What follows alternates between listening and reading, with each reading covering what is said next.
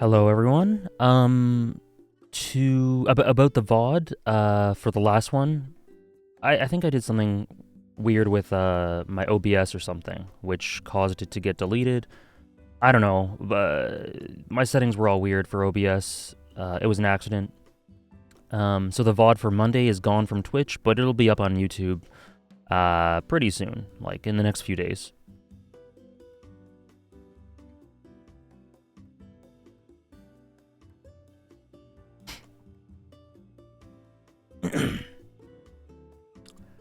Okay, how's it going, everyone?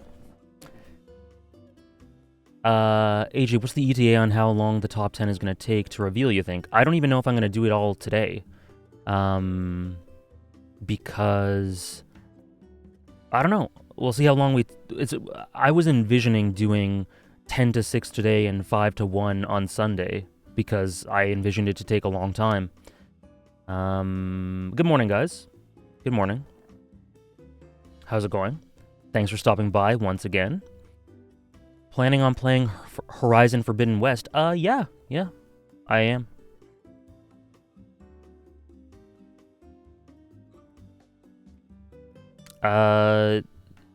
Hey, Sean, my anime list could potentially, I guess, spoil it, but I mean, those lists are outdated, and they are only for anime anyway.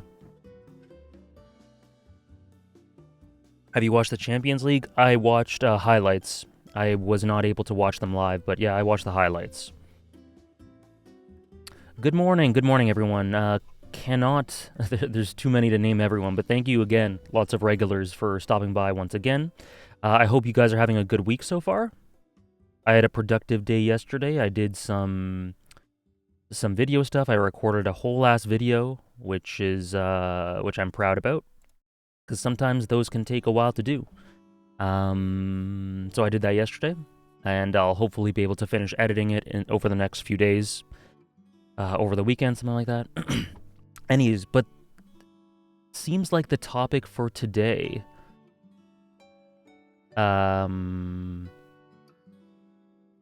is top 10, which is what everyone's talking about.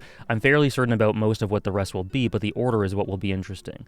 Yeah, I think most people who know me know what the remaining 10 are. Well, they know what 10 is. The remaining 9 are. Yeah, I hope the recording goes well, Elijah. But it's the order. A lot of people are wondering about the order. I've had a lot of people, like Tyke, how's it going, Tyke? Try to predict what the order would be, and I'd say, if you get it right, you can do whatever. Like, I'd give them different potential rewards. And no one's guessed it. No one's guessed the order. Hey, Shaw. Thanks for stopping by. Yeah, I saw them, Thomas. That was a really good goal from Ronaldo. But, okay, so... What? Hold on for what? Andres, what do you mean? Berserk number 1? Berserk may not be there, who knows? Statistically, it is tough. I don't expect anyone to guess the order. I don't think anyone can quite get it. People have gotten close, but... I'm not asking people to guess the top 10. They just come to me and said, or I might have asked Tyke. I don't remember. I might have asked Tyke because I was curious. Berserk is definitely honorable mentions, yeah. Anyways, let's get to the actual list, which is right here. Here, there we go. This is where we left off. So, as I revealed, Final Fantasy IX is number 10. So we're gonna start this off by talking about Final Fantasy IX for a little bit, and then get into the ones that are unrevealed. Mad Men number 1, maybe. Video games should get a different list. It's kind of not fair. Why? Why is it not fair? It's my favorite stories across everything. I'm not sure why that's not fair. So, you know what? After I talk about Final Fantasy IX, we'll do a channel prediction bet on 9 and 8. So, I'll tell you 9 and 8, and people can bet channel points if they want to, or just guess in chat. If you just want to guess, that's cool too. Because it's a different experience. Well, I have anime, books, TV shows, movies, video games, visual novels, all sorts of different mediums. They're all different experiences because they're different mediums, but my emotional connection to them is nonetheless able to be measured. So, I mean, yeah, it's a given that it's a different experience. That doesn't mean that you can't compare the emotional connection you have to each experience, right? I'm not sure why that's not fair. There's no inherent leg up that one medium has on another. It's just subjectivity, right? 9 and 8 are Attack on Titan and Berserk, according to Andres. I'm feeling it. Okay, well, we'll get into Final Fantasy 9, then we'll do 9 and 8. Thought Chrono Trigger would be higher. 11's super high, but yeah, not quite in the top 10. It was super close. I still go back and forth between Chrono Trigger and Final Fantasy 9. Just gonna follow what Abash just says because he never misses with predictions. Sebastian tends to be pretty accurate. Yep. How's it going, 1,000 Arrows? What do you think about Xenoblade 2? Does it have anything to do with its ranking? I don't know what you mean by the second question, but I think it's pretty fun. I think it's a pretty fun game. I think AOT is 4. Okay. Umineko will be top 1, and this will just be a long way of recommending it by putting it over every other media in existence. Shaw's got the plan down. She saw right through me. Is Hunter x Hunter 1999 a separate experience for you? Yes, but like I have very distinct experiences with each anime, but Hunter x Hunter as a whole will have its own entry. It'll be all integrative for this list, but the experiences are pretty distinct with the manga 99 and to 2011. I'm just not sure what AJ likes more between Berserk and Attack on Titan. Fair. Fata Morgana didn't really fall off much, Davinator. It would have been 10 or 11, or sorry, it would have been 10. Now it's 13. You gotta remember that there's a huge, a very small gap between any of these entries. So I just like it a little bit less than I did, and that's because a friend of mine was reading Requiem, and I was reading it with them, rereading, and a certain aspect of a certain character kind of stuck out to me and bothered me a lot more than it did this time around than the first time around. I'm sure you know what I'm talking about if you've played it or read it. Hunter x Hunter's on the list? Nobody here is mentioning A Song of Ice and Fire. I'm predicting top 5. We shall see. I love the Suki emote. It's so good. Oh, and by the way, guys, I got sound alerts for, I think, donation and one for subs. So if anyone subs or donates during this stream, there'll be a little surprise, at least for the first time. Hey, Holy Potato. Mad Men probably top 5. Very interesting categorization. Yeah, F. I didn't know what to name them.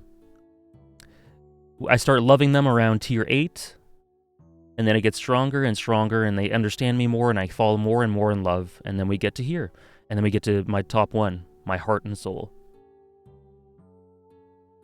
Okay.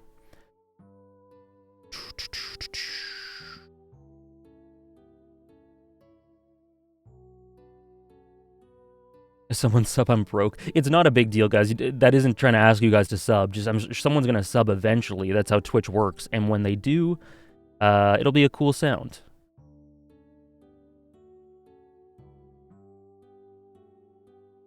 I did mention I prefer Attack on Titan over A Song of Ice and Fire, but that was before the ending. I did? Really? I don't remember doing that, but I'll take your word for it. Yes, Rakugo is number 15, Holy Potato. Okay. Hey, Samurai Fruit Punch. New alert sounds, Davinator. Okay, let's just get moving. I agree. Final Fantasy IX, number 10. So, this is, I guess, by default, my favorite video game of all time. It's the highest video game on this list. And a lot of reasons in which... thank you for the follows, guys. Thank you for the follows. I appreciate them. Sorry, I didn't mention them before. A lot of the reasons that I I have it slightly ahead of Chrono Trigger, essentially has to do with the narrative and the way video games only reach top 10. That's crazy because I actually think they're my favorite medium, which doesn't make sense. I don't know. Life doesn't make sense, I guess.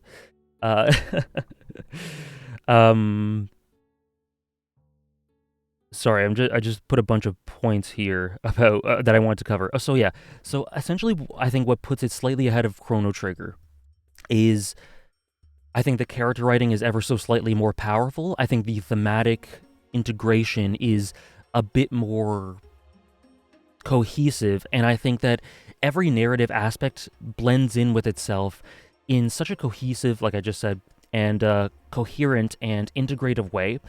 And it's really much more than the sum of its parts narratively. Chrono Trigger, I talked about it being this sort of exact science of how to effectively tell a story and make a game. Like, every bit is so efficient.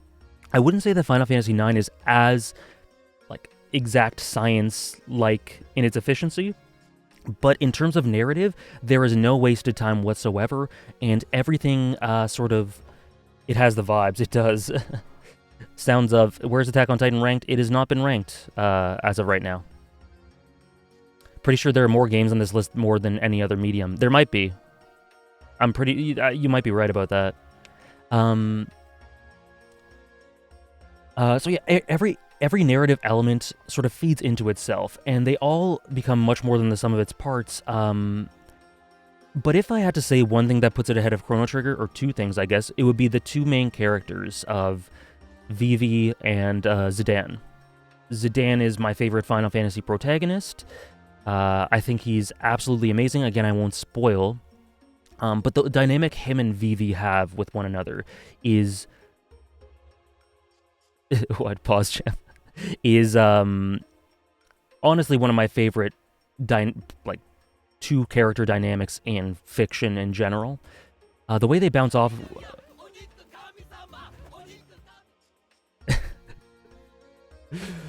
yeah. There you go. Thank you, Shaw. Was that loud enough? Very appropriate that Shaw did that. Yeah, that's the sub one. Thank you, Shaw. Thank you for the sub.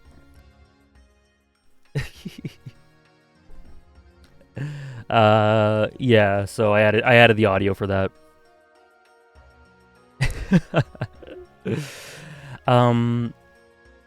Thank you again. Thank you very much, Shaw. Thank you for the support, and I'm glad that your sub ended up being that that audio. And you got the Bokuto emote. So essentially, Final Fantasy IX, again, I'm gonna say the main concept here is sorry, I'm looking down. I had to. Yeah, Vivi's story is absolutely amazing. One of the most emotionally captivating character arcs, like full stop. Sorry, I keep looking down. I have a few points that I want to say about it that I have to that I don't want to miss. So yeah, it's all about like where we find our identity in the world, how we interact with the world, the type of person we want to be, how we can strive past a tumultuous past, and find our identity through the people we interact with, through what we want out of life. And it just has so much to say about life, identity in general, moving on past our sort of insecurities and finding connections with other people and finding our place in the world through that collaboration and through that connection and through that help. Identity. Oh yeah, Andres, it's not for you. It's over. The cast is amazing. I mentioned Zidane and Vivi. It's got my second favorite Final Fantasy antagonist. But the supporting cast are all great too. They all have their distinct roles. Some of their arcs are cut a little short because I think there's some bits of unfinished storytelling in there as they had to release the game. But nonetheless, what's there is very consistent and self-contained. So it's not like it cuts off completely and there's no conclusion or anything. Every character has a distinct conclusion and it all feeds in on itself. And the ending of this, I guess, how it coalesces all those themes together is so stunning. The most emotional a game has ever made me, for sure, I think. And And the music, Nobuo Uematsu has said that his composition for this game is his favorite in the entire series. Now, that could be for reasons other than its quality, of course. It could just have a special place in his heart, whatever. It's definitely, no doubt, one of the best video game soundtracks, one of the best Final Fantasy soundtracks. And I think it's really interesting that he thought it was his favorite. Final Fantasy IX in the Andres Top 5 soon. I'd love that. Uematsu did peak in Final Fantasy IX. That, speaking of which, let's play a little of it.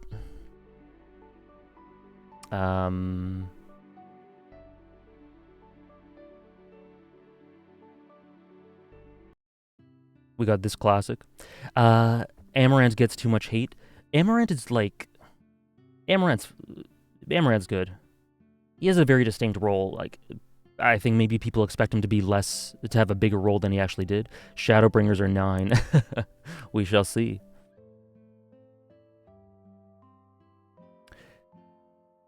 Yeah, and it does lots of interesting things with the pacing and structure of the story. Some things that are kind of left field and people don't enjoy them, and I kind of get that. But personally, I think everything made sense in terms of the characters, in terms of the pacing. I think it takes breaks in the spots where it needs to. It slows things down. It ramps things up. The introductory sequence, like the first 2 hours of this or so, is so engaging, and it's such a great hook. One of the best video game beginnings, in my opinion. Amaranth does get too much hate. Boy. You'll see when you play it, Critty. It is so raw. The opening is so good. It's like, if that is your thing, which is a very theatrical, sort of like celebration of JRPGs almost. Thank you very much for the sub. Eves Morph? Don't know how to pronounce it. Thank you so much for the support. There are remakes. There are rumors of a remake for Final Fantasy IX. Nothing's been confirmed. There are rumors for it. I would love it. I don't think it needs a remake. I think it's a masterpiece on its own, but I would be okay with it. I would love that. It's not perfect. Like Tyke will tell you, the battle system, the gameplay, holy shit. Thank you so much. Thank you so much, Oliver, for the sub. Thank you so much for the support, guys. The battle system is very slow. So what it is here is they try to be very fancy with the battle system. So what happens is when you get into a battle, it does like these zooms and it goes like whoosh, whoosh, and then eventually you get to the battle. It's just unnecessary. It makes the battles go by very slowly. It makes them get kind of tedious sometimes. The gameplay itself, I think, is just Final Fantasy standard. It's just as good as any other Final Fantasy, but the execution of it through the battles being this slow and kind of annoying, it does get tedious. It does make the pacing feel a bit more stagnant than it actually is in when you really look at the story. It's still not as bad as Legend of Dragoon. Yeah, I heard about that one. That's never bothered you? That's great. That's the only thing that's ever bothered me about Final Fantasy IX. So the gameplay itself, I think, is fine. It's great. It's Final Fantasy standard, which is very good. But yeah, I can see that getting irritating. It irritated me a couple of times. So what I said before is that Xenoblade Chronicles is on my list because of sort of the experience, but why it isn't higher is because I don't think about the themes and how they're the themes tackled, the ideas tackled very much outside of it. It isn't really rent-free in my head conceptually. Final Fantasy IX is the opposite of that because I am thinking about these themes, these events, how they portray these themes and communicate them, and how much they resonated with me. So much, it's insane. Here, let's do this one. It's unbelievable how much I think about this game outside of when I play it.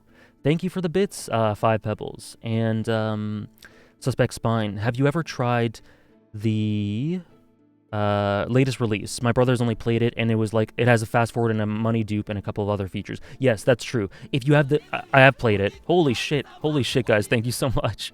Thank you, Sarah, for gifting a sub to, I don't know how to pronounce it. Lol. Thank you so much, Sarah.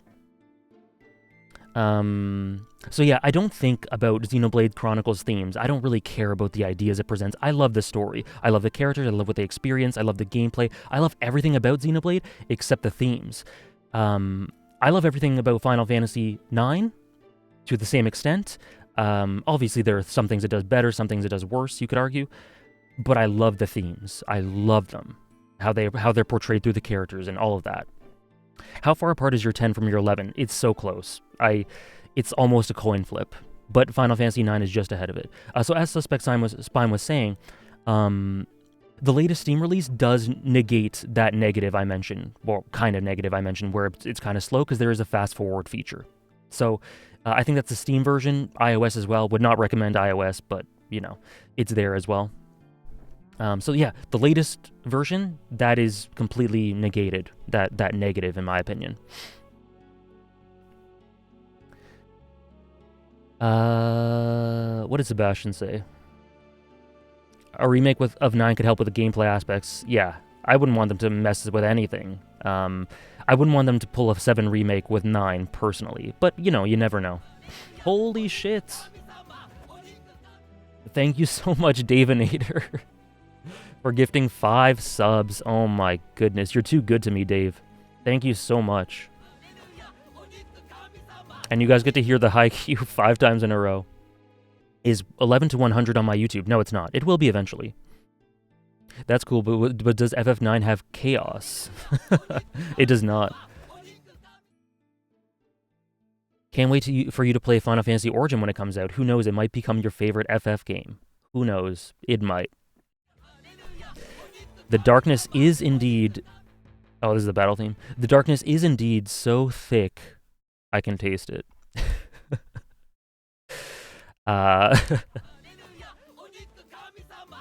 Thank you again, Davinator. And then just some last lingering thoughts about 9. Okay. Sounds good, Hugs.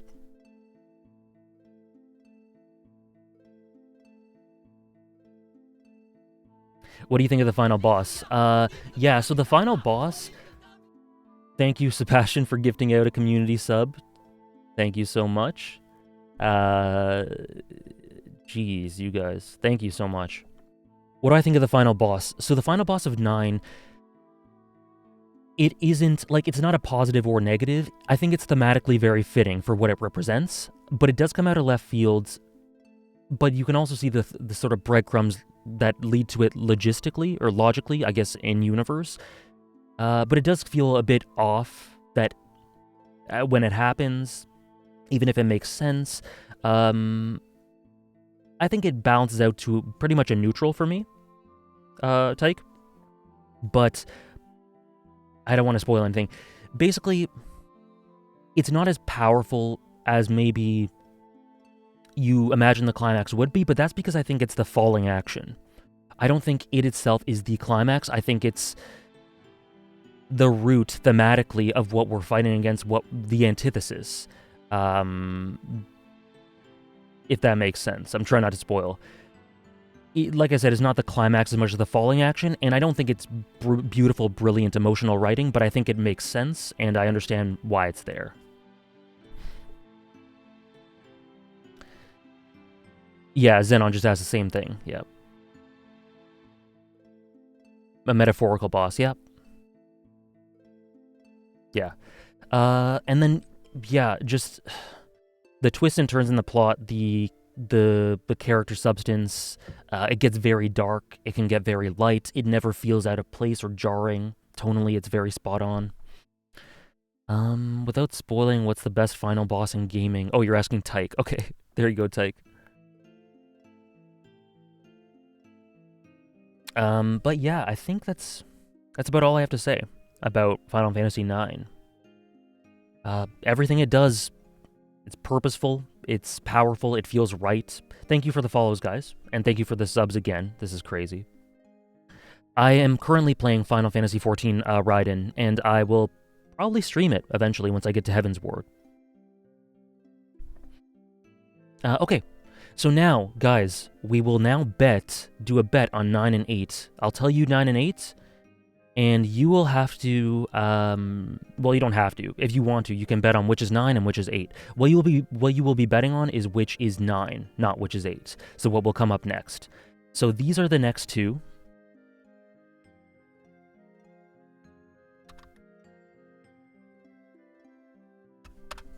Okay. Oh, you meant to ask me the final boss question. I don't know if I can narrow it down, Andres, but Twilight Princesses is right up there. What Elijah said, Undertale Genocide Route, right up there. Xenoblade, right up there.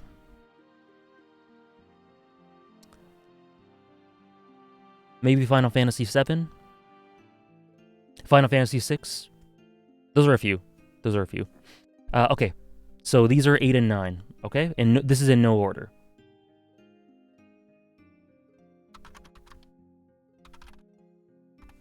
Okay. Okay. Those are in no order. Those are 8 and 9. All right. Now let me just get a prediction started. Which is number 9?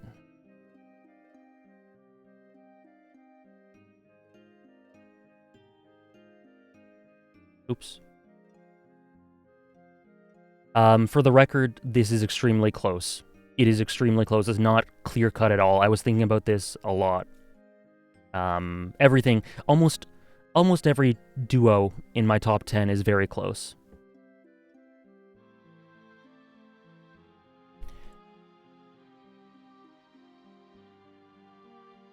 And we'll give you a minute to bet. Start prediction. And you should be able to bet now.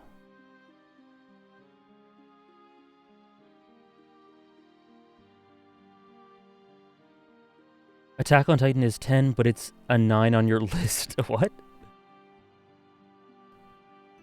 Can't bet because of region. Yeah, that's Twitch restricts that a lot.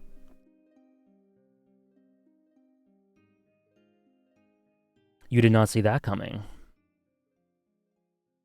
Haven't seen Fate Zero, unfortunately. Heard nothing but good things. You have heard correctly, Oblivion 13. I don't even want to bet.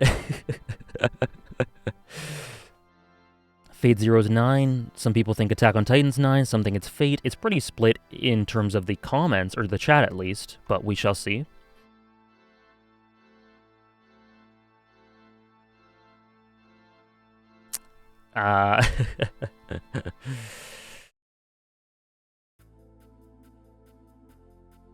Okay, it looks like it's done. I love gambling. Okay, choose prediction out. Wow, almost split down the middle. 52% say Fate Zero is number 9, and 48% say Attack on Titan. Half of you are going to be upset. The outcome is, number 9 is, right now, Fate Zero. Fate Zero is number 9.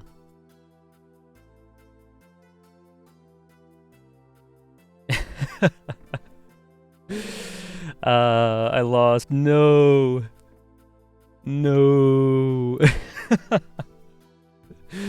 Yeah, Critty got it right. Wrong bet, but happy with results. Hopefully you didn't bet too much. Yeah, so here we have Fate Zero, number 9. Attack on Titan, and this is anime and manga. Well, primarily manga, but anime adds to it as well.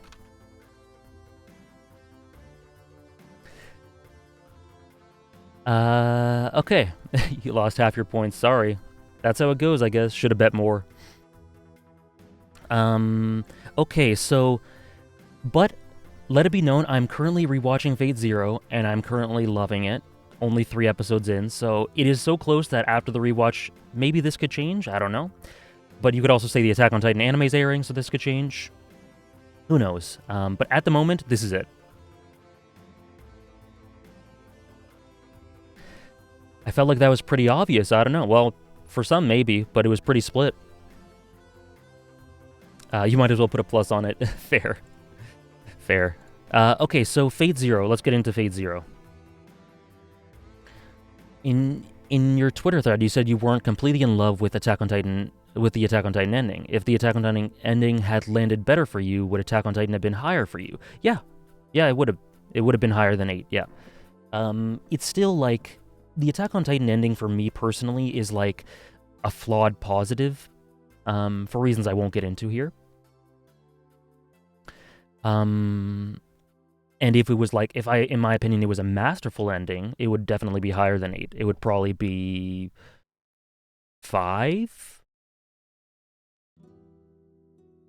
4? No, probably not 4. Maybe 5. Hydrate, thank you. Yeah, I'm not going to spoil. Don't worry, guys.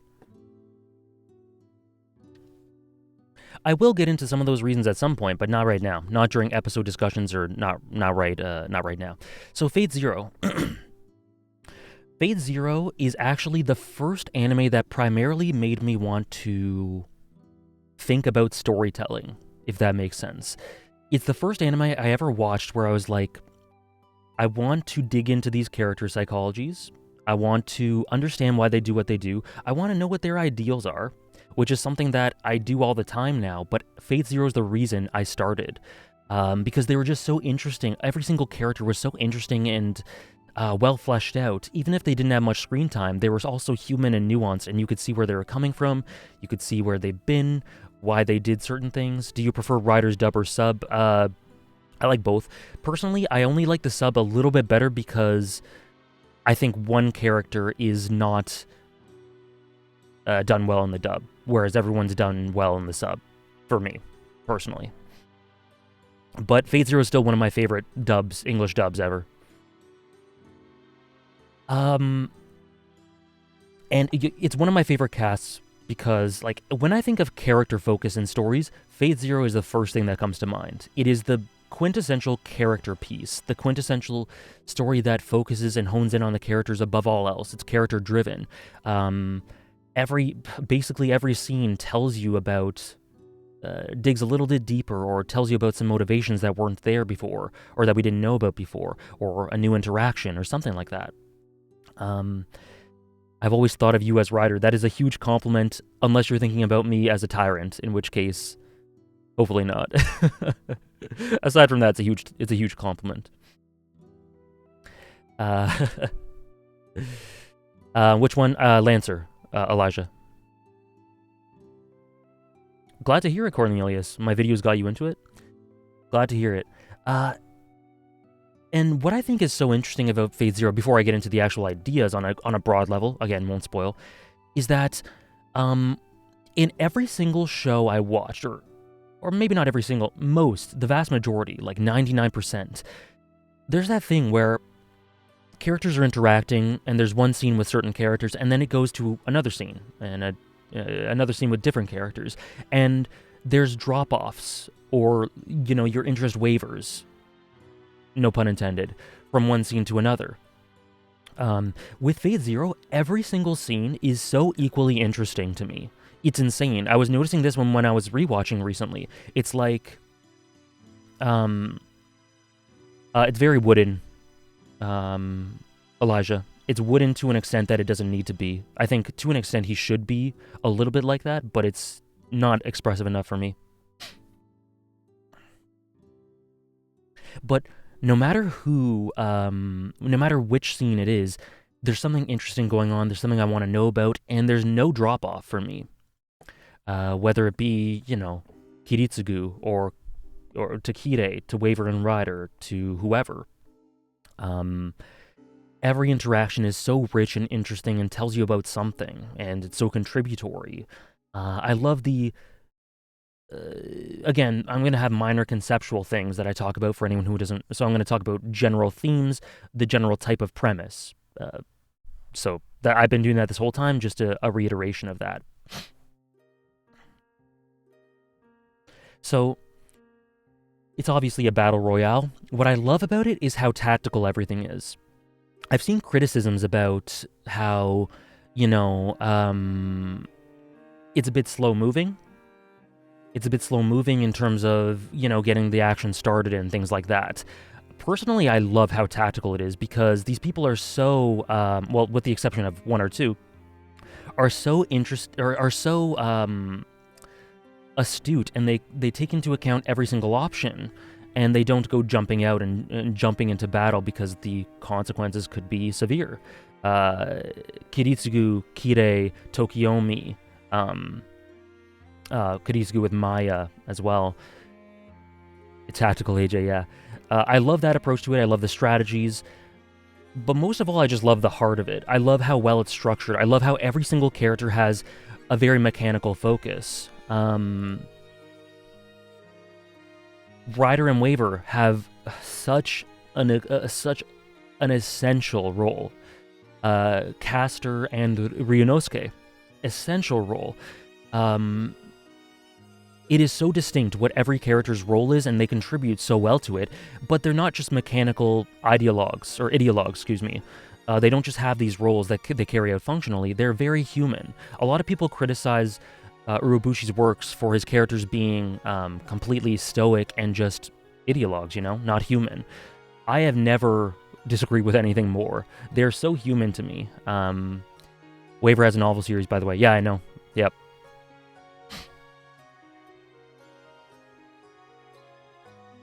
Oblivion 13, I'm probably just going to do up to 6, but we'll see how it goes.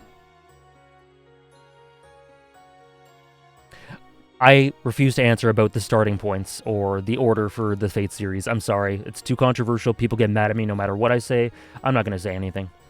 There are lots of guides online. It's very opinionated either way, so...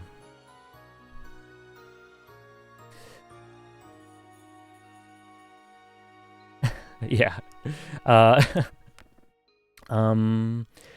yeah, and the core theme of basically ideology, it's so baked into everything. Like the pluses and minuses of ideology, how to approach it, how to approach your philosophy, how these things can be executed in a dark world, how they bounce off other characters, how they discuss these sorts of things.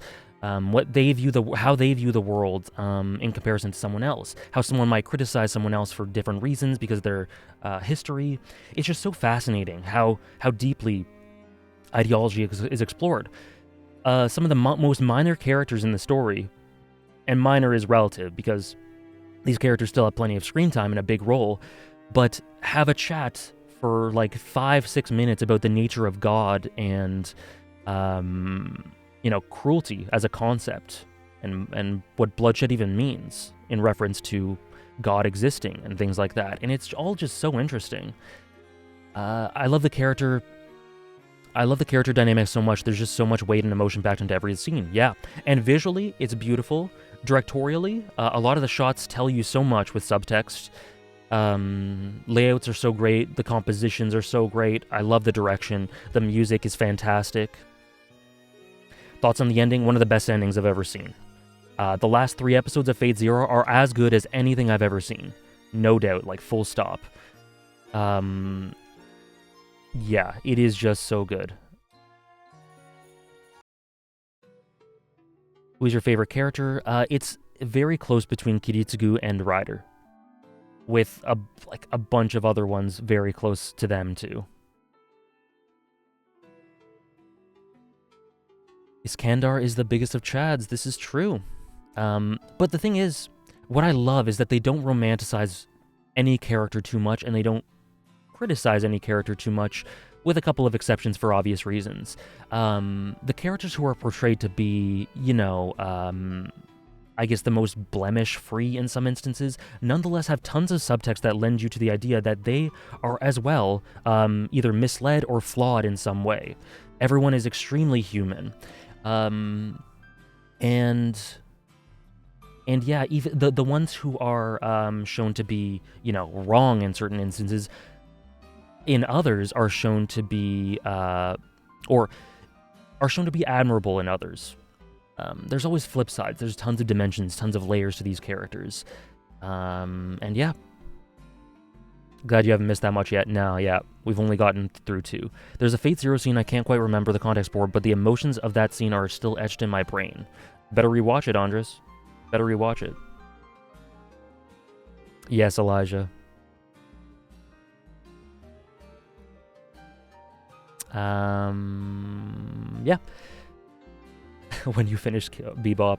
Oh no. Tyke, are you watching that now? I thought you had already seen it. Yes, Ziggurat. Fiction in every medium. And yeah, like I said, Fate Zero is a prequel, but nonetheless, I 100% think that it is... sorry, Tanik, for bringing it up. I 100% think that it is a self-contained narrative. It has a beginning, it has an end, it leads into other stuff, obviously, but it is a very distinct and cohesive ending to me, despite there being open threads. I love it. It has this immense sense of pathos and tragedy from the very beginning. That isn't a spoiler. That's literally the first lines tell you that this is going to be a heavy, sad, tragic story, and it isn't... It carries that out to the fullest, but I was not ready for it. There's some scenes in this show are the most shocking I've ever experienced. And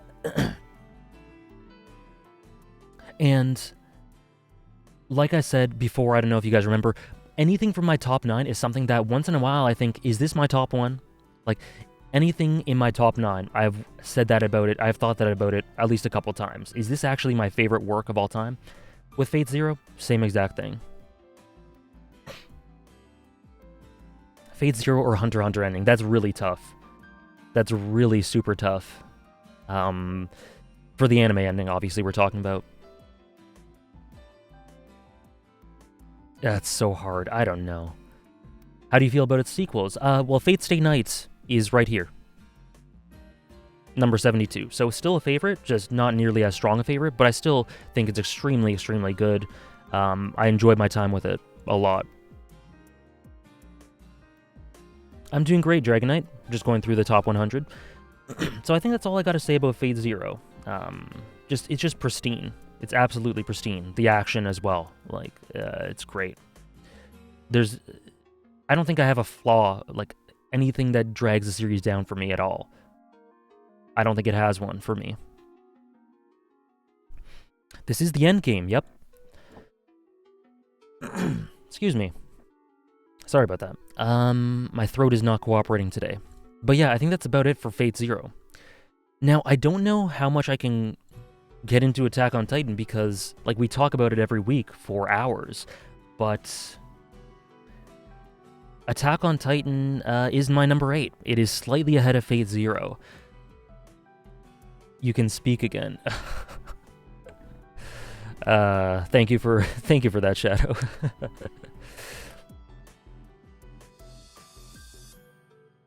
The next episode is delayed. I thought it was the last episode, Safwa. Thomas, if I put on Attack on Titan tracks, they get copyright claimed. Ryunosuke, best boy as of 3 episodes in. Hannah loves Ryunosuke. From Fate Zero. He is. Him and Castor, OTP.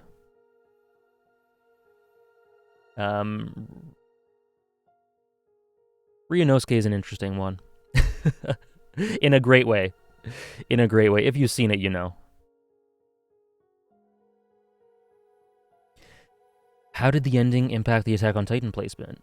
I think Attack on Titan might be top 7-ish anime for me after this rewatch, though could just be the high. Oh, glad you're enjoying it, Shadow. Glad you're enjoying it that much. They got one hobby and they're going to have the best time with it. Yeah, they already do.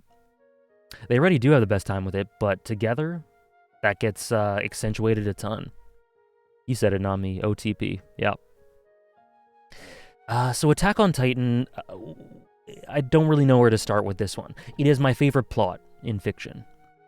I think it's fair to say. Or top 2 plots. It is the most pristinely structured. Top 2 most pristinely structured. You get it. It's a peak plot. It's one of my favorite plots in anything ever.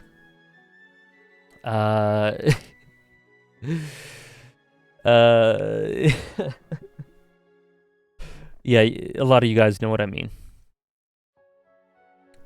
But what I'm trying to say is Attack on Titan, the plot is beyond masterful.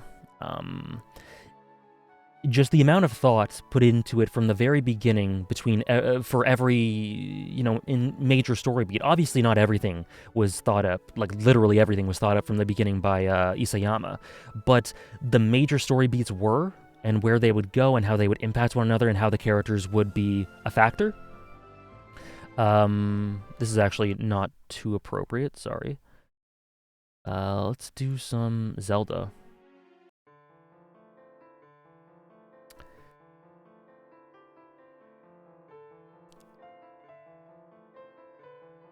Possible minor spoiler for Attack on Titan. I hope they adapt 131 in the movie to give what happens in it more weight. I think that's an extremely minor spoiler, but yeah, thanks for the warning, Dragon Knight. What exactly is the plot in a story? A plot is essentially the skeleton sequence of events. So I'm not going to spoil the post-anime stuff, but I will talk about everything that's been adapted already. So the plot, when I say it has brilliant plotting, I mean the twist of Grisha having known that Eren was there. Excuse me. What the hell? Jesus Christ. Yeah, the plan for how the story's going to go, like the series of events and how they're planned out by the writer. Jesus, I don't know what went on there. Hydrate, thank you. So for example, again, if this is for if you've seen the anime, I won't spoil the manga. But knowing what Grisha saw from the very beginning, that when he whipped out the key, that was obviously planned from the very beginning, because you see in the manga, you see his face shadowed over. The twist with Reiner and Bertoltz, the Colossal and Armored Titan, recontextualizes completely everything, because you look back and you see that there were hints to everything the entire way. Whether it be through little lines of dialogue, facial expressions, minor plot points, the whole that day twist, the whole Eldia and Marley twist, introduced in Return to Shiganshina. You look back and you see that it was planned from the beginning. So it's like Critty said, the plan for the story, the events that happen and how it's planned out, essentially bare bones. If a lot of work goes into planning that, it rewards the viewer for picking up on little details, but it also adds such immense depth and recontextualization to prior events. What is Tier 1 called again? Tier 1 is called My Heart and Soul.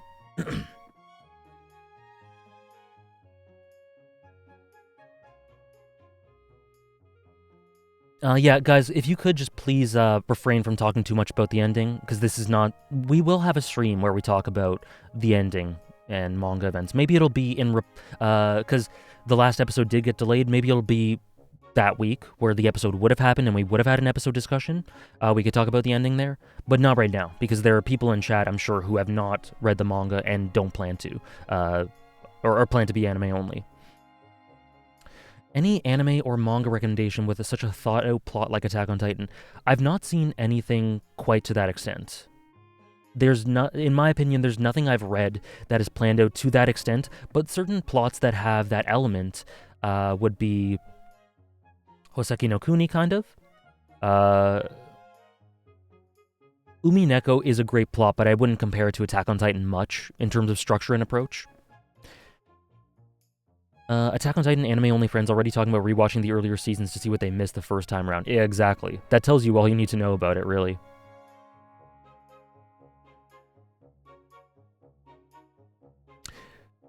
Reiner is undoubtedly the best character for me. He's one of them for me, for sure. Rewatching Season 2 especially broke my brain the first time around. Ymir and Reiner with the language. Yeah, and Reiner and Bertolt calling each other warriors. Yeah. Just so many little things you can pick up on. The tiny details that show that everything was... Like, not everything, like I said, but the huge amount of it was planned out from the beginning. Not next episode, the last episode, the finale. I think they announced it on Twitter or something like that. Yeah, Hoseki no Kuni. Fate Zero I would not Personally, I wouldn't compare Fate Zero plot-wise to Attack on Titan, but I'm interested why you think that, Elijah. Kubera is easily on that level. Interesting. And yeah, so sorry, I was just talking about the plot. I failed to mention that the actual characters involved in that plot is one of my favorite casts in anything ever. Not quite like maybe top 5 or 6, but just a slight tier below that. I love this cast to death. I love them. Again, it's got that Fate Zero thing where every character, minor to major, has a very distinct function. The minor characters that Isayama uses are so brilliantly human, and rooted in believability and organic reasons why they act the way they do, but they all have very distinct roles. Willie Tybur, Rod Rice, Kenny, less minor than those two, but you get the idea. Casaver, Marco, even, if you want to go back to the beginning. The character work is so spectacular with the minor ones, and then when you get into the more major ones, you get into immense depth. Yeah, Kruger, of course, probably my favorite of those examples.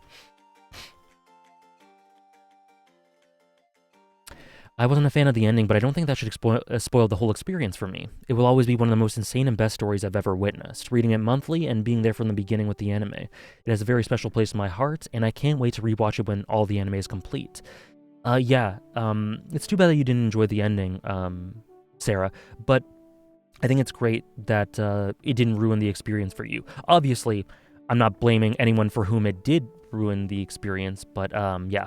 Again, though, this is fine, obviously, whether you enjoyed the ending or didn't. I think any story that covers the topics Attack on Titan covers is going to have a controversial ending, no matter what. I think that was inevitable. And yeah, I think that's great. Just another reminder, guys. I'm not saying that Sarah did it, because she didn't. But let's not get into specifics for the ending, if you could. But yeah, I'm not blaming anyone whose complete experience was impacted by the ending, because, that's totally valid.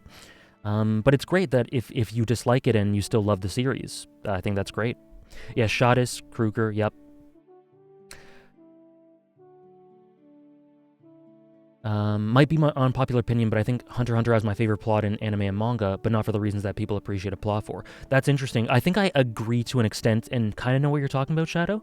We'll get to it when we get to Hunter x Hunter. Spoiler alert. Hunter x Hunter is in my top 7 works of fiction somewhere.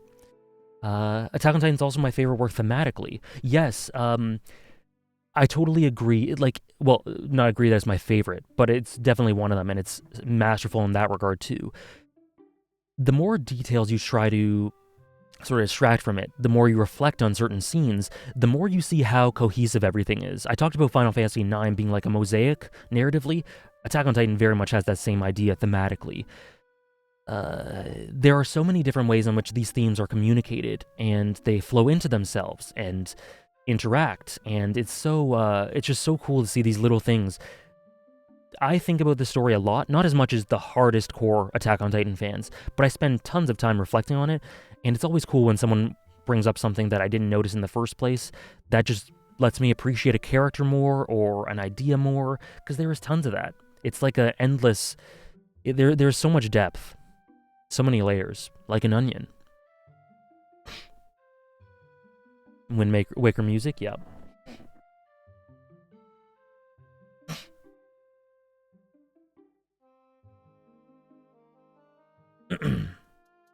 Sorry, excuse me a second.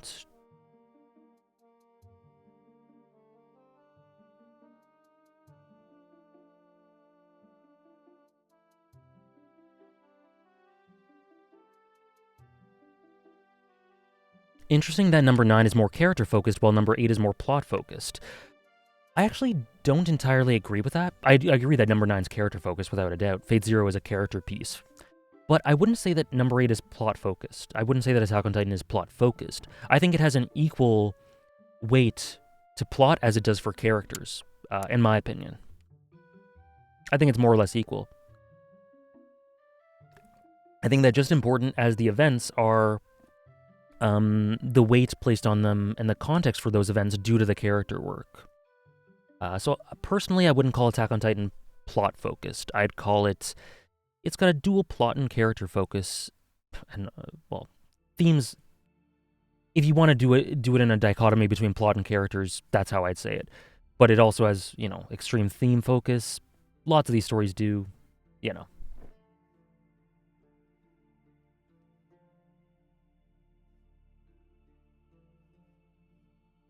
Yeah, there was never going to be an ending that would yeah, totally agree.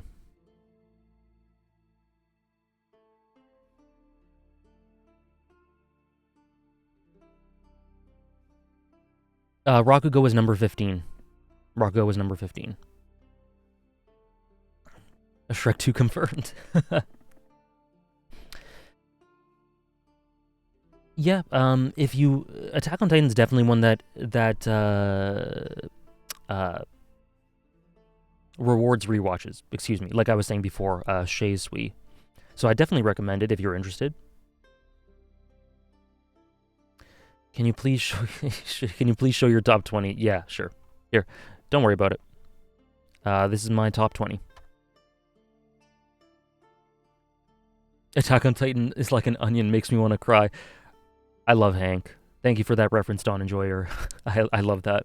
Where would you place Rumbling as an arc with the rest of this series? Hmm.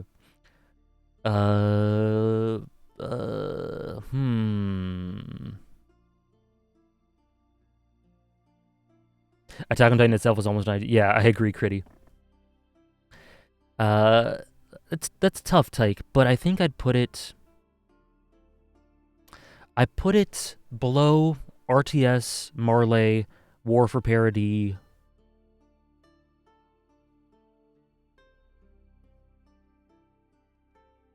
More or less on par with like Clash of the Titans and Uprising is where I put it.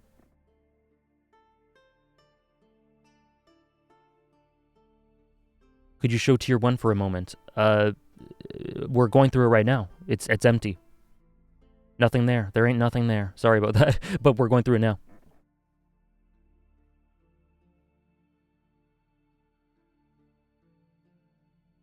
What did Critty say here? Yeah, I totally agree, Dragonite. Not going to repeat it because of potential spoilers, but I agree. Yeah, even certain things about the ending that I will not name that at first, I didn't dislike, but just didn't feel like I had I felt the payoff of it. I have over time learned even more about, and now I love basically everything. That's great, Critty. I hope I can get there eventually, but there are certain things I feel don't want to get into them a lot, but there's certain things I feel that just won't work for me ever, but they're very minor. Well, no, they're not. No, they're not. Never say never, but I doubt it that happening with me, but I'm glad it works with you.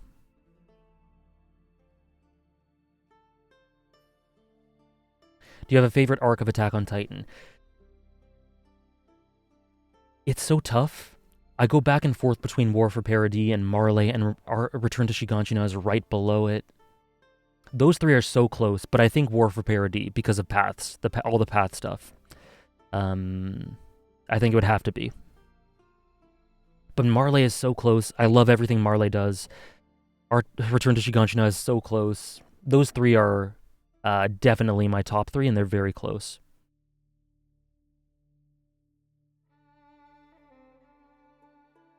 I can see it being above everything before RTS for me if the anime nails it, which it looks like it will. Yeah. Yeah, and yeah, also a lot of it has to be adapted. So that could also change what I feel about it. Yeah, Freaks, I just answered that, I guess, from Hannah. Can't wait for the spoiler stream. There's so much to say. Yeah, there is. Would you say Marley is more consistent? No, I think both are very consistent.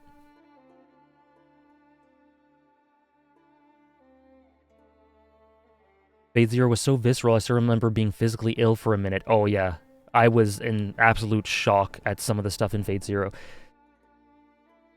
Is Steins Gate only season 1? It's the 25 episodes of the original. It doesn't include Zero.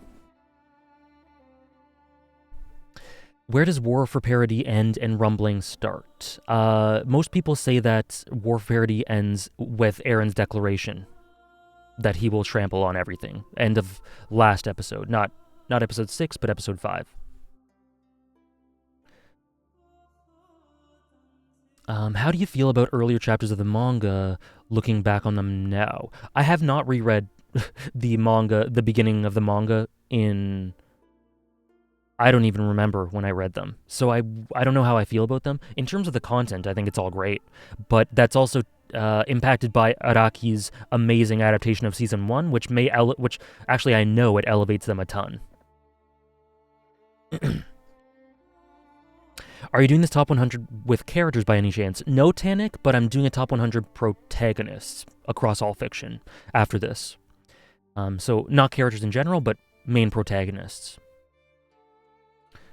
It's funny, I was going to bring up Attack on Titan earlier when you were talking about Final Fantasy IX, because you said the boss there was like the falling action and not the climax, and that's what I've said about the rumbling chapters, which we're getting into in the anime now after the past chapters. It's a new arc, so the action is falling, and it's focusing more on the side characters and tying up loose ends. Yes, and I really do like that structure when executed well. Like I said, I don't think it was executed perfectly in Final Fantasy IX, but, you know, I think it's cool when there's a climax earlier than maybe you'd think, or more than you'd think, and it ties up other things or does a different approach after that. I think that falling action concept is really cool. It's everything, Mimi. Sick. Sorry for butchering your name. But yeah, it's every story I've ever experienced.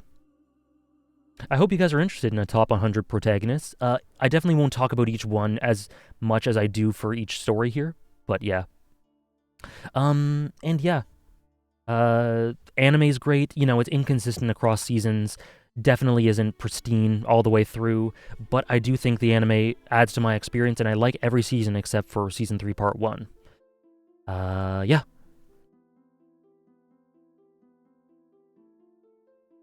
In screenplay writing, the climax is always at the end of Act 2, and then Act 3 is the falling action, then resolution. Never taken screenplay, or never looked into screenplay writing. But, yeah, I do enjoy that.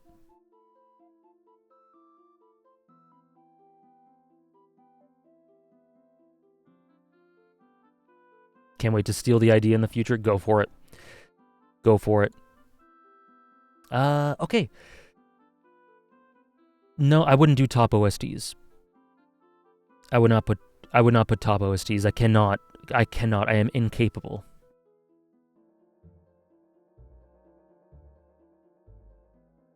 I suppose what I mean about the climax and falling action is that either it happens in places where people don't expect, or is executed in a way people don't expect. If you played FF9, you know what I mean. If you read the manga for Attack on Titan, I think the first one maybe applies. Or maybe the length of it. I don't know. It's hard to speak about this vaguely. Another bet time? Sure, actually. Yeah, we're gonna go 7 and 6. Do you guys want to do a bet for 7 and 6, or do you just want me to say them? Because I think this is a good one. Bets? Okay. I think it's... All right. Yes, I need to earn back 5k points. Oh no, did you lose the Fate Zero Attack on Titan one, Hannah? Alright, guys. So, 7 and 6, the next two. Again, in no order, and you will be voting about which one is 7.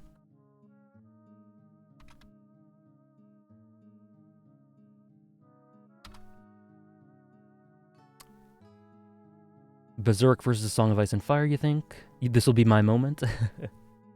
Okay, so Andres is half right. Okay.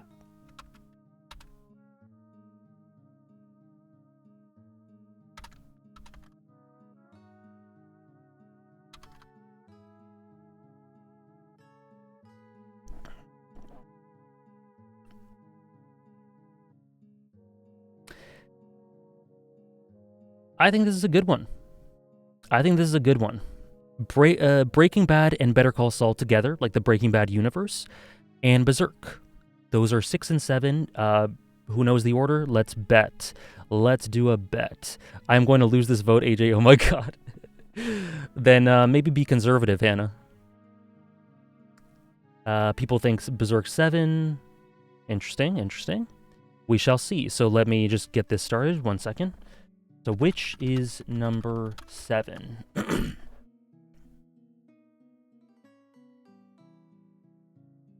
Which is number 7? Breaking Bad and Better Call Saul. Oh, okay. I have to just do aggregate or Berserk. And I'll give you a minute to bet. And start a prediction. There we go. Okay. I think Berserk is 7 simply because you make more videos on Breaking Bad. Perhaps? Perhaps? This is my favorite track from Zelda. It's one of my favorites too. I love Faron Woods. Guys, this is actually, I think we peaked in viewers. I think this is the most viewers I've ever had. I'm pretty sure. Maybe. That's crazy. Thank you so much for participating, for your interest, for everything. This is kind of crazy. This is wild. You know what? Should I just finish the top 10 today and just delay Final Fantasy VII Remake? I think I might have to, because this is crazy. Okay. I think I will. I think I will, because we got momentum. Alright, I'll delay no Final Fantasy VII Remake today. We'll, of course, continue it. But we'll do the whole top 10. We'll do the whole top 10. Okay, we got momentum. Yeah. You guys did so many gift subs. You guys did so many subs. You guys are participating so much. I gotta. Okay, so yeah, I gotta get rid of that from Final Fantasy. I gotta get rid of that. So we're just ranking today. Just ranking. You bet 5K on BB. The momentum's so thick, I can taste it. I still got that other alert that's on deck that people haven't heard. Thank you so much, Raman, for the sub. Thank you so much. You bet 17K. Jeez. Okay, guys. So let's see what people bet. 61% think that Berserk is my number 7. 39% think that Breaking Bad and Better Call Saul together is my number 7. Now the answer for what number 7 is Breaking Bad and Better Call Saul.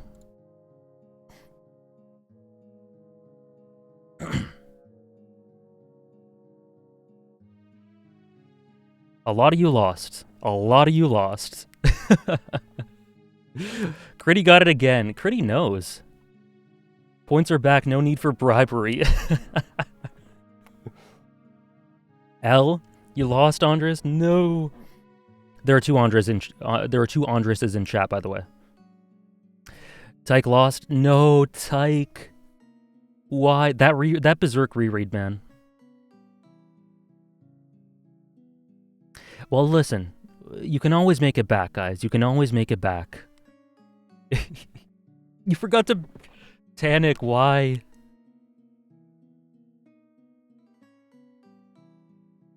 I was gonna go for... Oh, no. I'm gonna earn my 50k points the hard way. The hard-earned way. I'm too afraid of the gambles now. Oh, boy. Better Call Season 6 will change this, you think? It easily could. It's very close. Thank you for the hydrate. No, yeah, Karemcast. It's always for the higher number. So the one I like less. So here we go. Breaking Bad and Better Call Saul. And Berserk. Season 6 is coming April 18th. For Better Call Saul. This is a very tough one. Extremely tough. Best acting in fiction for Breaking Bad universe? I think I would agree with that. I think I would agree. I think I would say that Breaking Bad and Better Call Saul have the best acting in anything I've seen. And, well, we're going to get into it in a second. This top 10 is super powerful. I'm a fan. I'm glad, Shaw. I'm glad. Are there any things you don't like about Breaking Bad and Better Call Saul? Thank you, Five Pebbles. Thanks for stopping by. Hope you enjoyed the VOD. Is there anything I don't like about it? No, I don't think so. I don't think so. It's my 7th favorite fictional work of all time. I don't think there's anything I dislike about it. Nothing significant.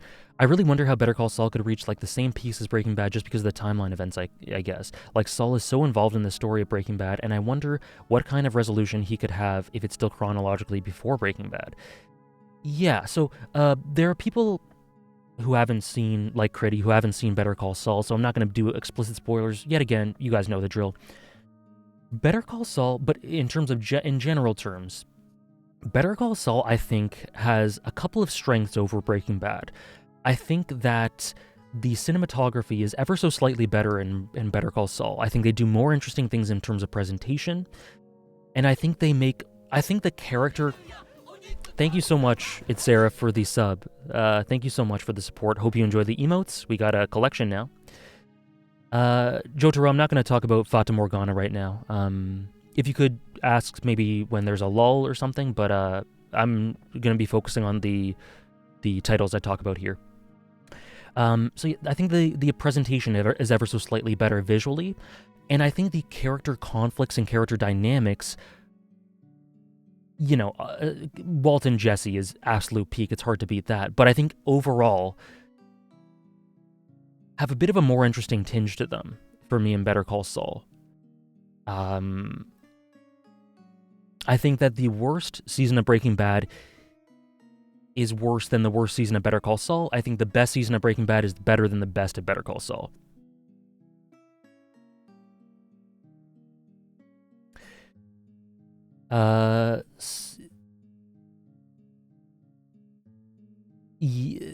Yeah. Oh, hey, antagonist. How's it going? This top 10 did not come to play. It did not. No, it did not. What did you think of El Camino? El Camino, I have not seen it. Because I know what it is. I know that El Camino is a conclusion to Jesse's story. But I am so satisfied with... Season 1 and 2 of Breaking Bad are not slow. Yeah, I agree. I think certain episodes are slow, but in general, the season, like, tons of stuff happens in both of them. There's a ton packed into the first 7 episodes of Season 1 of Breaking Bad. Oh, you're saying that in response to, Strat Toxic. Yeah. No, I don't think they're slow. What was I saying, though? So, sorry. I know that it's about Jesse, and because of that, I know...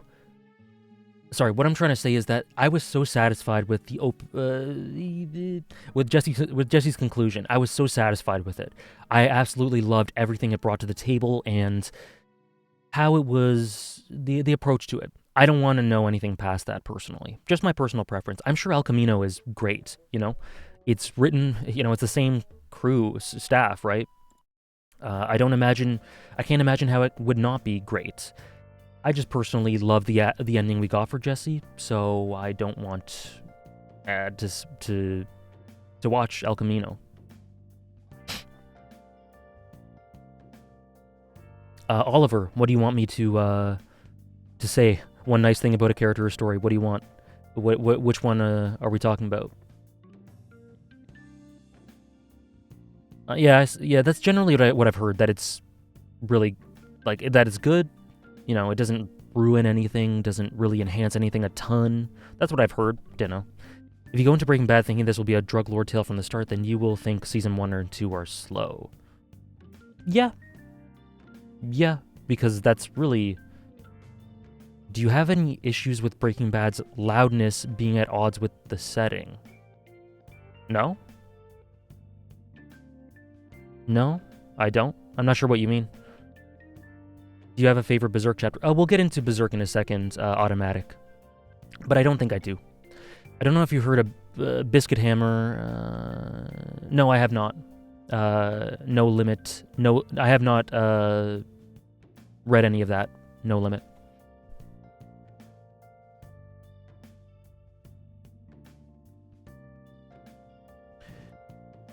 Hey, John Bams, how's it going? So anyway, let me get into it. What I think, this is a weird place to start. Well, I've already started, but this is a weird thing to bring up, kind of. But what I think that Breaking Bad and Better Call Saul do so well is awkward, cringy, intentionally cringy character moments. When there's just an intentionally cringy moment, I think immediately of like Jesse just sipping his water in between Walt and Skyler, who are very upset at each other.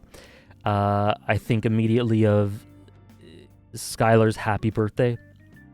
I think immediately of Walt hitting on the principal. Defying, I don't know. Maybe. We'll see. Yeah, on the principal, yep. The pizza throwing, I love the pizza throwing scene. Have you seen Mr. Robot? I have, yep. And I think that just the ability to get these awkward moments out of these things. There's some in Better Call Saul too, there are tons. I just can't remember them off the top of my head, but they're there throughout both series. I think that speaks to the ability, like I said before, of these shows being the best acted I've seen. And, you know, this awkwardness is a weird place to start from that, but it's just a sort of, everything feels so organic and natural, and the subtlest expressions, the subtlest intonations, from the big to the small, everything just feels so well acted, so natural. These characters completely embody everything they do. And while Breaking Bad, I think the reason Breaking Bad isn't higher than this is because it doesn't get me as emotionally involved as the six above it. But when it gets to those emotional moments, I think of the big Jesse breakdown scenes and things like that. Those are so brilliantly acted. A lot of those Jesse scenes, just coincidentally, they happen to involve Jesse a lot of the time. Where they live, the cows. Howard and his hookers, yeah. The entire first episode where everything that happens to Walt is so uncomfortable and grating, so you perfectly get how much his life sucks. Yeah, you understand everything about Walt. It's immense efficiency. Sorry, Oliver, there's so many things coming in chat. Did you say which nice thing you wanted me to say about a story?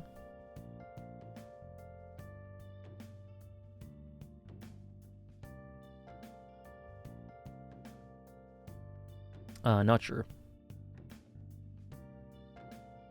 Tamara from Ping Pong the Animation. Is that the lady? The old lady? Yeah, okay. Yeah, okay. I just need to make sure. Amazing coach. Genuinely amazing coach for Smile. Sorry, for Peiko. Just doesn't try to temper his passion, but at the same time guides him in the right direction. Gives him the proper outlet for it. Amazing coach. The type of coach I would have loved to have when I was an athlete.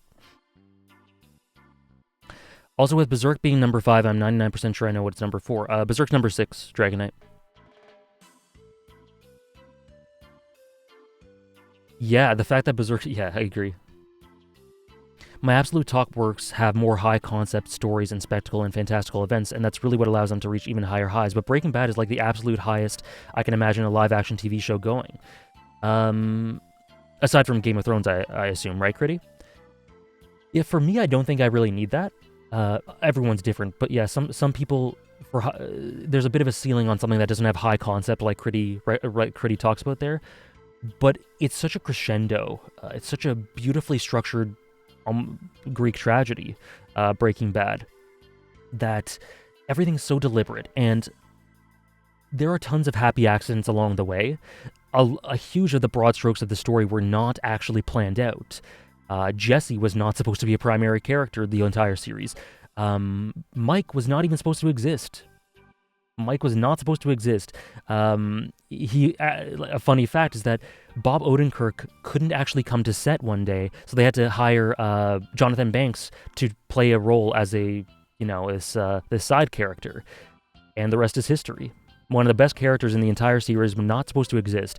But the thing is, it feels, the way they're integrated into the story feels like they were planned from the beginning. There's such a natural, from the writer's standpoint, there's such a natural and distinct knowledge of how this story would naturally come to be, what feels right.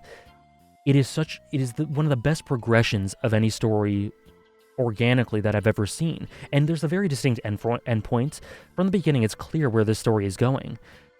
But it just surprises you along the way, while at the same time, you knowing what's going to happen. It's crazy how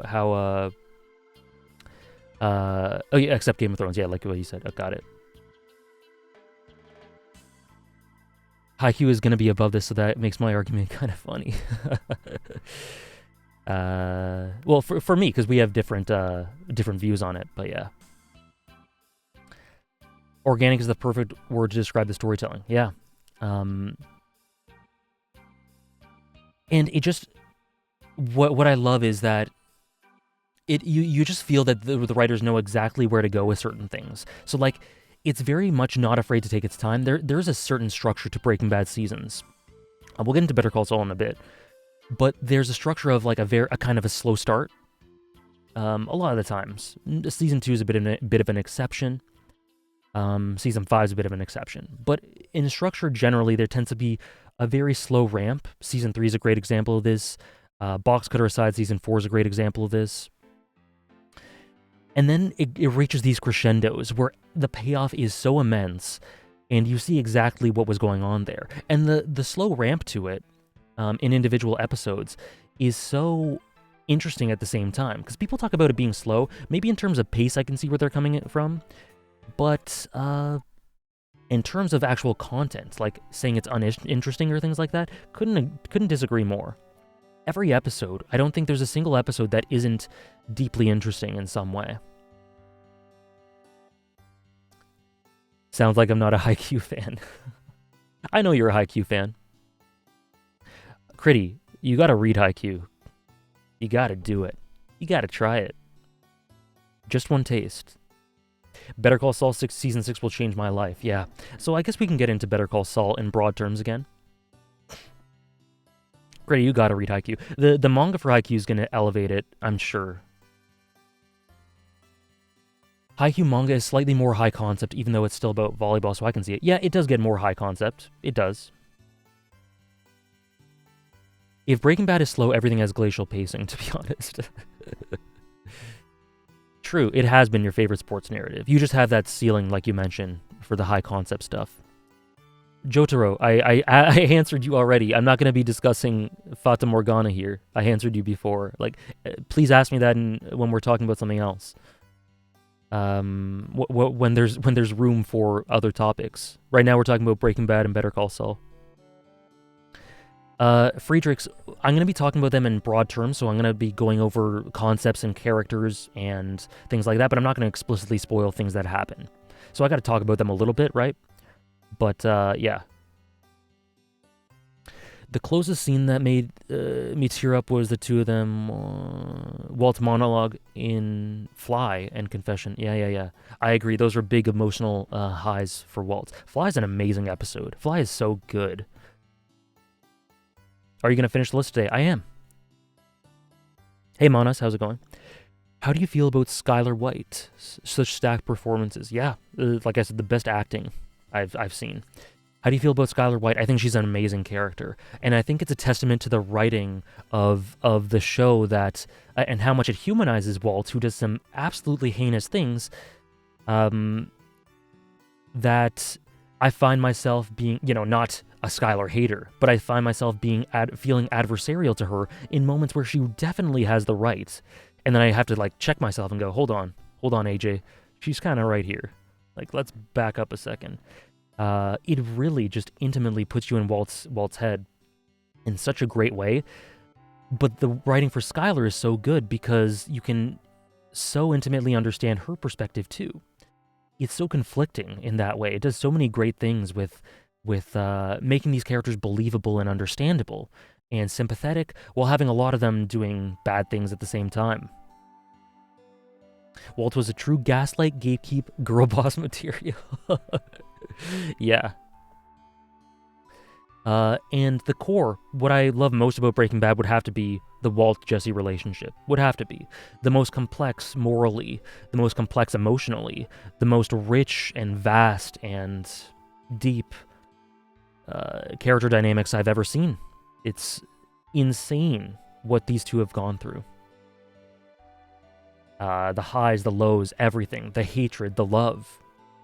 I will always, as I've said in a video I made on the series, I will always hold firm to the fact that, in spite of everything, they do love each other.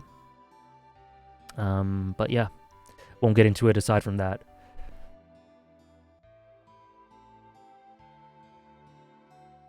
Fly's a masterpiece. Well, maybe borderline masterpiece at least. What it does for Walter's character is so insane. It basically, without Fly, Walt's monologue there is so essential to so much of his character and how we should feel about him and look at him and some of the actions he does down the line. I can't relate at all to anyone who says that Fly is insubstantial, but luckily I think that idea has been sort of overpowered lately in the past few years. No, Jotaro, like I said, I just have a higher emotional connection to the top 6. I don't have any preference of grounded stuff over fantasy. I just like good stories, that's all.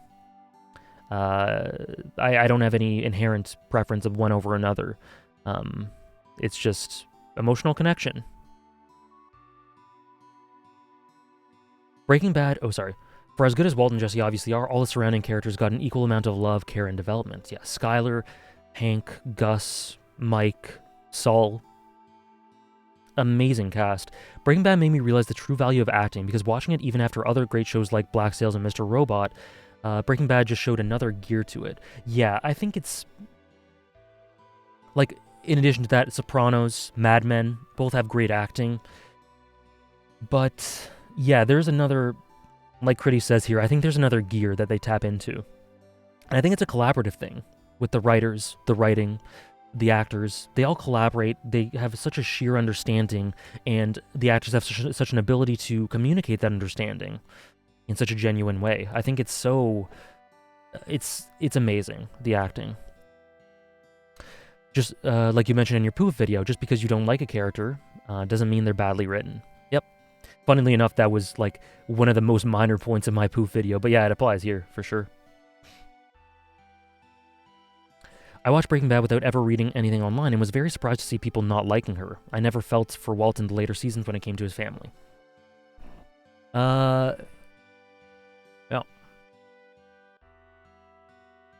You mean the Fly episode, Cyanide? It's... well, I've kind of, I've talked about it in videos, so I'd recommend watching... oh, crap. Did I? No, I did talk about it in videos. So I'd recommend watching a couple of my videos that I've done for some other takes that are more spoiler. But essentially, like I just mentioned, it reveals an aspect to Walt that is absolutely essential to him as a character going forward, articulated in a way that is never articulated again because of the context of his situation, of him being, vulnerable there. And the Fly itself is a metaphor for his state of mind and this nagging feeling that, something isn't right here. But at the same time, there was that moment where things could have stopped right there. And that was the point of no return. And all of those concepts, I think it just beautifully illustrates all of that. Walter wasn't a bad guy. He just became based.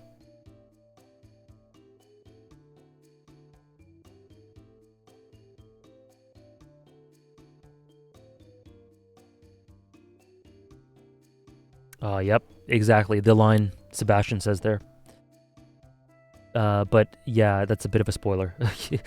Please delete that.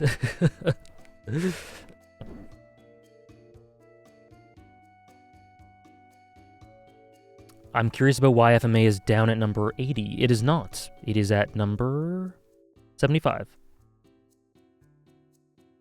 If you're curious about these placings, there will be a video where every placing, like this entire process, is explained number by number. It'll be on my second list. It's a bit low, no? No, not for me. That's exactly where I would put it personally. I haven't talked about Better Call Saul yet, Andres. But there are more people who haven't seen Better Call Saul in the chat, so I guess I'll just say, well, I talked about it a little bit. Jimmy, Saul as a protagonist is something that I thought would be good. I never imagined that it would be as great as it was. No changes, Abastia. I didn't imagine that I would buy into Jimmy, Saul, as a protagonist nearly as much as I bought into Walt, but it is honestly extremely close between them as protagonists. I was amazed at how interesting they made him. I didn't think that was possible. I thought it would be a good show. I thought they'd explore certain things that would be really interesting. But I didn't think they'd dive this deeply into it and make it and cover as many things as they would and have such a distinct understanding for the identity of his arc. I didn't think they'd be able to introduce new characters that would stand alongside the established cast from Breaking Bad, but they absolutely did. Kim, Lalo, Nacho, Howard, Chuck. Insanely great characters that are as good as their equivalents in Breaking Bad, like Hank or Skyler. Kim has the potential of being right in my top 5 for the series.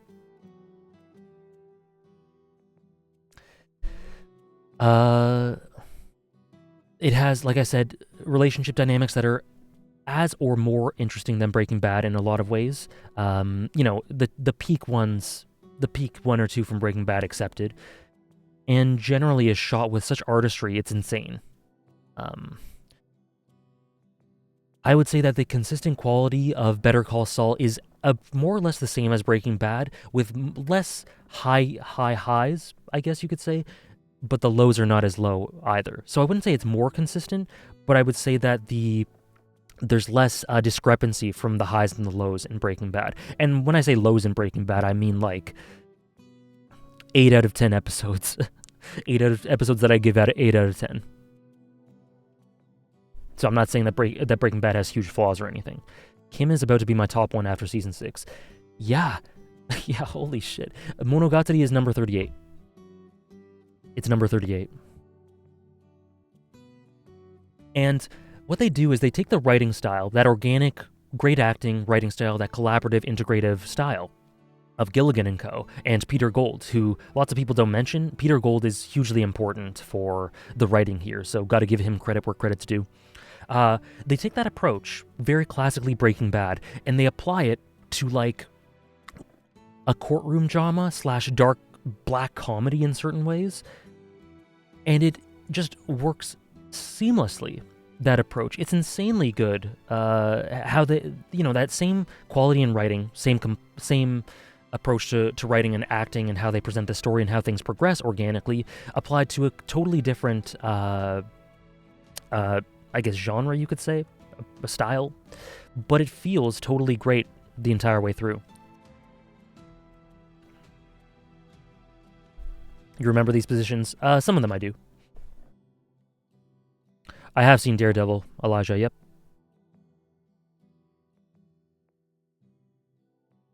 Okay, sorry, anything else you guys want to say about Better Call Saul? I kind of want to move on to Berserk.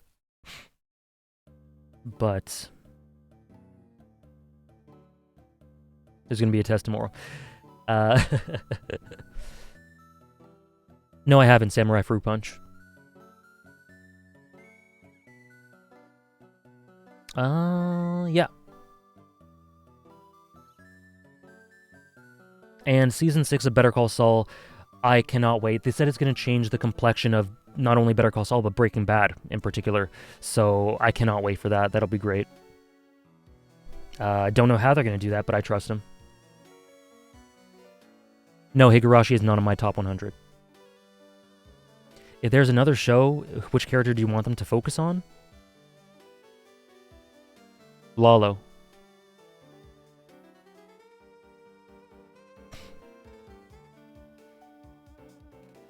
It's very funny, Jotaro. And yeah, Rhea Seahorn. I love her. A show on Gus? Yep, that could work too. Anyways, we gotta move on to Berserk. Berserk. So, I knew I loved Berserk.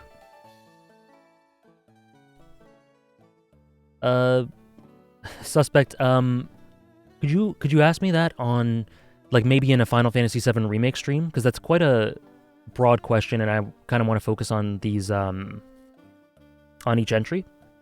So if possible, could you please ask me that in a, during the Final Fantasy VII stream, or something where I'm talking about all sorts of stuff? Gintama is a honorable mention. The OST was Eterna City from Pokemon Platinum. Josh.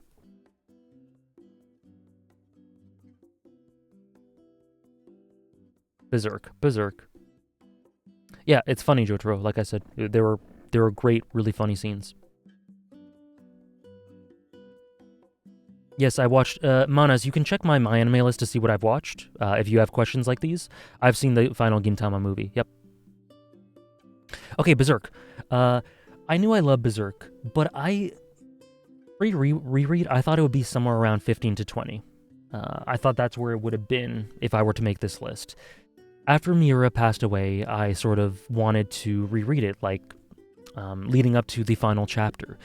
I know that's a thing that a lot of people did. I think that's something that, you know, is a natural inclination or natural want. It's understandable, right? So I reread it, and I was kind of stunned with how much I loved it, and more so stunned with...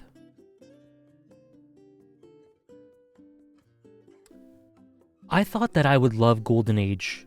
I thought that Golden Age was a step above all the other arcs. I thought they were all, like, you know, they were masterful as well, but I thought that Golden Age was that sort of 10 out of 10 peak that captured something special that the other ones weren't able to measure up to. What I was most shocked by was that I was totally wrong. I was completely wrong. Not only do the other arcs measure up to it, in quality, in their own, and have their own unique identity, but they do plenty of things better. Not plenty, a couple of things better than Golden Age. And so I was shocked at how much from strength to strength Miura gets as he wrote this story. It's a bit tough without getting into specifics, but I would say that,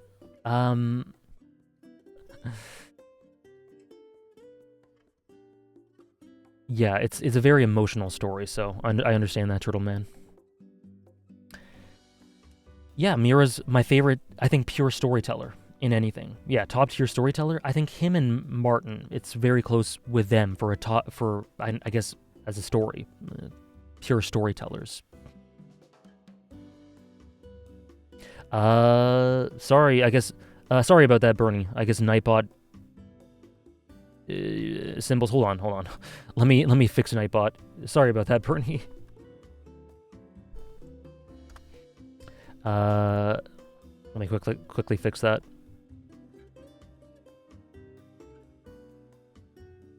Okay, Bernie, you should be able to do emojis or emotes as much as you want now.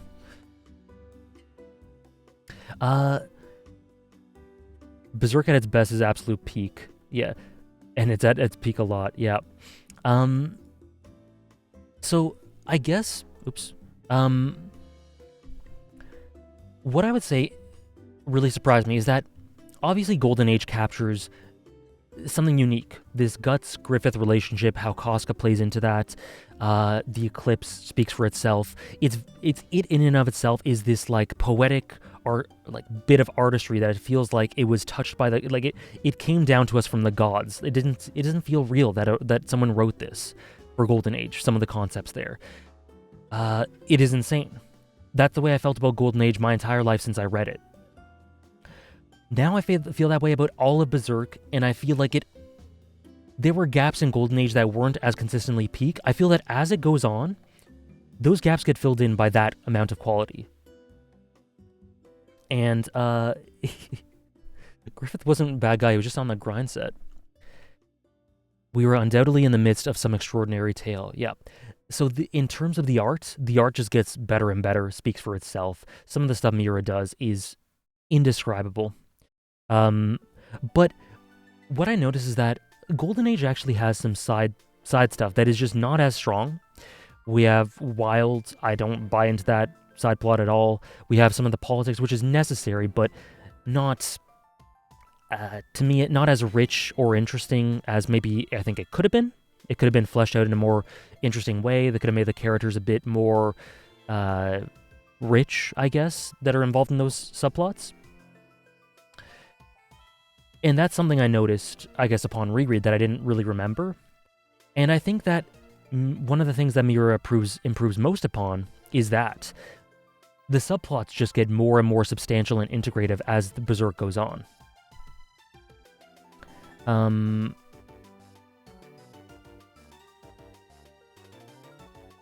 What do you think about Puck? I'll mention Puck in a second, which goes into antagonist's question. Land of the Lustrous is 55. So I guess the subplots in we get to sort of conviction and going into Falcon of the Millennium Empire, where the subplots are much more integrative into the full picture in terms of, I guess, telling us of foreshadowing certain things about Ganishka, telling us things about Farnese and Serpico and all of that. The subplots have to do with emotional content having to do with our cast that sort of integrate into the full picture in a way that I think is much more powerful than the Golden Age stuff. Maybe I'm alone in feeling this way. I don't know. But I just think there's a big discrepancy or a big shift in how full of quality those elements are. Farnese, yeah. When Miura passed away, I said something like that's some of these story beats, some of this art feels weird that a human was able to do some of this stuff. It feels weird that a human was able to think of some of this stuff. It feels weird that Guts is a character to me. Because of how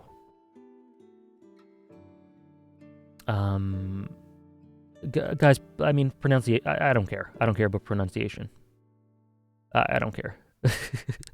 I mean, I've heard Farnese. I've heard Farnese. I don't care. Pronounce it how you want. It doesn't really matter, right? Yeah, lifelike. And because of his backstory, because of what he's gone through, it's easy to see why you like Guts, why you empathize with him, and why you put so much into his journey. But it's difficult to articulate how well Miura is able to do that. Like, it's almost a bullet point list of things you have to do to make you like a character. But when it comes to the execution, it is nothing less than masterful. Berserk is 364 chapters, I think it is. Guts is a life-changing character, and Griffith is as well. And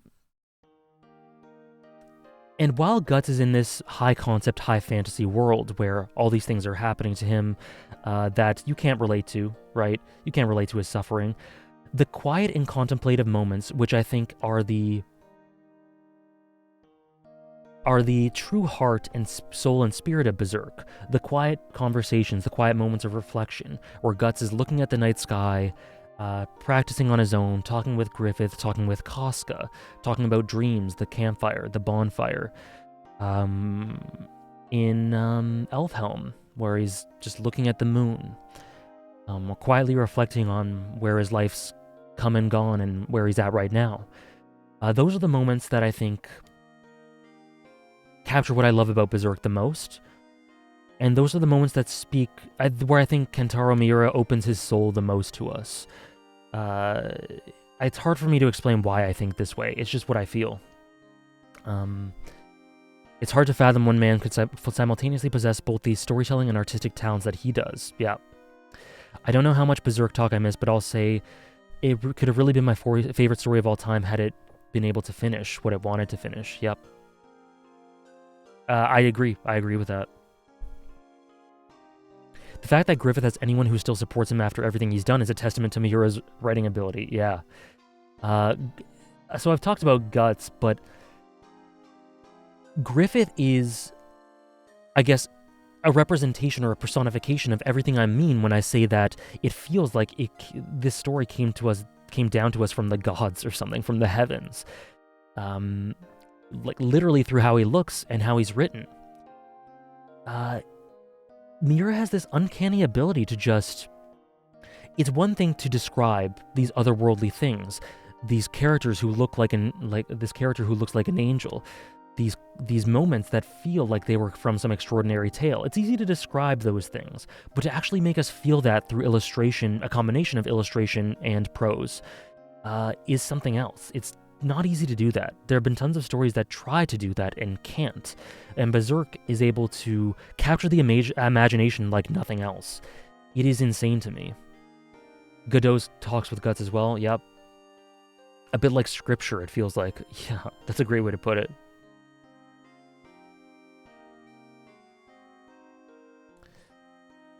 Best art in human history, and that it isn't the uncontested best part of it is by a long shot. Oh yeah, yeah. I think by the end of it, Falcon of the Millennium Empire arc is my favorite. Golden Age is my second favorite, but Conviction is very close to it. And Falconia would be if there was more of it. It's so close. It's just consistently peak. Yeah, we talk about Attack on Titan every Monday at 9:30 a.m. Who do you prefer as a character, Guts or Griffith? I like Guts ever so slightly better. I think Griffith is more interesting, but I find Guts gets the nudge a little bit because of just being along with him on his journey. He's more emotionally riveting and captivating as a character. I have never wanted so much for a character to feel peace than I have for Guts. I feel so much when I see him and I see those moments. It is indescribable. I cannot explain what I feel when I see that. What I want for him, how much I want him to feel these things, to feel happiness. And the moments where he glimpses it and where he gets to that and where he says, I am happy in this moment. I am thankful. The moments where he finds connections where he felt he's never been able to have before, they just reach so deep inside me and really touch me.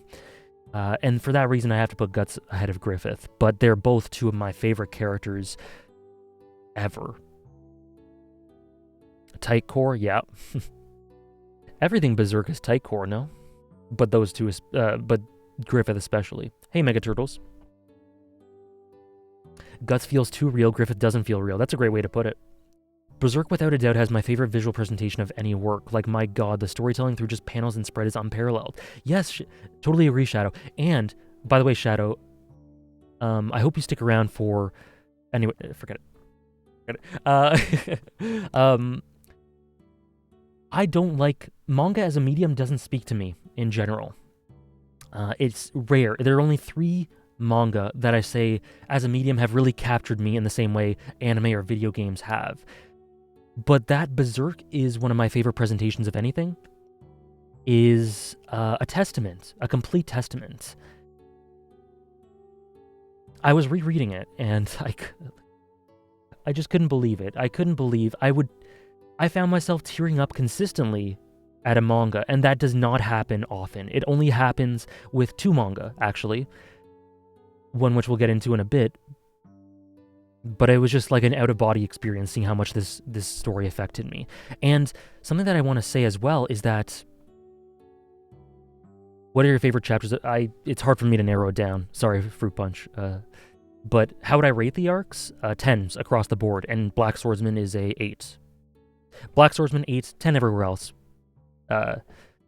6 out of 100 is very good, yes.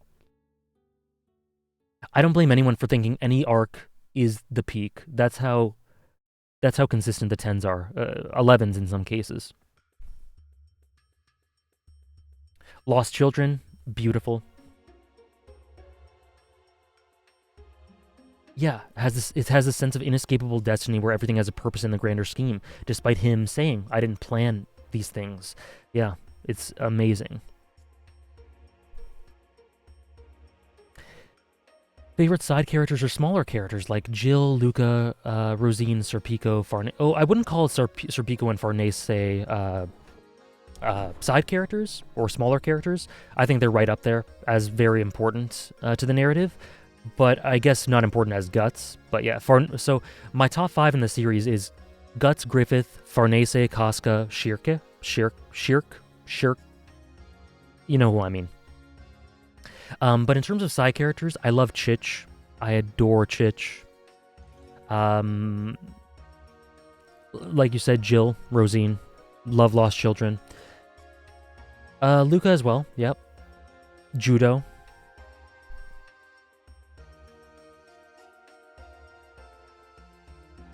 No, I was just saying that Umineko is ahead. I was just saying that it's ahead.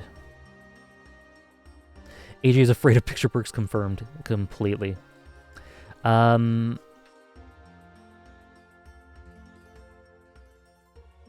about the scene where Guts consoles Jill at the end of Lost Children arc, where they Jotaro, I made a video about that, so if you're interested in that, you can check out that video. It's about Guts. Guts is the thumbnail, but it was an absolutely beautiful moment. We're in the oh boy tier. Top 9 is oh boy tier. Thanks, Tanik.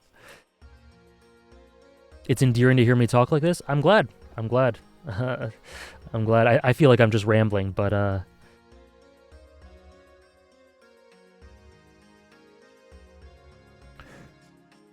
they're not gonna like that the PowerPoint is ahead of the picture book. Yeah. Okay, so sorry. Glad to catch you today on your final stretch. Glad you could come by, Smith. What did you say, Tyke? Okay. So yeah, Chich. Those whole chapters with Chich, absolute peak. I don't even know why. I couldn't tell you why, but they are. I mentioned earlier, actually, I don't want to say that. But yeah. And then also, Berserk captures this feeling of horror.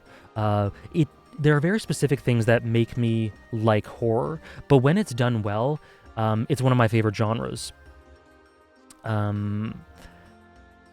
Why is it when I get knocked down, my legs have to go and stand back up? Why'd you have to say that, Andres? Your rambling is 100 times more comprehensive than my essays. Thank you, Turtle Man.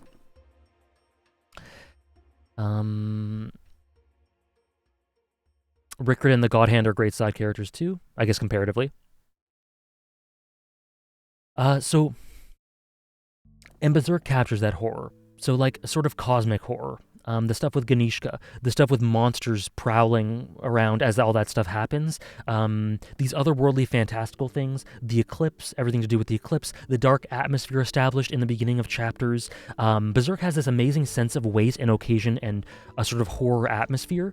These, like, as the monsters are prowling everywhere just through the dark imagery. I made a tweet about it a few days ago. Just the spirit of everything it captures through all of that. What's the alternate realm called that they go exploring in to save Casca and Farnese? What's it called? No, not Fantasia. The dark one, the twisted one. What's it called? Someone, I know you guys know it. Kliphoth. Yes, Kliphoth. Yes. That completely. The Corridor of Dreams as well, yes. All these things are integrative into why this like horror atmosphere that and feel that Berserk captures, and that is exactly what I look for in horror. That's part of why I love Bloodborne. It gets into that in a way that there are only 3 or 4 works that really speak to me that are focused on horror: Berserk, Bloodborne, Amori, and PT. And the fact that horror is less of a theme than some of the more prominent ones, and yet it speaks to me that much through that, is kind of crazy. But yeah, it represents so much of what I love about horror when done well. So yes, I don't think it's faultless though. I do think they go over Miura goes a little over the top here and there with some of the content matter. I think a lot of it can. I think that's just a little bit too much. The same outcome can be achieved without going super explicit. So Some of that is a bit disturbing, and there is a content warning for Berserk for many reasons that are appropriate, and necessary. But I do think there's a little bit of an unnecessary aspect to it at times. And Puck and Isidro, sometimes their chibi comedy does take me out of scenes. Those are the two minor quips I have with Berserk. Reading it for the first time. Hope you enjoy whatever's left, Isaac. Tyke, I'm curious what... and Andres too, actually. Actually, everyone in general. But since I know you guys are huge fans of it. But everyone in general, what do you guys have a problem with Puck and Isidro's comedy? Because I think it's a minor problem. It takes me out of it once in a while. I don't. Nah, I do. Yeah, yes. Not with Puck. Only in a select few scenes. Rarely. For me, it's like someone said here and there. That's what it's like for me. Only sometimes, yeah. I don't think it's bad all the time, of course. I don't even think it's bad in general. I just think it kind of breaks me out of the immersion a little bit once in a while. So it's pretty mixed. Some people say it does bother them, some it doesn't. Luciano, it doesn't. I don't, but I get why some do. Yeah. I just don't like Isidro in general. Fair. I like Isidro, but I do think a lot of the other new... I think Isidro's my least favorite, for sure, of Guts' companions. I do, but it's a nitpick. Yeah, exactly. I do think that it gets in the way sometimes, but it's a nitpick in the grand scheme of things. It's my 6th favorite fiction of all time, of course. Yeah, Puck, the Yoda stuff with Puck is like, alright. So did you enjoy more in 1997 anime where she is not there? I don't think Puck is a she, but no, I didn't. I think Puck is great up until Conviction, and then it kind of... Is Puck a she? I thought Puck was male. Maybe did I just miss a huge... Okay. Okay, that's what I thought. I was going... Was I misinterpreting the whole time? I think Puck is great and very necessary, but I also think his role gets overtaken by elements after Conviction, by other elements. It's a sort of counterweight and a light, but that gets fulfilled by other functions as Conviction goes on, and so Puck's role gets a bit more peripheral. Puck is weird because his purpose of lightening the tone is kind of done once Falcon of the Millennium Empire happens, so he's kind of there. Yeah, Tyke just said essentially what I was just talking about, yeah.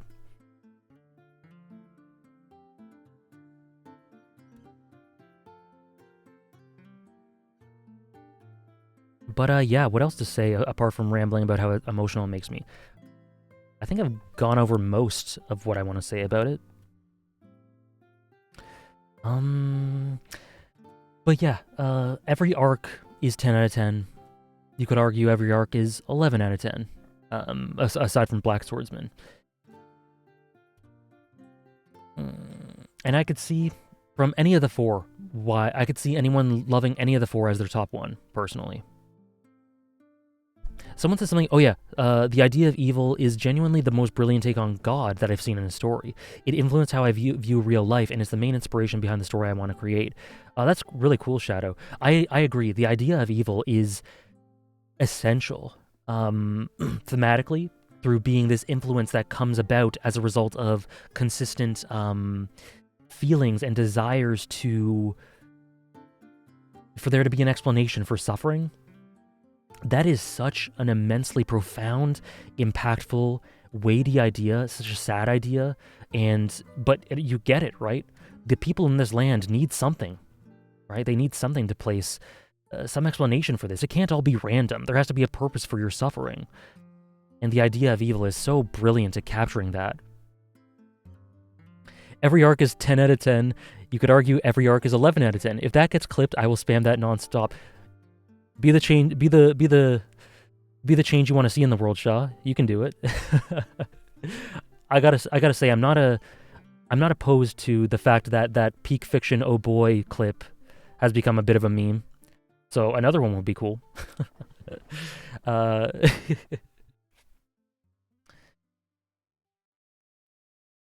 Yeah, Jotaro, that's what I mean about it being over the top in some ways. That I kind of agree with that, yeah.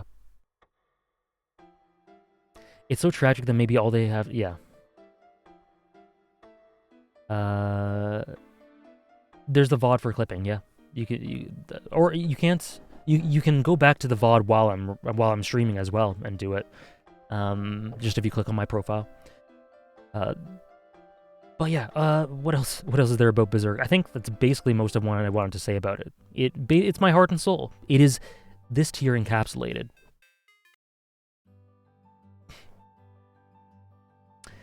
What the context for the peak fiction clip, Arcane? It was it was the scene at the end of episode 7 of Arcane, Tyke. Okay, next two. Bets or no bets for the next two? Well, So the next two, I do think I have less to say about. I don't have as much to say about them as I do about 9 to 6 for reasons that I think people haven't watched them as much as 9 to 6 or experienced them, but sure.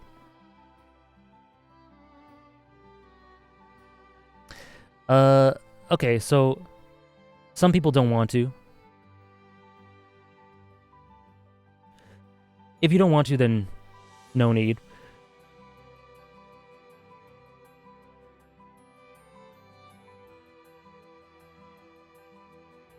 Okay, so some people don't want to, some people still want to. This will be the last one, I think. This will be the last one. Okay, some of you guys got it. So I will speak about these less in less than I spoke about any of the previous ones because I think they're a bit more obscure for some people. Not everyone has experienced them. But these are 5 and 4. And we'll do a quick prediction.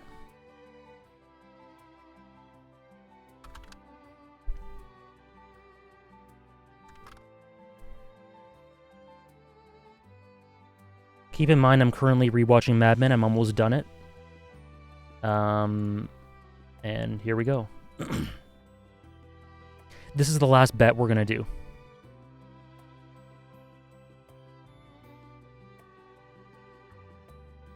It's not considered obscure, but I think it's more. I think there are more people. Time to go 0-3 again. I think there are more people that haven't watched Mad Men in comparison to people who haven't read Berserk or watched Breaking Bad or read Attack on Titan or watched Fate Zero. So it's comparatively obscure. I'm betting 1K on this one. Oh boy. Dr. Krakow, it's called Memory Lane from Attack on Titan.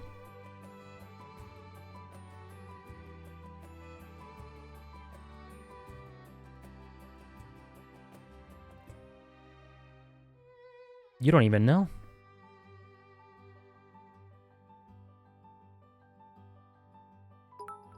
I do not have a playlist for all this for this music. Thank you very much for the bits, Oblivion13. Cheers for my favorite fiction being this high up. Umineko completely changed how I view fiction and has impacted me in so many ways. Yeah, I'm gonna have to speak vaguely about it because lots of people haven't read it. But I'll do my best. I'll speak in vague terms. Okay, surely I can't go 0-2. Surely not. Okay, so is it done?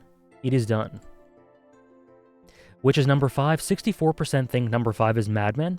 36% think it's Umineko.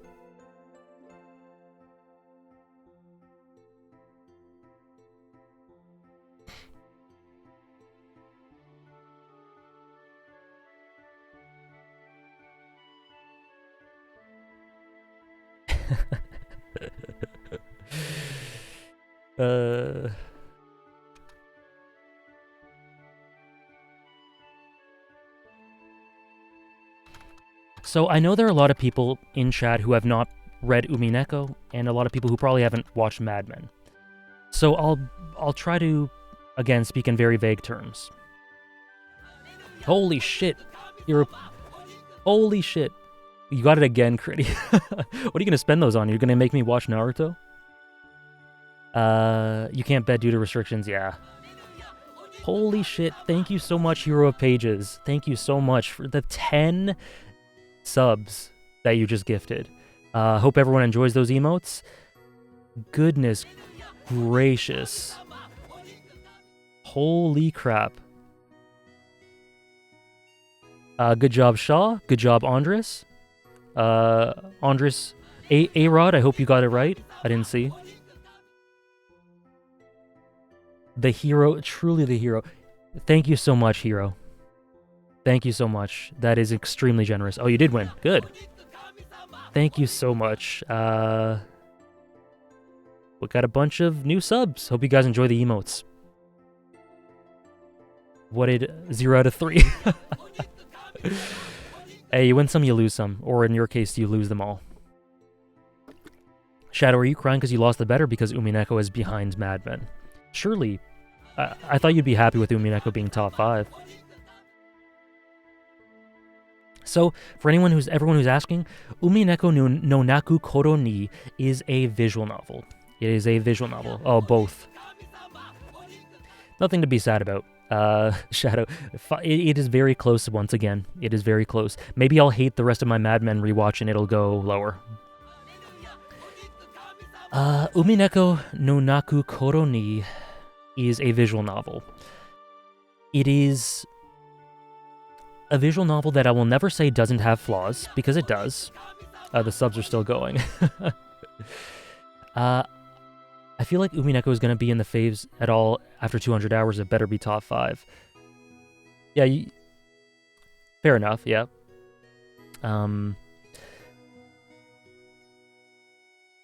I would say that it has problems with pacing. It has problems with redundancy. There's a lot of times where it talks about things where I go, all right, I got it.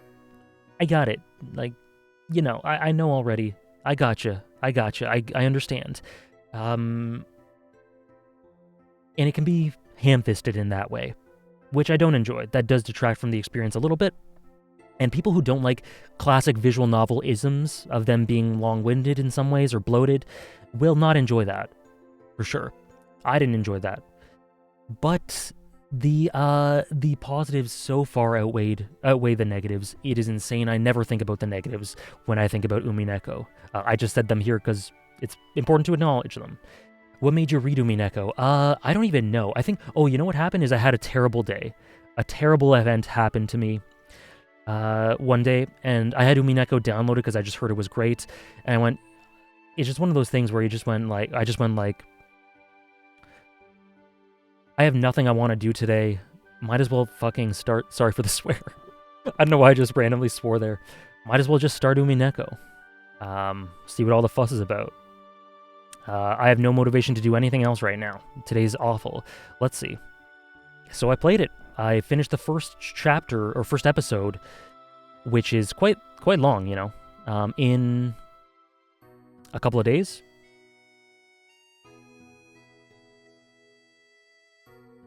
Might just start it. Let's go. Good. What did Shaw say? In other words, most common. This is true. It says that a lot. So Umineko is so many hours. It's like 150 to 200 hours. It is a time sink. It is a journey. I remember telling you about it on Mount all the way back in 2019. Never thought you would get on it, much less love it this much. Yeah, Shadow is a big part of the reason why it came into my consciousness at all. So you can thank Shadow for that. I don't think I would have had it in mind without Shadow.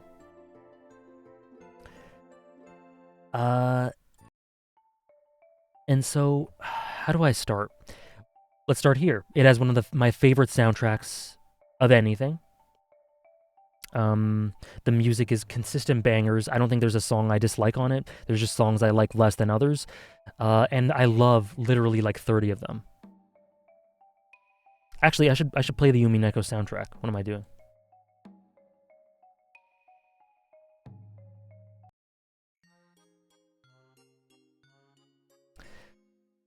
Umineko is connected to Higurashi. I have never read Higurashi, though. I've only watched the anime, and I was fine. I'm sure some things were lost on me. Didn't really matter. Last Stand Conductor, no, that's a bit too much. So it has one of the favorite soundtracks of anything ever. It has one of the best one of the best casts. It has one of my favorite casts in anything. And the reason that they're elevated so much is because of the structure and the way that thematics and structure play into one another. This is just a conceptual idea. Like, this is a core tenet of Umineko. So if you don't want to hear that, I guess it's not a big spoiler, but it's the approach. It's one of the themes. One of the themes here, so mute or leave the stream if you don't want to hear this, but I don't think it's a big deal. I kind of have to say it to explain the integration here.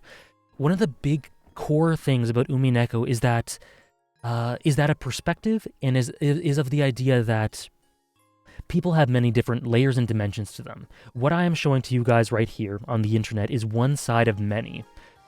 Who knows? I could be a deplorable person, but I only show you guys my this side of myself, right? I'm not a deplorable person. I'm a great guy. But just for example. Hold on. What did someone asked something. Let me just get this thought out. Guys, if you have questions and I don't answer them, please repeat them and then I can get to them. The core idea that, Freudian slip, the core idea that people have all these different dimensions to them, right? Very simple. Lots of stories cover that. But Umineko integrates it into the story structure, the structure of the visual novel through the different routes so beautifully, so brilliantly, that lets us see that to an extent that to no other story I've ever seen in my life. You can have one character do something completely malicious and evil and deplorable, and you can have that very same character, you could be tearing up and cheering for them the next route. What happens in this story is that events happen over the span of a couple days, and for the most part, each episode, each route, is a different take, like an alternate universe of those events, and so things play out differently in each one. And what is key is that each one is a possibility of what happens. People go in divergences in tons of different directions, but they remain true to who they are. Every single thing that happens is a possibility for these people. As a result, you learn different sides of these people intimately. Every single character in a very intimate way. And so you can have extreme emotions for one in one direction, and the same one in a complete other direction. Yet, that seems... Who's the most Taiko Umineko character? I'll get back to you on that, Taik. Yeah, Rosa. Yeah. Rosa's the one I completely despised and then felt a ton of emotions for. Same with Kinzo, yep. The most Taiko?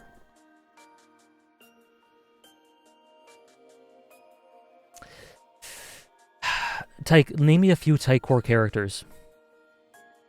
I don't want to be overdramatic, but this story very much saved my life and completely changed my view of life and the world. I probably wouldn't be here if it wasn't for it. I'm firstly, obviously, extremely glad to hear that, Shadow. I know how much it means to you, and it's...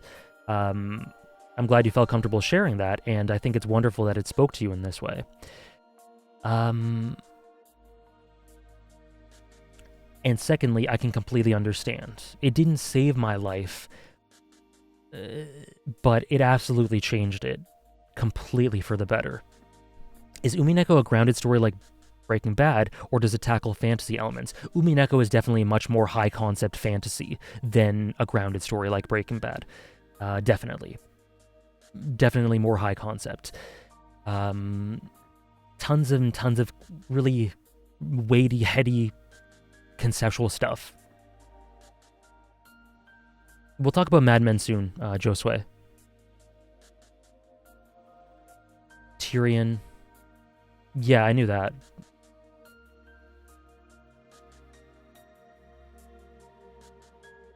To try and throw us off the trail of his delinquent nature.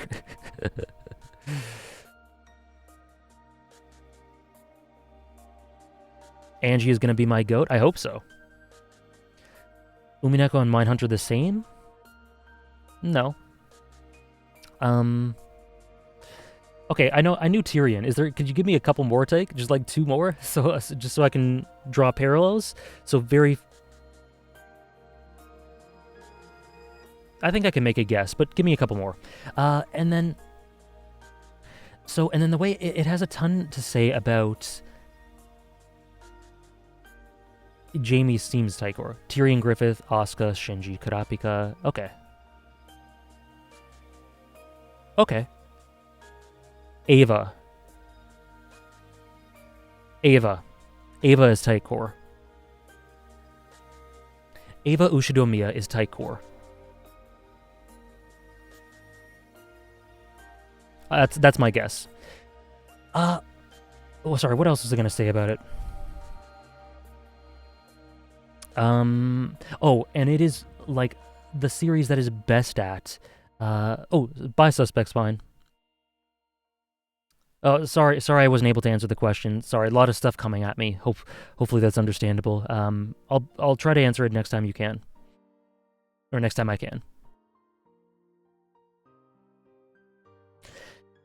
So Umineko, along with being, everything I said already, and having us explore the characters in such an intimate way, is the series that is maybe the best at making me weep upon command. Just through me seeing a CG, me seeing a piece of art, hearing a song, a combination of them, it gets into such mind-numbingly insane.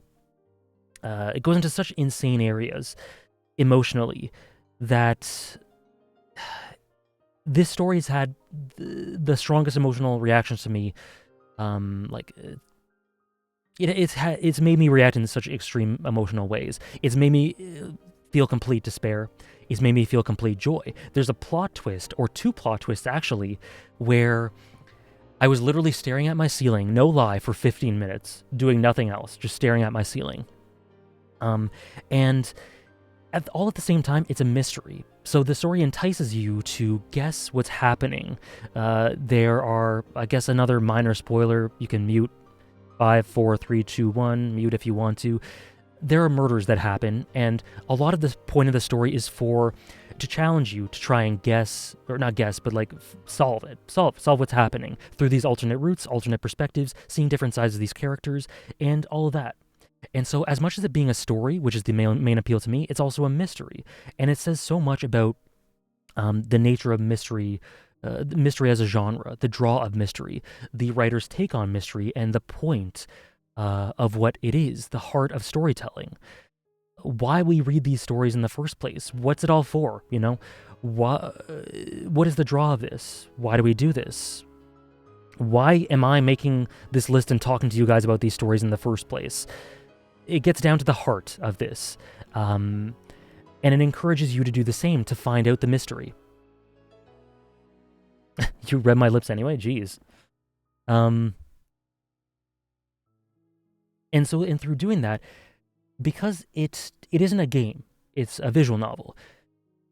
Because of that, there are many different points where you can have peak experiences where a clue reveals itself to you and the puzzle comes into place, right? There was a scene in, I think, episode 7 where I solved basically the entire mystery.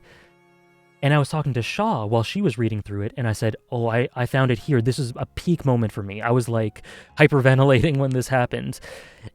And the thing with Shaw is she didn't have that moment there. She had it at another point. So people can have different peak experiences with different parts of the story, depending on the clues they've paid attention to, or different things they've noted, or where, like, their theories and things like that. It's very personal in that way. Is Umineko available on the Switch? No, I don't think so. I wish.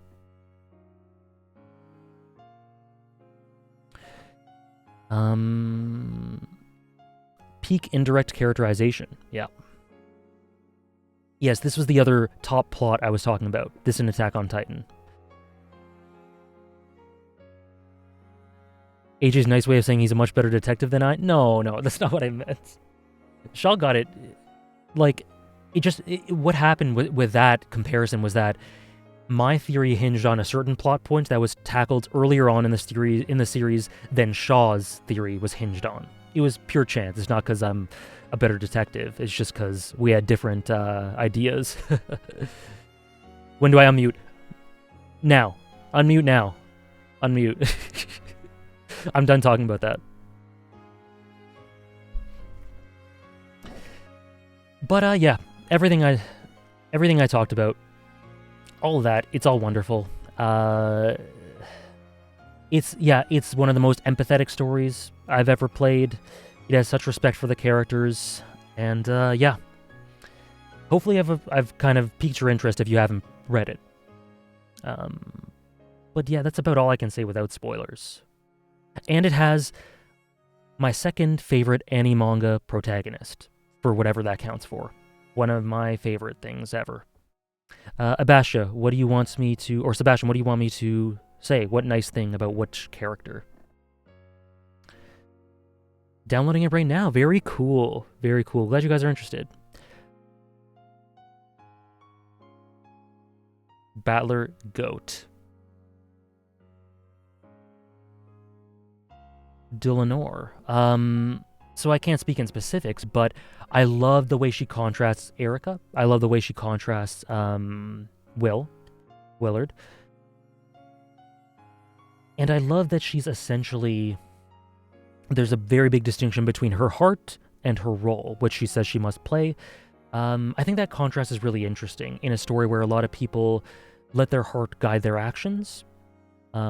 She represents that idea of, acting in a way that kind of betrays your heart in some ways in certain parts of the story. But I don't think there's a hugely negative spin on it. It's an interesting take on duty and where that might contrast. And yeah, her scene with Erica is one of the peak moments of the series, in my opinion. Random thing I love about a favorite story. Which favorite story? 1,000 Arrows? Beato shoutout? Oh, yeah. Sorry, I didn't mention Beato somehow. Thoughts on Willard? One of my favorite characters. Amazing portrayal of the key theme. Beautiful character. I adore him beyond words. 1,000 Arrows, Umineko Rosa. Something I like about Rosa, something I love about Rosa is kind of what I alluded to before. Rosa is someone, and if you know me, it takes a lot for me to hate a fictional character. I don't hate. That just isn't me. To hate things. I hated Rosa. I despised her. That's a testament to the writing for it to get such a huge emotional reaction out of me, right? But I despised her. Then, not a couple episodes later, I was completely the opposite. And I think that's a testament to the nuance and perspective put into Rosa's character writing. Everyone, but Rosa in particular, she's a great, maybe the best example of that. Similar to Kinzo as well. How much time did it take to make this list? Not much time. Just to list them all out, I guess it took a few days, but it didn't take much time to figure it out. I am not a real hater, no.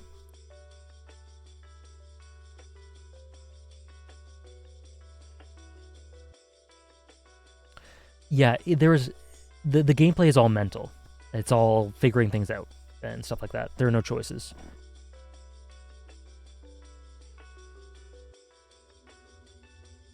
Tyke Neko soon. That would be great, but I think Tyke would really dislike certain parts, but hopefully like the others. I don't know. I am sure that Tyke would, knowing what he disliked from Fata, there's definitely things that Tyke would really dislike from Umineko too.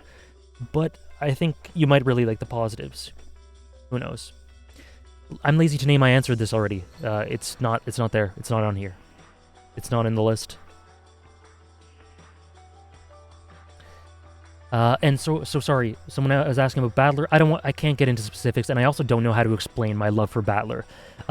It all comes down to him being very human and him being flawed in lots of ways, but maintaining that heart of trying to do the right thing and being admirable despite those flaws, being extremely human, all of that sort of thing.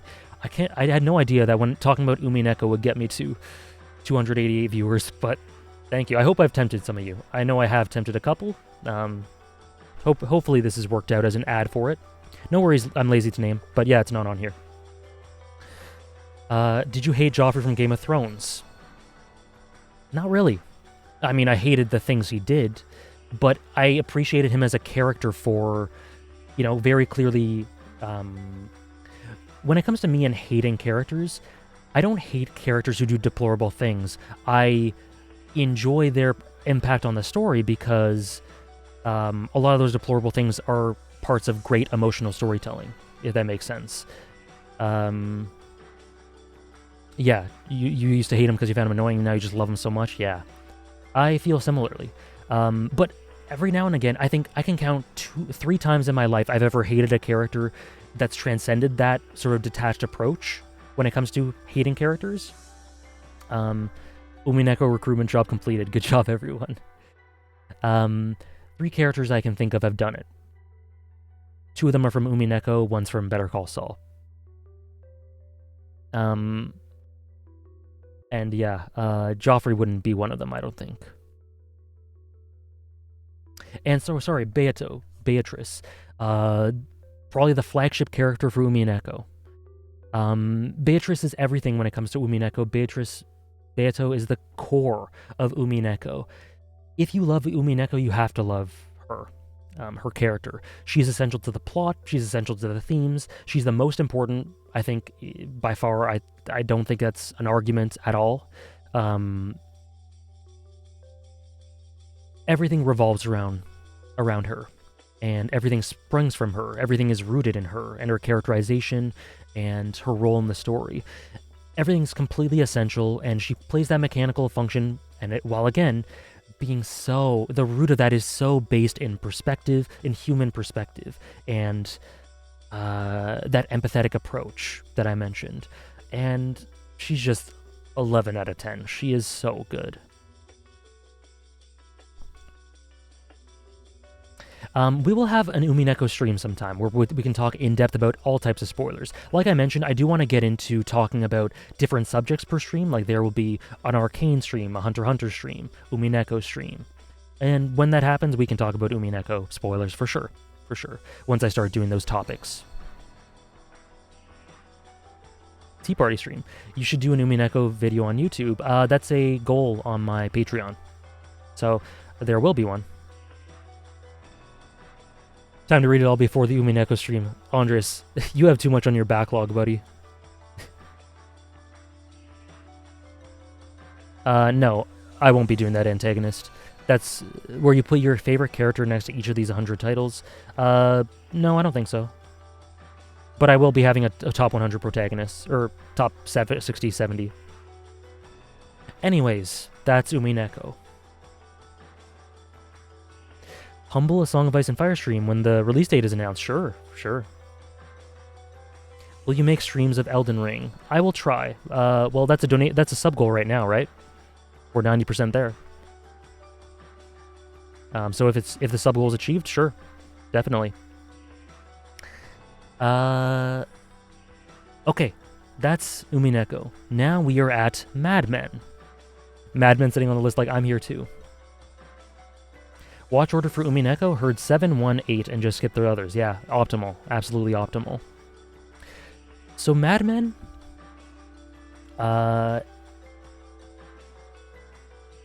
this seems odd to say, but Mad Men is the show that I find myself... Oh, thank you. Thank you, Quicksilver, for gifting 1 community sub. Thank you very much. Thank you so much for the support. Final Fantasy IX boy WTH.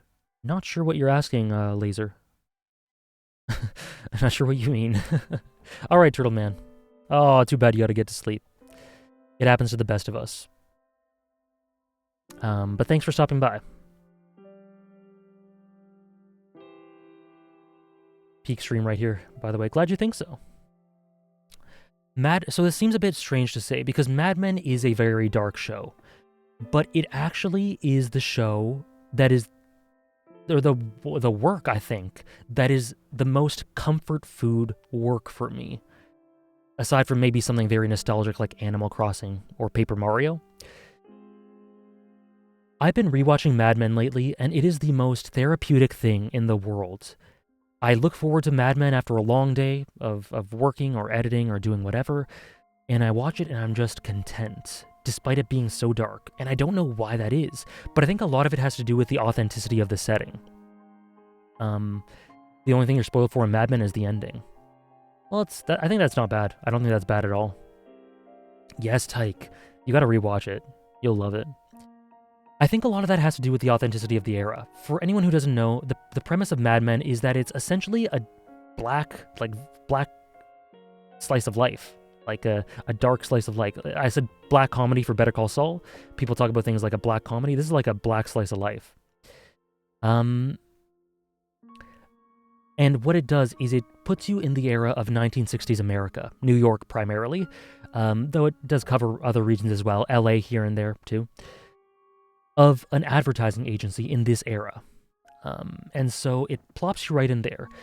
And a lot of the draw of it is seeing how these characters react to what was a tumultuous era, an era of a lot of change, a lot of pain, a lot of growth and development and cultural shift in America from 1960 to 1970. And the advertising firm that this revolves around and the characters that they revolve around. Cool. Sounds good, Tyke. Hope you enjoy it. And it's just so authentic. It so authentically captures that. It is the best presentation of a setting in a TV show, in my opinion. Best. Bar none. Unsurpassed, unrivaled. 1960s America. It captures it through the music, it captures it through the visuals, the tone, the way characters talk, and it very much covers a lot of the concepts. Like, for example, there's the JFK assassination. We have our characters reacting to that in different ways. It revealing a lot of things about these characters, how they view the world. There is the Martin Luther King, right? The uprising of Martin Luther King and obviously the assassination, and how the characters in the show deal with race, leading to some very uncomfortable things we learn about our characters. You know, I think that every single major character that isn't a kid in this series is shown to be a very bad person in a lot of ways.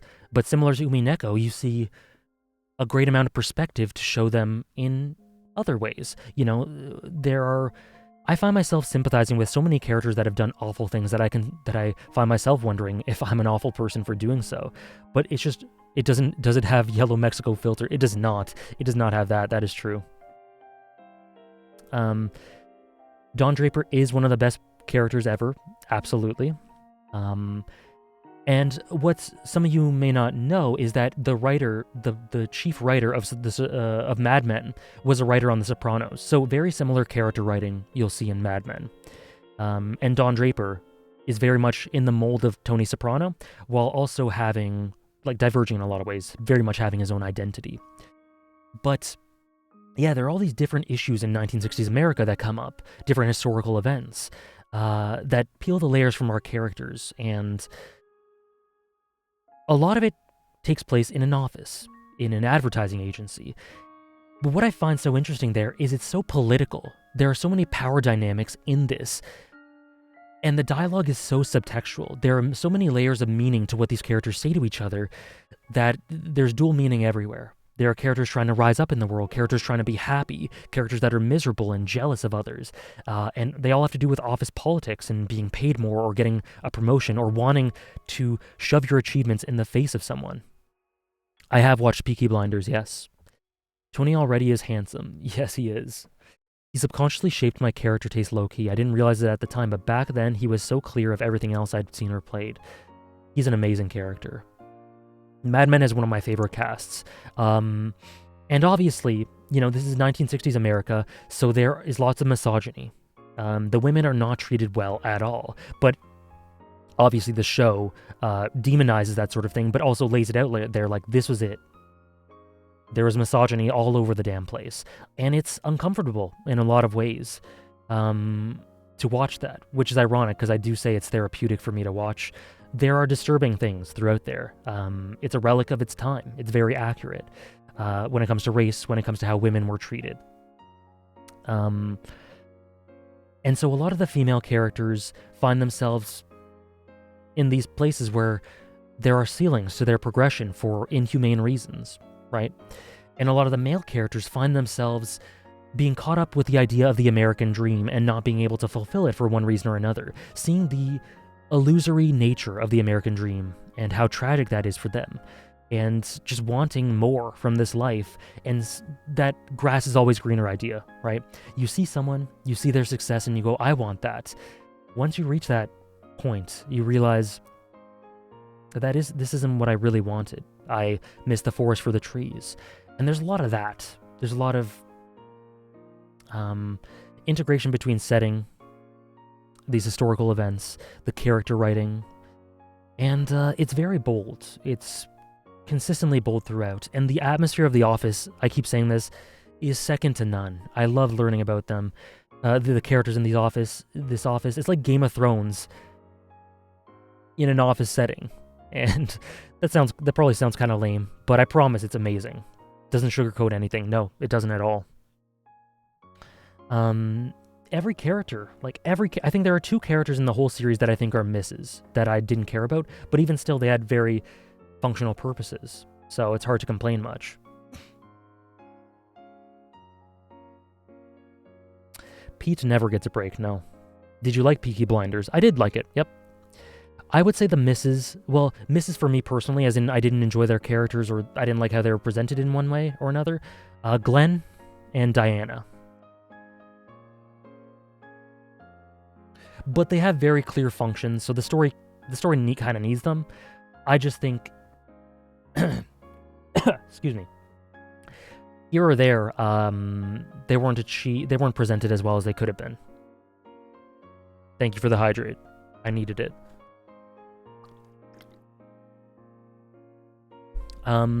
Suitcase best episode, definitely one of them. But yeah, I know a lot of you guys have not watched Mad Men, so I'm not gonna stay there too super long, but yeah, what else is there to say about it?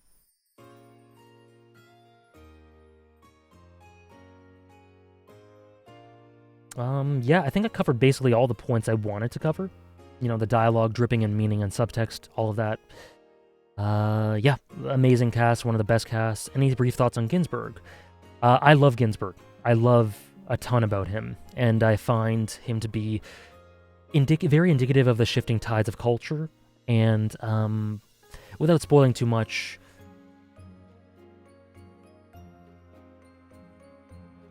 the end to his character arc is, I think, it drives home those points about this shifting culture and the world shifting beneath these characters' feet, and how they try to rationalize it in certain ways, in a way completely distinct from everyone else. I think Ginsberg's an awesome side character. Every side character has distinct roles, even like Henry. Henry's amazing.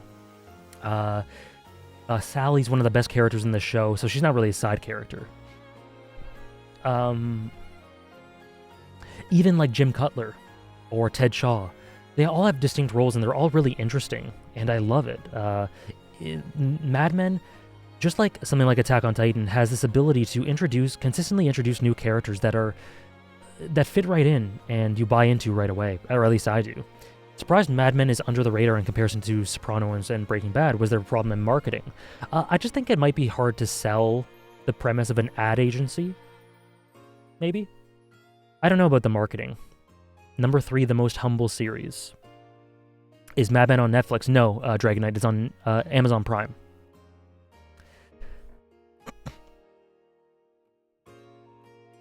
It's rich. It's art. Mad Men is poetry in motion.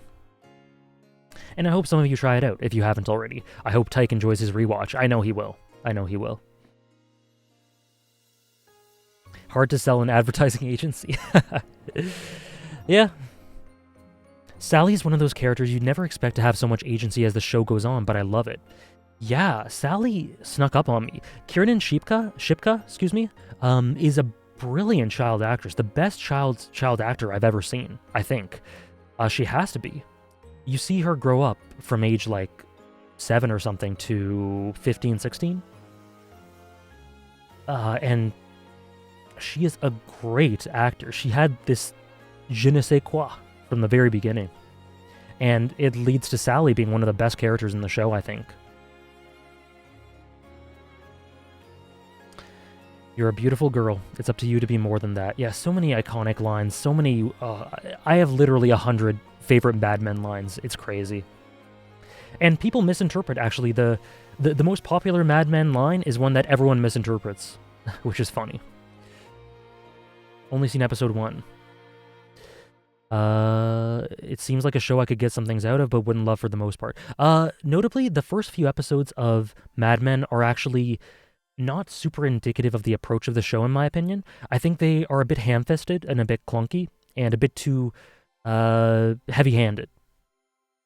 The show does get heavy-handed with certain things, but in the dialogue, the first few episodes are a bit, they really front-load a lot of things. Whereas the approach to dialogue gets a lot more subtle as the show gets on, and it gets into a rhythm. But season 5 in particular, I think, does have some heavy-handed stuff, just not as much in the dialogue.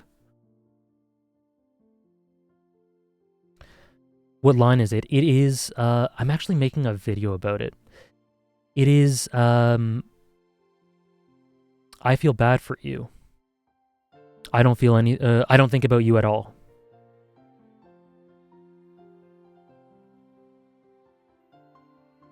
I should have played this during the Umineko part.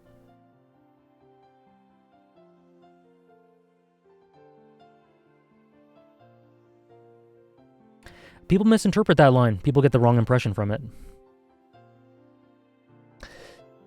Okay. I went mad a long time ago. Will I like it more then? Probably. Okay. Last three. So I kind of need to go to the bathroom.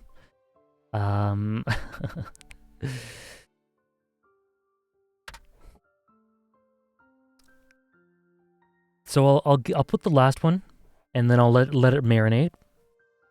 As I quickly go to the bathroom for 1 minute. SpongeBob's number 51, Gil. Here we go.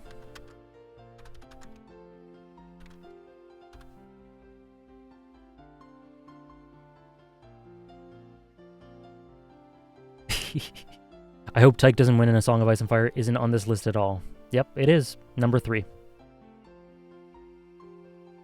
Okay, so there you go. A Song of Ice and Fire number 3. We will talk about it when I get back from my quick bathroom break. Take one if you need to. Brush your teeth if you need to. Now I know for sure we have the same top 2. Glad to hear it, Sarah. So, be right back, guys.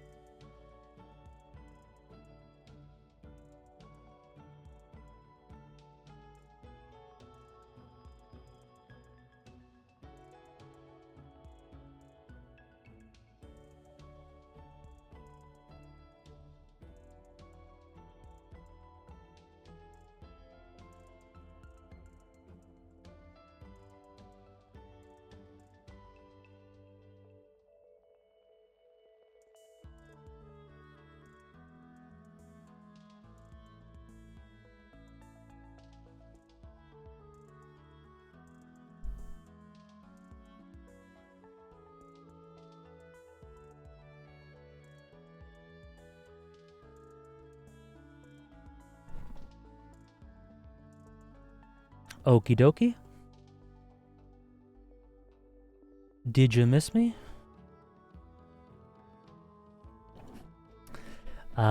Is there a high Q BRB page? Nope. Just a Hunter x Hunter one. I have these starting pages. Hold on. This is generously made for me. Anime, video games. Wow. Courtesy of famous Twitch streamer Louisiana. And we have this. Wait, where's this one? We have this one too. That's unironically better than your actual starting soon. Wow. Don't be mean.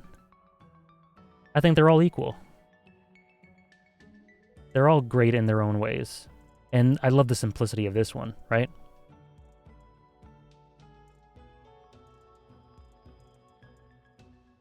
Will the whole top 100 list be put somewhere like Mount? Yep, I'll put a link to the Google Doc for sure.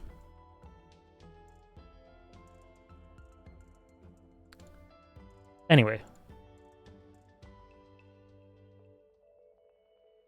The happy face makes it. What is this? What is this? Now time to talk about the greatest series of all time. Why are you such a hater, Tyke? Sorry, Andres, for saying no to that. Will the link be in your about section? On my anime list? Here. The link will be...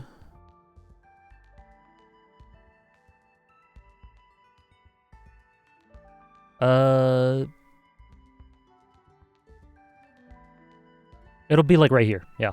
It'll be like right here. Oh, here on Twitch. No. It'll be a command, though. Glad you enjoyed the stream, Zandy. Fuck Andres. Tyke and Andres OTP. Ooh, thank you. Thank you for the sub, Tay. Thank you so much, Tay. Hope you can put some of those emotes to good use. I have no doubt that you can. But yeah, the top 100 will be a command for Nightbot on Twitch.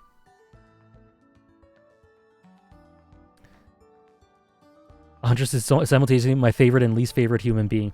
You know, I understand that vibe, but lately he's just been my favorite. He's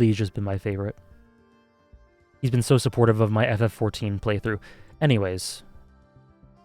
I gotta add... Jimmy. Okay. Thank you, Jesus. Or Jesus. Film Buff is my favorite content creator on YouTube, so it's really nice that you make that comparison. Thank you.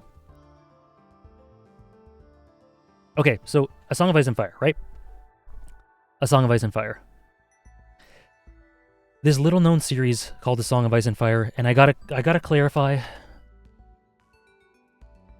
Just the books, like the series. I think the first 4 seasons are great because they're not bad adaptations. They're quite good adaptations with flaws, but the show as a whole is not part of this at all. So A Song of Ice and Fire, I think I've got to say that this series has probably the best cast of characters, right? I think it's got to be my favorite cast of characters. I think it's just undeniable. The sheer amount of detail and richness put into every character psychology. George R.R. Martin knows exactly, like down to the most fine, minute details, who these characters are at heart, how they interact with the world, what their motives are, how they would progress, their roles in the story, their thematic resonance, everything. I think it's got to be the best cast. It's close, it's close between this, Breaking Bad, Umineko, Mad Men, Haikyuu, and Hunter x Hunter. It's close between all those. I think this has to be the best one. A Storm of Swords is a miracle, yeah. Where do you even start with this? So in terms of, I guess we can talk about the pros. I do think that maybe to start, it can be a little heavy-handed, a tiny bit clumsy here and there, a little bit of over-explaining. But as the series goes on, like those are just nitpicks if I had to. As the series goes on, it gets just more and more pristine. Particularly while Storm of Swords is my favorite book, I actually think that Martin gets better as the series goes on in terms of prose and poetic flow. Any hope that Winds of Winter will release? I think it'll release. I have doubts that A Dream of Spring will release. Is Vagabond on the list? No, I haven't finished Vagabond. And so, A Feast for Crows and A Dance with Dragons actually, in my opinion, has his most poetic, evocative, flowing prose. I think that's where he's at his best as a writer. I just think it flows the best there. I don't know if that's an unfamiliar opinion, but I think he just gets better and better as time goes on. Hopefully that continues for Winds of Winter. A Storm of Swords is seasons 3 and 4 in the show, yep. The better his writing gets, yeah, exactly. A Song of Ice and Fire has the best use of consequence in a story I've seen. Every action has so many irreversible consequences that keeps tension up. Yeah, and I guess kind of in keeping with that idea, this show has a lot, this story, which the show didn't do, has a ton of focus on prophecy and foreshadowing and symbolism. And through these prophecies that are said through whatever it be, dreams, seers, characters who can see the future in whatever way, it's tackled in the show to an extent that they needed to tackle it for the purpose of the plot, but it definitely could have been done way more, and that was one of my biggest disappointments with the show. Excuse me, I'm stumbling over my words. That, put the character assassination aside, put them cutting things aside. From a conceptual level, prophecy is given nowhere near as much weight in the show as it is in the books, and I love the prophecy. I don't know if you guys can agree. The prophecies is just, I dig right into that.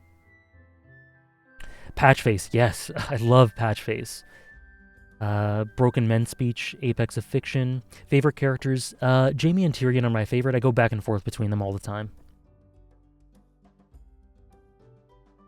Dune? I don't know. No idea. And so, I've talked about this before. George R. R. Martin is ruthless with what happens to his characters. The fact that he kills them off is a bit of a meme, but it's beyond that. Yeah, I mean, I think it's just the consequence of this world being a world. George R. R. Martin is a fantastic storyteller, but he approaches the story from it being a believable world to immerse yourself in, rather than it being a story where characters have distinct plot armor or distinct roles that they need to be carried out, or you might envision them having to survive past a certain point. It's consequences have actions, right? Thinking directly of certain events that happened. And did you start with the show or the books? I started with season 1 of the show, then went back and read the books, and then continued from there. Just like Hunter x Hunter in that regard. I agree.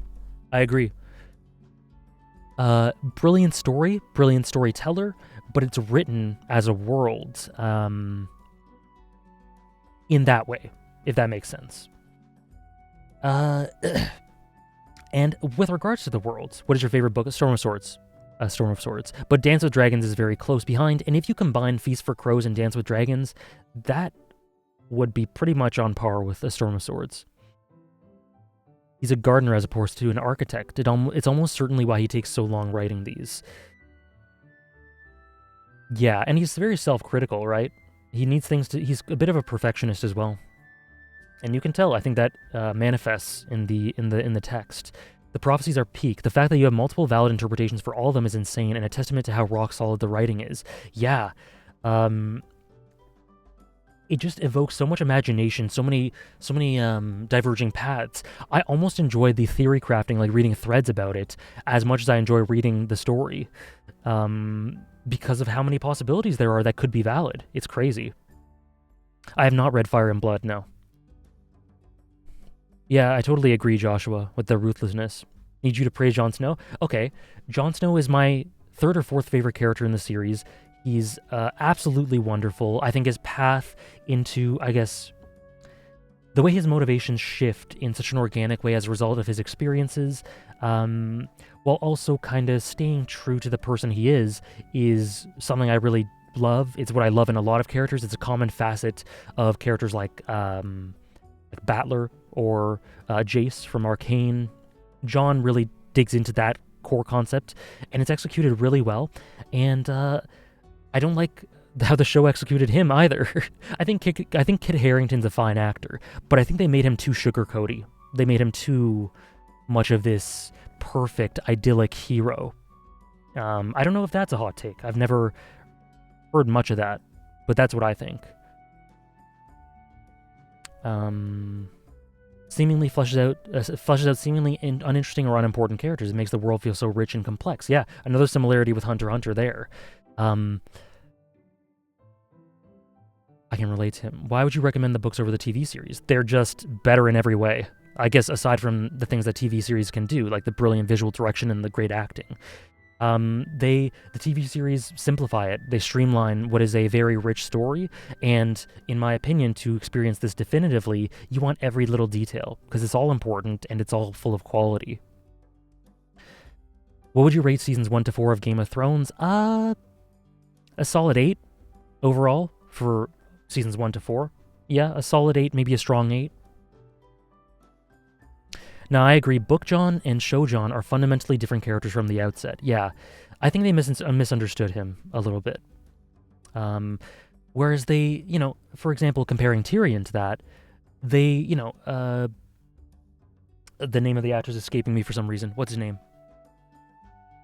The actor for Tyrion. Oh my god, I can't believe I forgot it. Peter Dinklage. Sorry, I don't know how that... Peter Dinklage. There are certain aspects to Tyrion that are less rough around the edges than Book Tyrion. Peter Dinklage is quite a good-looking guy. Tyrion's supposed to be the ugliest thing, right?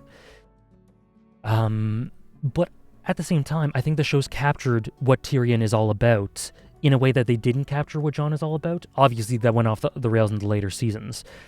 But despite him being a bit more sugar-coated, Tyrion, I still think they got the essence of his character. Over time, that got diluted. But Jon, I wouldn't really agree. AJ, I remember you shitting on Game of Thrones on Twitter a while when it was airing. It's so easy to shit on, though. Come on. My queen. You're my queen. Thoughts on the prequel HBO Game of Thrones show and the new Lord of the Rings Amazon show? Well, I don't have many thoughts because they're not... I mean, they're upcoming, but I'm excited for both. I'm going to watch both. I gotta go through the books first. Yeah, I know some who went through the show first, but I've heard the ending kind of disappoints. Yeah, I'd recommend... the books are the definitive version, in my opinion. Alt-Shift-X video on Tyrion is the best video on YouTube. I have not watched. I should watch it.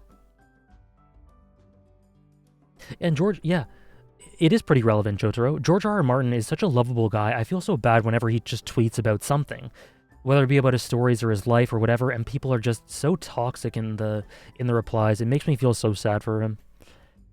But he's such a likable person, at least from what I know about him. I have not seen Game of Zones, no. Yeah, and so I guess we can get into reading the books mostly blind was the best catch-up experience I've ever had. It was one of one of the best for me too. I'm trying to think if it was the best.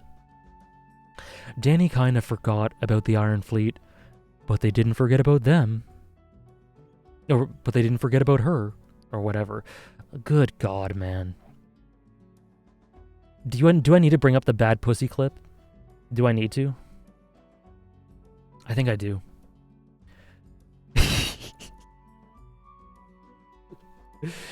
I have to. We're talking about A Song of Ice and Fire.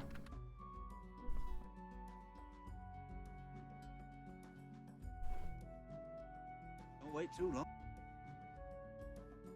I have to. I'm sorry, guys. I'm sorry.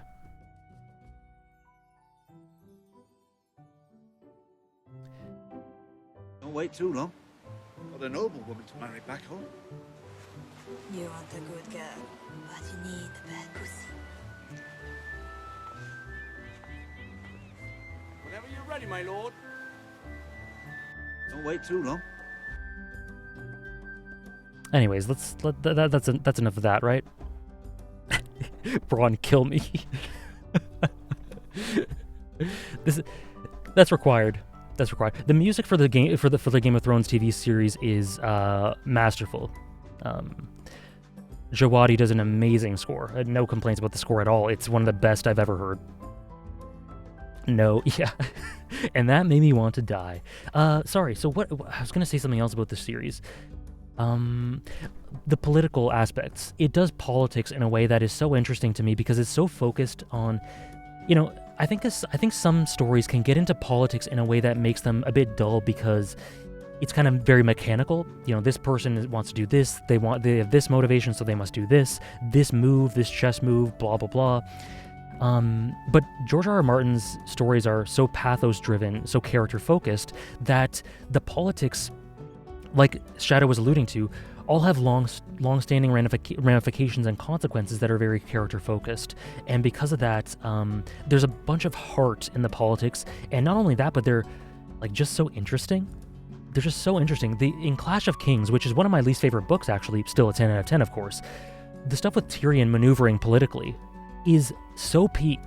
Tyrion doing all that stuff.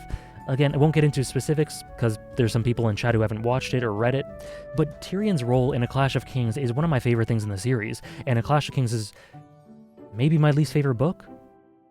That stuff is so... I eat that up.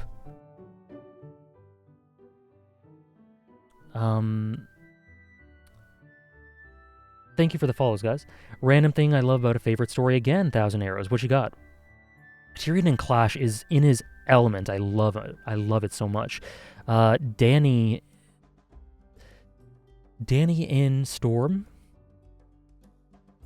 Bran. Some people don't like Bran. I love Bran's role as it goes along. A Song of Ice and Fire, Robb or Catelyn as characters. Oh, take your pick. Catelyn. She would have to be. I love Robb too, but Catelyn's the better character for me. Dany and Jon and Dance are so peak. Yes. Yeah, Jon and Dance. Oh, man. Just thinking about it. Theon. Oh, sorry, Green Cat Kid. What was the question? I missed it. Oh, sorry, yeah, 2 minutes ago. What was it? I missed it. So sorry, but thank you for reminding me, Dragonite. Or sorry, Luciano. What was the question? I cannot find. Oh, random. It was a random opinion about YouTube. Okay, sorry, it was random, yeah. Random opinion about YouTube.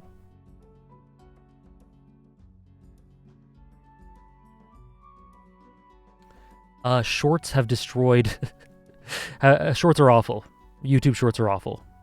They're god-awful. YouTube has this tendency of trying to be a bunch of things and diluting why they're great in the first place. Shorts is indicative of that. Shorts are so bad. And they damage the algorithm for content creators as well, apparently. That's what I've heard. Yes, freaks. I'm up to... no, sorry, I did not watch the last episode of Demon Slayer. I still have to watch it. Who's worse, Joffrey or Joel Glazer? I think Joffrey's quite a bit worse, to be honest. They are basically just TikToks, and they just... I don't know. I don't know what they're trying to do. Both cyanide. Okay.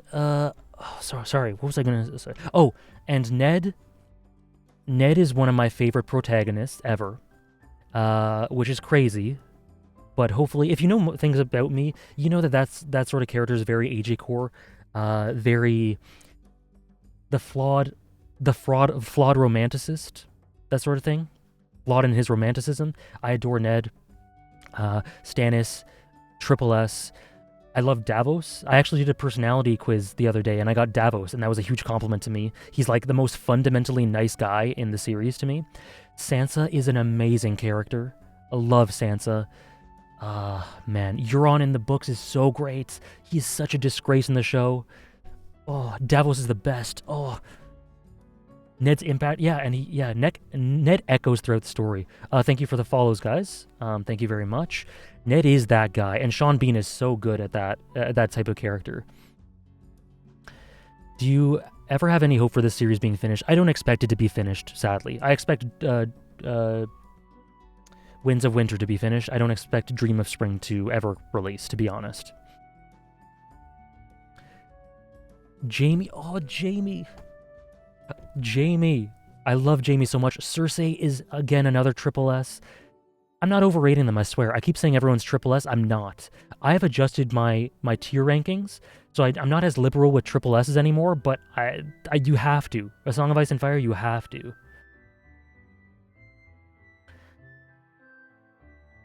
Did you ever get a recommendation on stories from lesser-known countries from your viewers? Yes, I did. I've gotten some from India. I've gotten some from, I think, like, Norway or Croatia or something. But I'm very busy. I've never been able to really follow through, unfortunately. But I very much appreciate when people recommend that stuff to me. Are you ever going to do a Song of Ice and Fire character tier list? Funnily enough, I already have. I haven't finished it, but here it is. I need to finish it still, but here it is. From the TV series, Season 1 is my favorite. I think Season 1's the best adaptation, so I don't think that's a huge hot take, to be honest, Safwa. I love how every single death isn't just for shock factor. Yeah, they're felt throughout the story, the deaths echo forward, and they have long-standing impact on the series.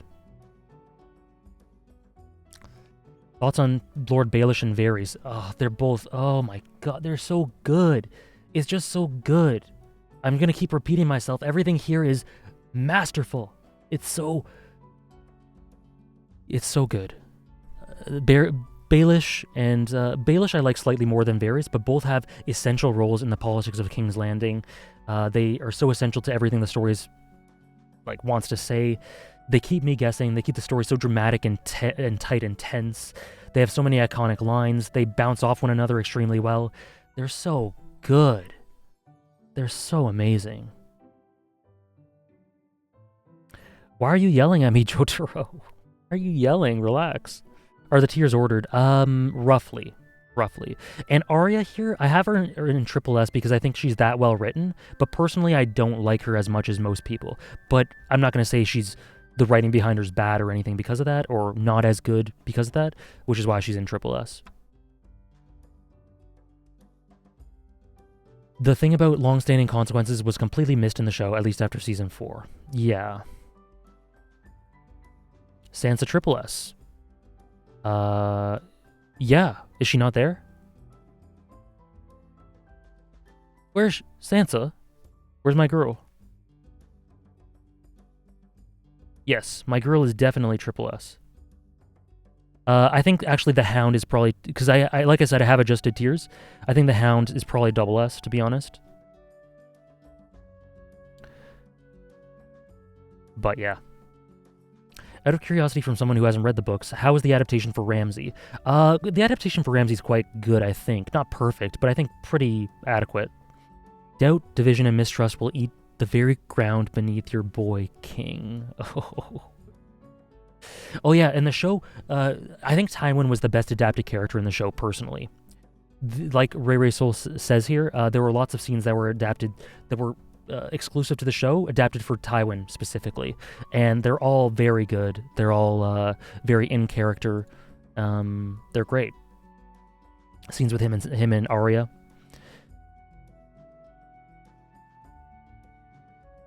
He's a lot less likable in the books. The Hound, you mean? If so, I think I agree. I really hope George R.R. Martin worked on some of the characters in Elden Ring. That would be... I would be disappointed if he didn't.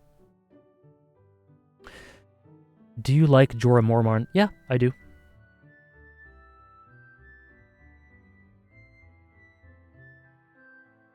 Varys is amazingly adapted as well. Except, I mean, we all know what happened, but... I'm not familiar with the series, but what are some characters that embody the darker aspects of the series for you? Characters that embody the darkest aspects of A Song of Ice and Fire? Roose Bolton, Joffrey, Ramsay Bolton, just those are from a blunt sort of cruelty perspective. Theon, Catelyn, Tyrion, Jaime, and a lot of this is through contrast. Yeah, I think those are a good amount of them. That was like 8 or 9, right? No characters that appear in the story. That sucks. I want him to at least write one. Barristan's great. Yeah, Barristan's awesome.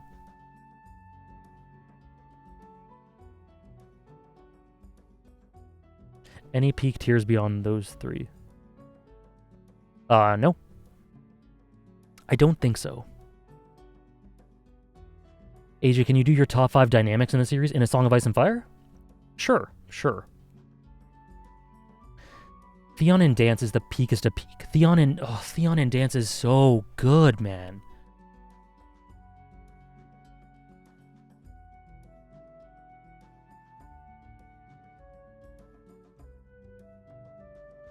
Sorry, so top 5 dynamics.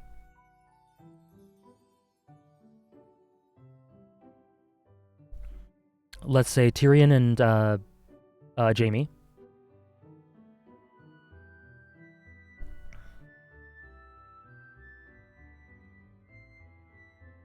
Tyrion and Tywin.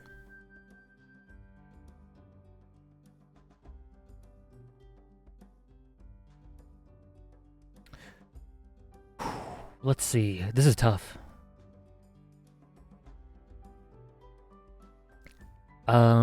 Cersei. Honestly, it's so tough because I almost want to say Littlefinger and Varys. I almost want to say that, but I think I'm just forgetting a bunch. John Connington and Griff, maybe.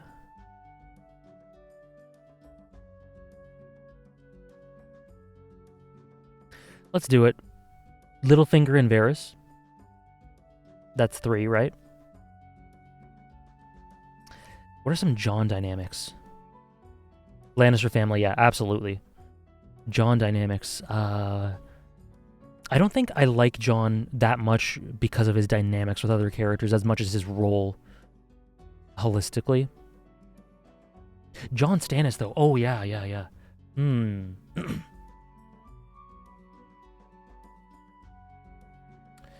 I haven't seen the video from Alt Shift X, but I think the sentiment is very much very logical, Joshua. Jon Dany, Jon Sam, Jon Stannis, Jon Robb. Yeah. I don't think any of them would be top 5 in the series. Oh, sorry. I think Jon Stannis would. So I think I would add Jon Stannis and then young Griff, Jon Con is what I would do. Stannis Davos is really good too.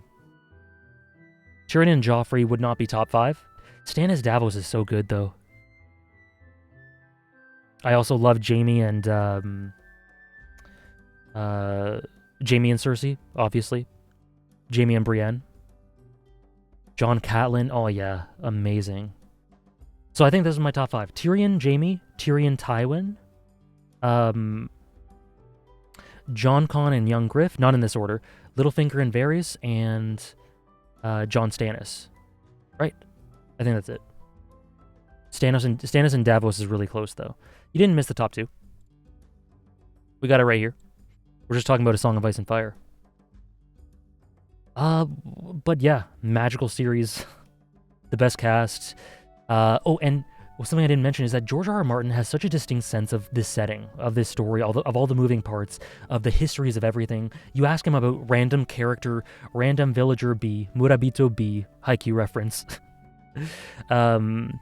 from chapter whatever, and he can tell you their entire history, their role, their family, their crest, what they like to eat, how well they sleep. It's insane how much detail, how much memory he has for all those moving pieces. It's so rich, and he knows everything. The parallels between Jon and Dany are so good. Yeah, I haven't thought about them much, so I need to reflect on them some more, maybe read up a little bit on it, and maybe it could be top 5 eventually. Do you think we could finish the tier list after we finish the top 2? Sure, why not? Can we do a prediction poll between 1 and 2? I don't know. Some people were getting kind of sick of the prediction, I think. Thank you for the hydrate. I was under the impression that people were getting kind of sick of the predictions. But I could. I mean, you can just not bet if you don't want to. I don't know.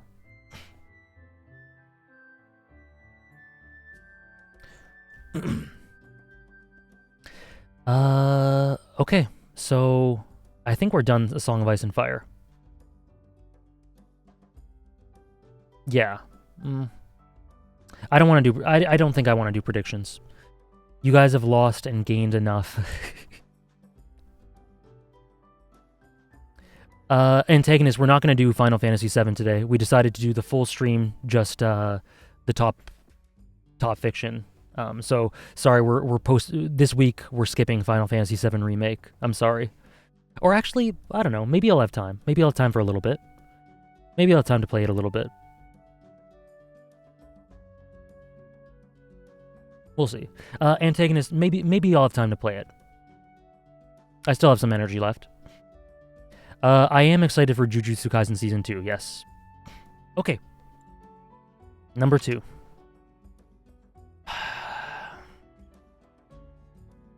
It's all come down to this, huh?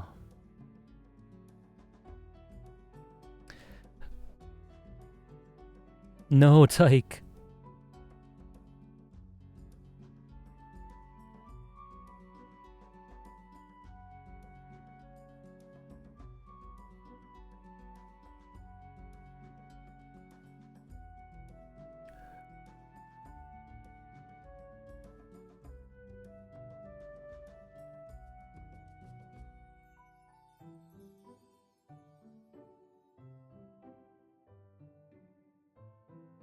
I'm just kidding.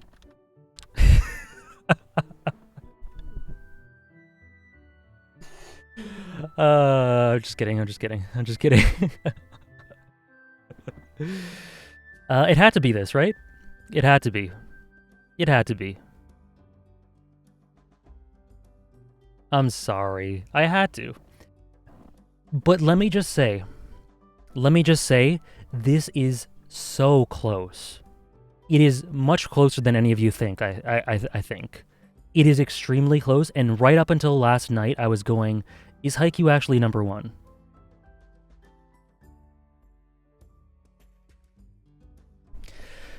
But this is how it is. It is super close, but Hunter x Hunter is my favorite story of all time. Haikyuu is my second favorite story of all time.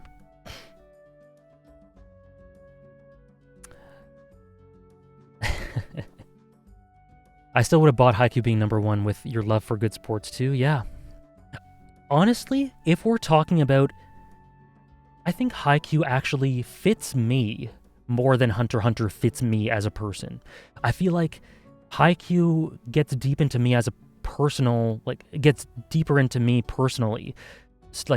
Understands my heart and soul to an extent a bit more than Hunter x Hunter. But Hunter x Hunter is my favorite story. And now, they're not, let's just say they're interchangeable so everyone is happy, but they're not. They're not interchangeable. That's not the case. We have to start with Haikyuu, which is masterful story.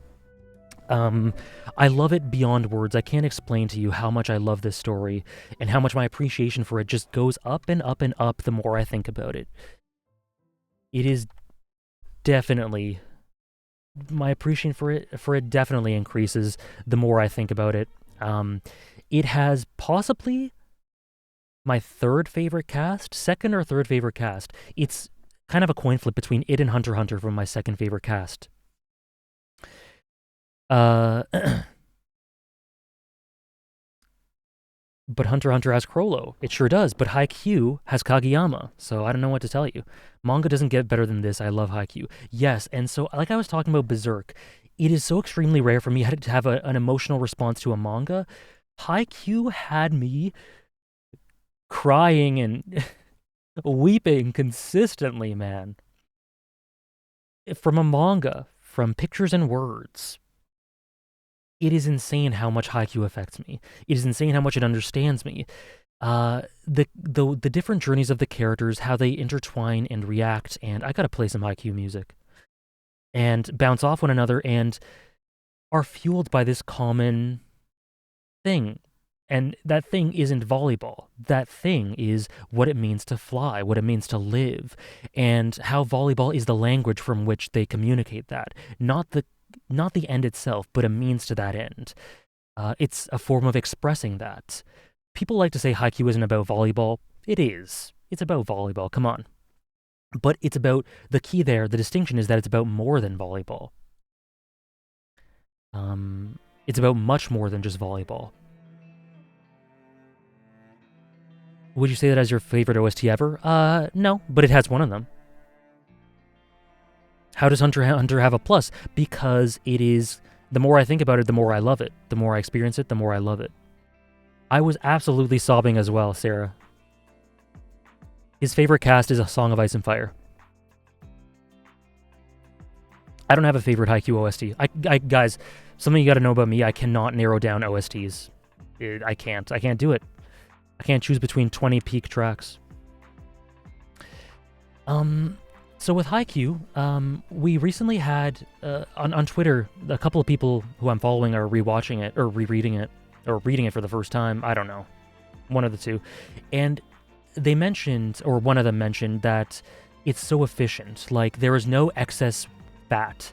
Everything is done very intentionally, very purposefully, and there's so little, like I said, fat, excess. It's so efficient. Every little scene, every little moment, every chapter has its own purpose, whether it be in terms of pacing and flow and all of that, or whether it be because it needs to explain something about volleyball for something that'll come up later.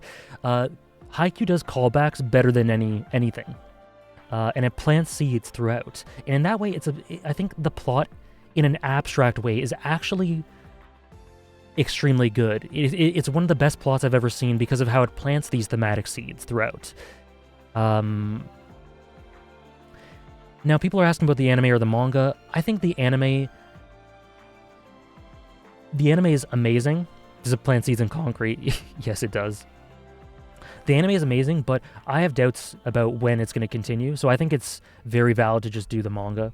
And the manga is an amazing experience. It uses the medium extremely well. It made me, who doesn't love manga, it's my second favorite story of all time, and it's primarily, well, not primarily because of the manga, but in large part due to the manga. Like, my favorite parts of the story are from the manga. Does the haiku anime have the same problem as Attack on Titan? Do you mean that the visual identity is very, like, it kind of clashes with itself a bit, or a bit too variable? If you mean that, I don't think so. But there is a distinct shift between seasons 3 and 4. It is definitely a case of a series getting better and better. Furudate is absolutely another level. Jotaro, he's my favorite anime protagonist. That doesn't necessarily mean he's my favorite character. Not necessarily. My favorite soundtrack in Haikyuu is Loser. The way Haikyuu still fleshes out the losses for people who are here for 2 or 3 sets and gone as quickly as they came. Yeah.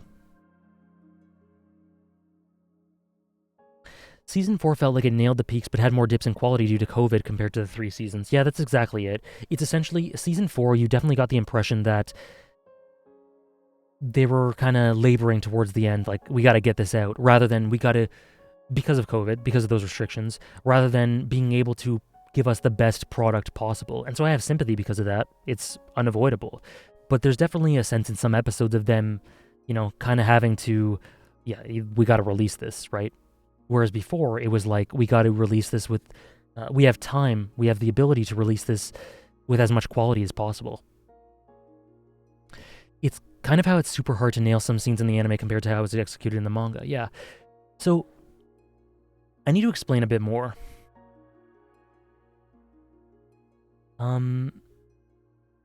There are so many parallels, so many callbacks, so many thematic things that Furudate draws attention to. So many thematic concepts that speak to me deeply as a person, not just in terms of relatability, but just in concept. Speaks of life in general, speaks of journeys and how people, look at various phases of life. For some people, volleyball is the end goal. For some, it's a pit stop. Thank you so much for the sub, Augie-sama. Also, this reminds me, Haikyuu is one of the funniest stories I've ever seen. I've ever experienced. Haikyuu is hilarious. It is so charming. There's no playlist for this, Agi-sama. Sorry, this is off my iTunes. These are all from the season 4 playlist. Oh, that's too bad, Pro Pinkus, but I'm glad you enjoy it generally. Can't believe Haikyuu anime already have us peak matches, but my favorite hasn't even been adapted yet. Every match just keeps getting better and better. Yeah, before I was worried it might become stale, but you can really set the matches apart from one another. Yeah. So what I like to say about the matches is that each one has its distinct thematic role for characters and for the story as a whole. Each one is totally different tactically and strategically. As well as it being a great story, the strategy is so interesting in all these matches, and each match is different in that way. But the strategy feeds into the thematics, which feeds into the character work. It's the most cohesive work ever. And in my opinion, it does get better and better as it goes on in terms of these matches. That sounds like it might be impossible. That sounds like it, maybe it peaks with Inarizaki or Shiratorizawa or whatever.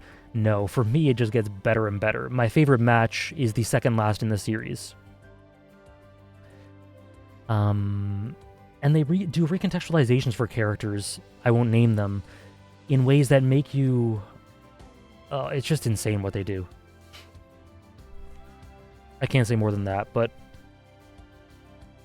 Thank you for participating, Shaw. I'm glad you'll watch later. We're basically at the end anyway, well, close to it. Oh, you thought Nishinoe was the pro tag? That's hilarious.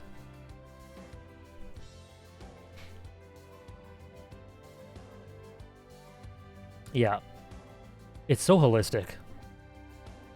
Muy bon.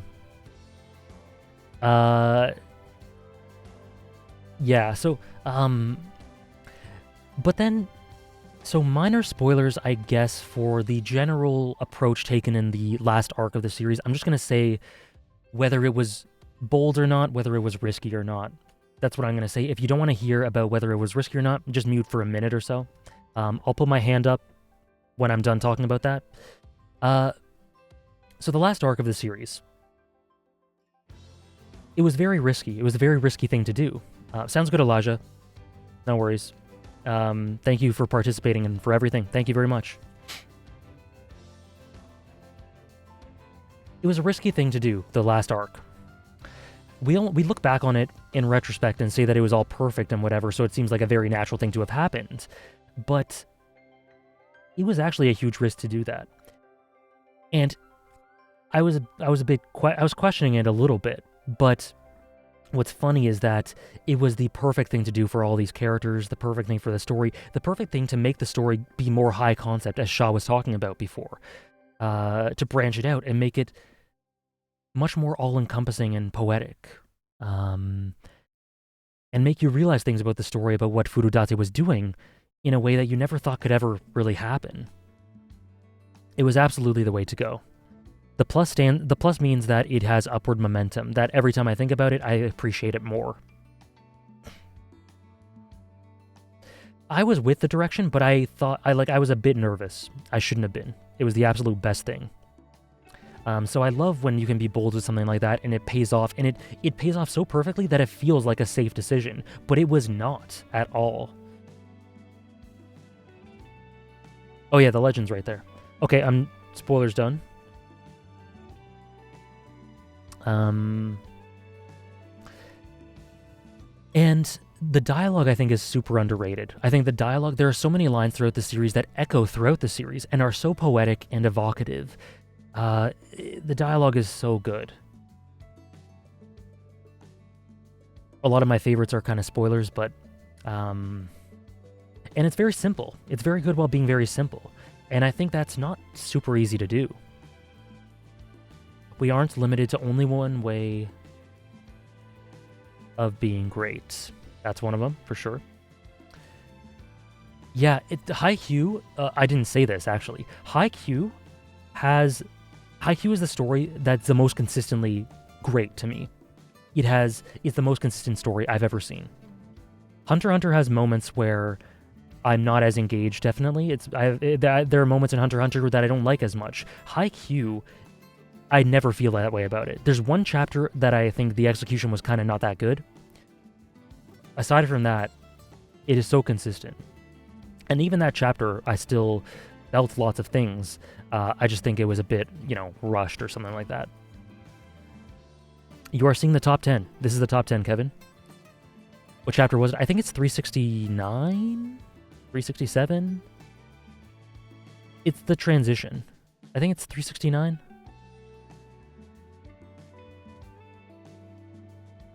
One out of 403 isn't bad, yep. What do you like more, the dialogue in Haikyuu or Fate Zero? I don't know. They're both really good. In different ways, too. Fate Zero plays more into this sort of dialect, the interesting political dialect between the characters, and the way they say things, and the way they articulate things in very sort of slightly complex ways. Haikyuu is much more simple, but a bit more poetic, I think. Different, but more or less equally good. I am built upon the small things I do every day, and the end results are no more than a byproduct of that. Yeah, Haikyuu does recontextualizations extremely well, too. That recontextualizes a lot of things about Oikawa, for reasons I've explained in my Oikawa video. Chapters later on contextualize things about other characters. Haikyuu has such respect for its cast. It is so concerned with showing you why all their viewpoints are distinct. Life is so diverse and complex, and there are so many different ways and paths that people can go in. But the one thing that remains to be the truth is that core feeling of needing to fly, of wanting to spread your wings, metaphorically. For some, it's being on the court. For some, it would be something after the court, but that doesn't mean you can't find that gratification while you're doing these sorts of things. Haikyuu it promotes, essentially, feeling your way through life, knowing what's best for yourself, and incorporating knowledge and experience, but in the end, trusting yourself, having connections with the people around you, and just experiencing things and expressing yourself. And it tells you to never shy away from that and never be scared of failure and things like that. It is so inspirational. It's the most inspirational story I've ever experienced. And the more I think about it, and the more I come back to its characters, its matches, these moments. It just inspires me to do what I want to do in life, right? Your 12 most important lessons of Haikyuu video taught me. Your 12 most important lessons Haikyuu taught me is my favorite anime vid of anything. I'm glad you think so. That was one of my favorite videos too. Also, Haikyuu and Hunter x Hunter have my favorite deuteragonists. Me too.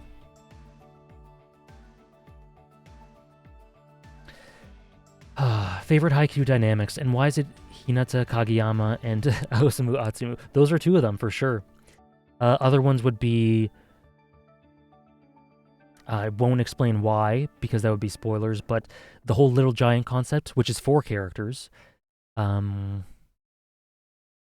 can't really get into that specifically, but you know what I mean, Sarah. The 4 characters that encapsulate the Little Giant concept. Washijo Hinata is amazing. Hoshiumi Hinata is amazing. I love Ushiwaka and Sakusa, even though it's not one of my favorites. I love that.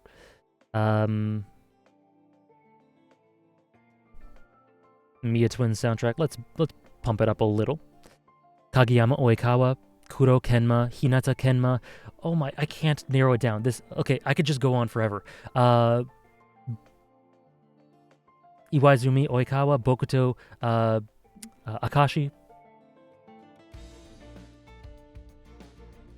Nekomata Ukai Sr. Honestly, it's so good. The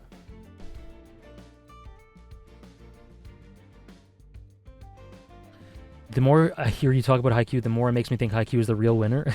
It's second. Thank you for the hydrate, Josh.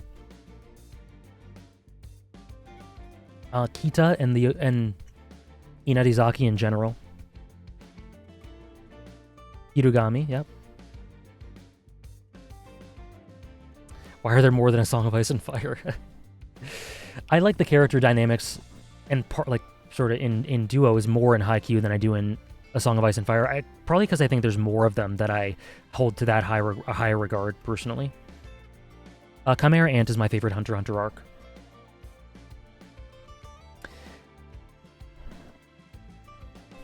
I love that quote antagonist.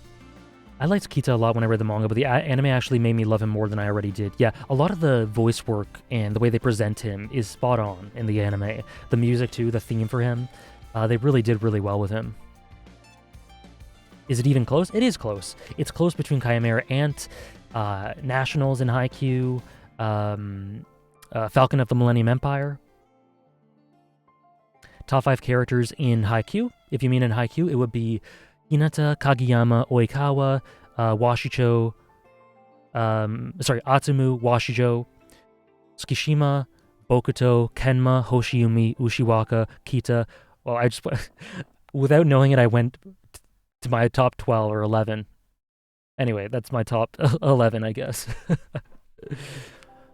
Oh, in terms of Hunter x Hunter arcs, yeah. Not even a question. Chimera Ant is top 1. Do you think there's a chance for Hunter x Hunter to come back? I guess there's a chance, but I wouldn't expect it. And I don't think we should. Just go for the top 20. Asahi, Suga Daichi, all as one. Tanaka, Noya, Osamu, Tendo, Kuro, Tadashi. Who's after that? Sorry, this is off the top of my head, so this might be inaccurate. Yachi. Maybe Akashi? Or Iwaizumi? I don't know exactly. Takeda, maybe? Takeda is around the top 20 somewhere. Tenma, yeah. I can't narrow that down. I cannot narrow that down. Lock and Joe's. Thank you for the follows, guys. Don't you ever forget my worthless pride. Fire. What do you think of Kyoko? I think she's very good. I think that what gets fleshed out for her in Nationals is essentially the core of what makes her good. And her personality, like, she's very quiet. So she didn't get a ton of substance outside of that, but I think it makes sense. You know, it keys us in with what her personality is. I don't think it's a flaw in the character at all. She just quietly supports them from the side. She's become a part of this team in that way, and she explains how much it means to her in that core episode where we and chapter where we learn about her. And I think that's enough to substantiate her and make her a very subtly good character. I didn't think Kageyama could become a better character, but then Furudate somehow went ahead and did it. I elevated him to heights I didn't know were possible. Yep. Yeah. Least favorite match in the series? I don't know, like... them against that crazy team and with Terushima, maybe? So I'm just gonna tweet out that we're on the top 1 now.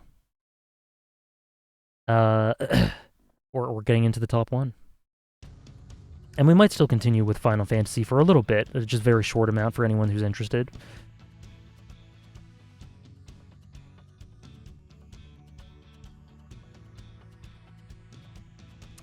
Retweet my tweet, AJ. What's your tweet? Takatsu?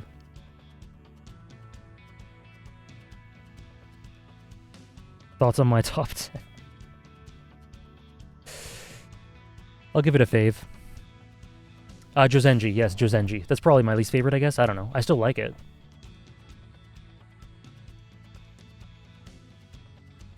Hunter x Hunter, Hunter squared, or Hunter multiplied by Hunter. I personally like Hunter to the power of 2.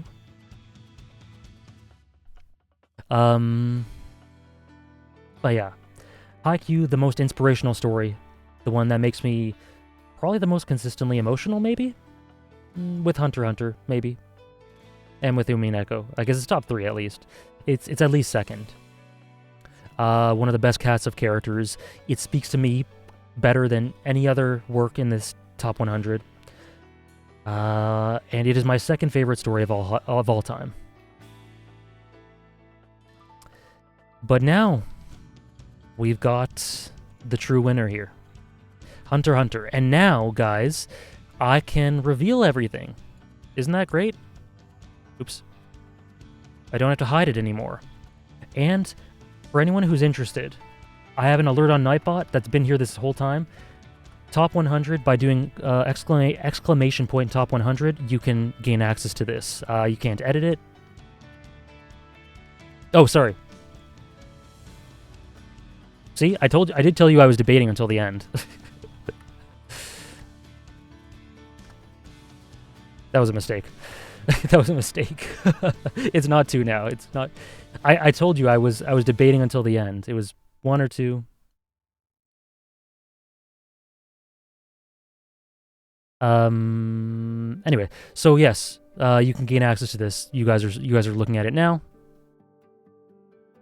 So by doing top 100, again, exclamation point top 100, that's a Nightbot command to allow you to get access to this list for anyone who's interested.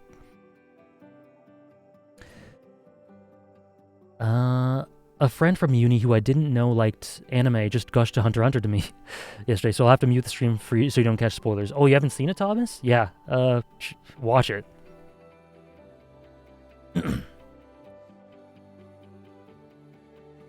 Okay, Hunter x Hunter's number 1. So where do you start? Where do you start with Hunter x Hunter? First of all, on a personal level, it is the reason I am even making YouTube videos. It is the reason I am talking to you right now. So on a personal level, it's hard for me to separate that from this story. It is the story that's done the most for me in terms of my YouTube career. It's the story that's essentially made me what I am, my social media presence, my videos, my streams now. That is it. That is it. It's Hunter x Hunter. There's that, and because of that, there's a lot attached to that, but it's not attached to it for reasons that are separate from its narrative. Thank you for the follows, guys. It is just everything I love about stories in an 11 out of 10 way consistently throughout.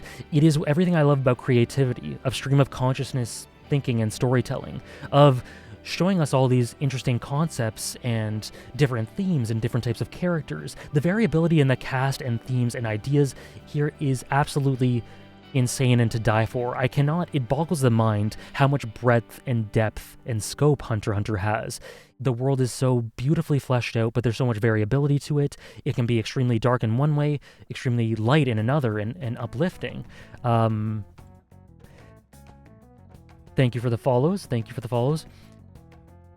With so much thought put into it, to the minute details. Like we have like episodes where Togashi decides to delve into customs that happen in the black market, like how people. The episode with Zapile, for example. Similar to Martin, such a distinct sense of this world and all the characters and their places in it. Hunter x Hunter music would be perfect here. I mean, that gets me blocked on YouTube. I can't play Hunter x Hunter music. Oh, and actually, it doesn't get me blocked. It gets me demonetized, so that's okay. Okay. So, hold on. I'll bring up some Hunter x Hunter music.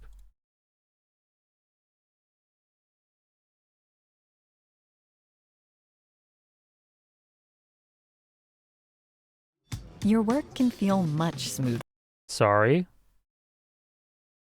This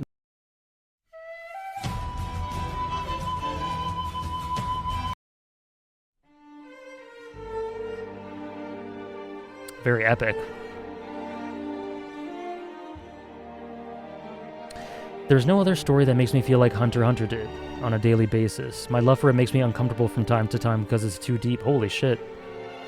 That is a lot.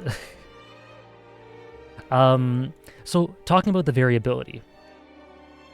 Talking about that key variability in tone in everything. It swings from extremely elegant, in the way I'm describing right here. In the way the song is sort of showing right here, and can go from that to extremely light and beautiful and I guess uplifting in a classically adventure way.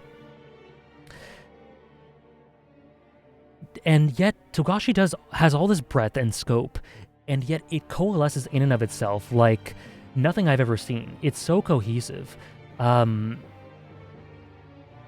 It is insane how arcs flow into one another and how concepts transition and come up again. How much Nen, I didn't even mention Nen, the best power system I've ever seen, bar none, not even close. Nothing comes close. Absolutely nothing.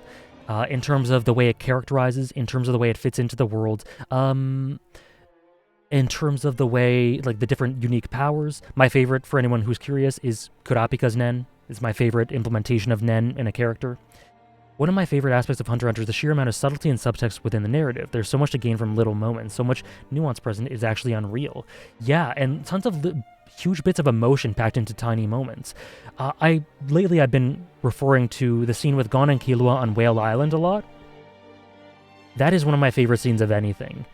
And it's so simple. Just some beautiful music, beautiful scenery, and these two beautiful characters just talking about what they want out of life. That's all that is, essentially, and it's one of the most beautiful things I've ever seen because of the brilliance in the writing behind it up until this point and thinking about where they want to go. The character writing is something special in this series. It's hard to articulate why, though. You could say, they're real people, they're believable people, they react naturally, but that doesn't really capture it. This is a bit much.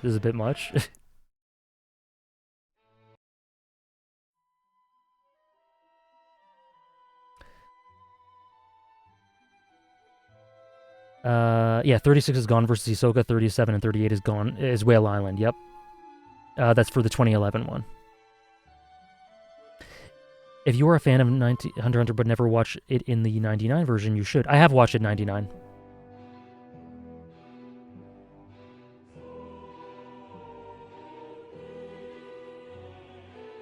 I've seen people see Aluka as a metaphor for being trans, and I really like that interpretation. I think that's I don't even think that's a metaphor, or sorry, I don't even think that's an interpretation. I think that's bluntly what it is. Aluka is trans. Aluka is a trans girl, and sorry, I mean, I guess that's a spoiler. I guess it's kind of a spoiler. Sorry about that, but I mean, and the way that Killua interacts with her, and in contrast to her family, tells you all you need to know about their dynamic and Killua as a person and as a character.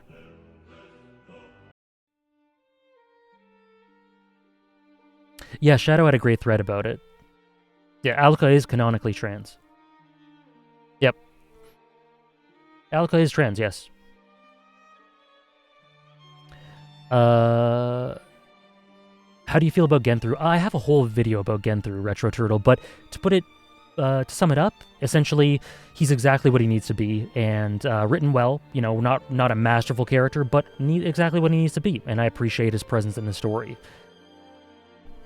Like I mentioned earlier, Hunter x Hunter has pretty much been my favorite plot, because it all feels so natural with the way each development is the most natural and logical consequence of the one preceding it. Yeah, it's almost deterministic in the way that the story could have only ever turned out this way. Yeah, so I mentioned that I think I knew what you might have been talking about. That's what I mean as well. It's that sort of that, it's written as, it's not written as a traditional story, because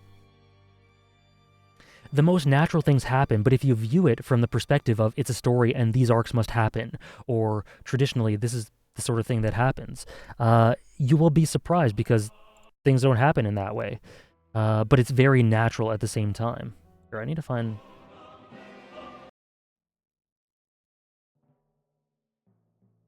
Sure. Good enough.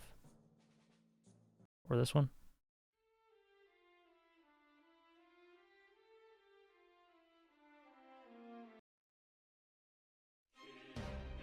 These are all so loud for me. Okay, here. We got this. Kingdom of Predators. In showing Hunter x Hunter to my brother right now. I'm showing Hunter x Hunter to my brother right now. Show it to my sister as well. If you're any way associated with me, I'm recommending it to you. No specific message or anything, just the ugly and beautiful things experienced in one show with such a realistic cast to learn from such a world. What's your favorite thing / aspect of the Succession War arc? Mine's Seryednik, and especially his dynamic with Theta. Mine would be... He's one of them for sure. I don't know what my absolute favorite thing is, but maybe him and then Hisoka's role, and also Periston and Jing and their stuff, and the Kurapika focus. Sorry, that's a bunch of things. It's like 4 things, but those are, I guess, the core ones. One aspect I also love is the world building. Togashi plants little details that subconsciously clue you in. That's like exactly what I've said in a video. Little details that subconsciously clue you in to the scope of the world and how much is out there. That's like almost exactly something I've written in a script, I think. That's hilarious. But yeah, I totally agree. I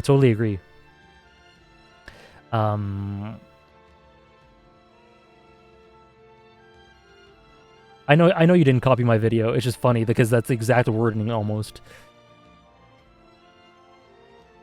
Indie Lord, I can't answer you because you can't hear me. oh, whoops, it's this. Stop 100. Indie Lord, just click that. But I can't answer you because you're not listening. And yeah, so let's talk about the characters a little bit. Each one has again, that variability. He's so, especially in the antagonists. Jesus Christ. Let's go here. Hopefully there's, there is ads. Like the role of Hisoka in comparison to the role of Crollo, in comparison to Meruem, in comparison to Poof, they're all so distinct and they all cover such different ground, and there's such, again, that variability. Sorry to keep repeating myself, but it kind of boggles the mind that each of them are done to that same amount of quality. Hisoka works as this thematic counterweight, tonal counterweight, as I've described in my video about him, and this chaos factor. And he's so unique in that way, and so indicative of like the tonal energy of Hunter x Hunter as a whole. Whereas Crollo is much more focused in this deep, nuanced character work. Meruem, a lot of it is about his progression and coming to terms with that sort of thing. Poof is about this contradiction in his psyche. Everyone is so different from the last, and they're all executed with such, again, depth and breadth. They're all explored so well. And I'm just talking about the antagonist. Same with the protagonist as well. The narrator, absolutely, to me, great decision, but lots of people don't like the narrator. Yeah. Chimera Ant arc, my favorite arc in anime and manga. Antags, you called for me? I love the interview Togashi did about Gon, and how he felt like a good boy with no flaws and would not work for the story. He felt like he was one crazy kid. Yeah, so Gon. Gon is, on one hand, a beautiful sunshine boy. You just want to be friends with him. You just want to spend time with him. You want to give him a great old hug. And on the other, Gon is purity incarnate. Gon is pure. Purity personified. But as I always say, purity manifests in extremely light and extremely dark ways. When you come up with something that you don't approve of, when you come up with something that makes you rageful, that you can't handle your grief, you can't handle something that's happening to you, you lose sight of things in service of that purity. Those pure drives. And the dualistic nature of Gon is so impactful and well communicated in that way, and I love that about him. That's why he's one of my favorite characters, favorite protagonists. Oh, sorry, Gonzito, I didn't answer that. Yeah, I didn't.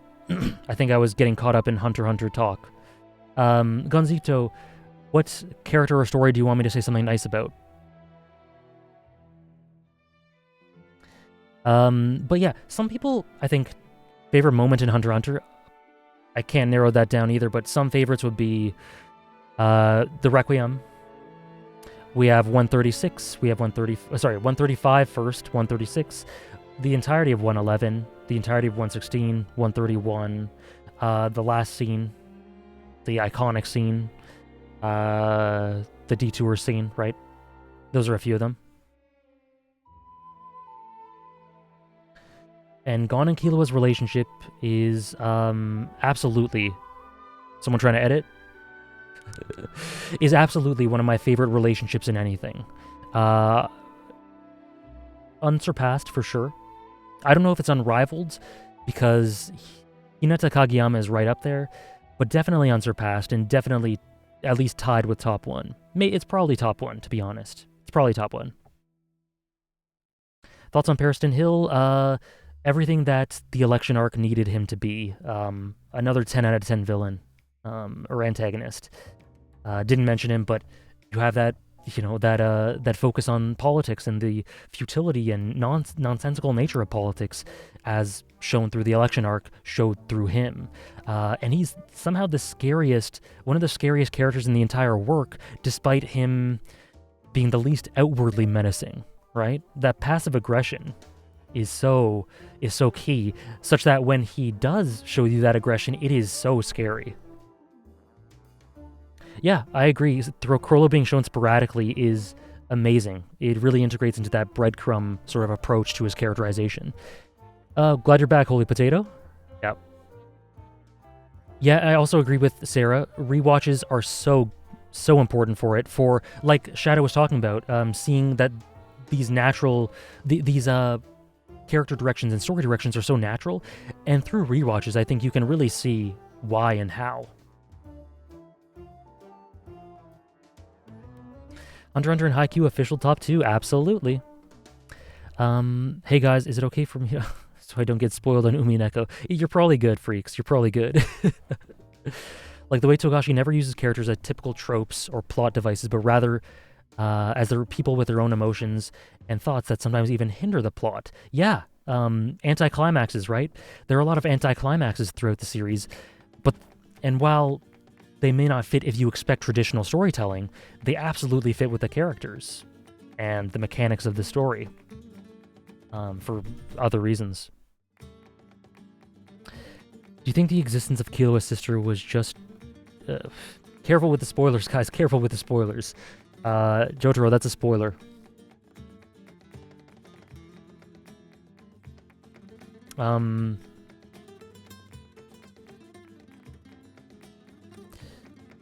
Sorry, I'm a little far behind. Hunter x Hunter and Chrono Trigger are similar in that they balance comedy and darkness very well, and then that grows more and more as it goes on. Also, two works that I think are underrated in the grand scheme of fiction for some reason. When I finally re-experience Hunter x Hunter this year, I cannot wait. I cannot wait, Andres. I'm gonna be on you with Hunter x Hunter like you're on me with 14. And yeah, Jing is so encapsulative, if that's a word, of why I think more than anyone he's encapsulative and representative of why the character writing in Hunter x Hunter is so good, because he's so efficiently used and the message brought forth through him, like just the right amount of weight is placed on it, not too much, not too little. We see it. We see his purpose right there. It all makes sense. It all clicks into place, and it makes the whole series better because of his presence. And it's all very human as well, and believable, and natural, the way Jing acts.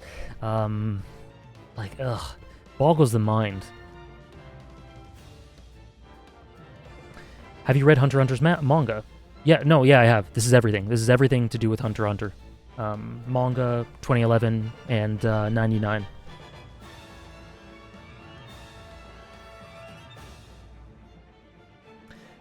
Yeah, while the exact story details aren't planned in advance, the structure is so genius because of how it deconstructs and reconstructs the tropes and archetypes of the genre. And yeah, and not just for the sake of it either. Not saying that Shadow is saying that, but like it does that with a very clear focus, right? There's point to it, and the point is to emphasize these story moments and these character moments to make you come away with a meaningful story experience, meaningful messages, all of that. It's gonna do something else to me. It better.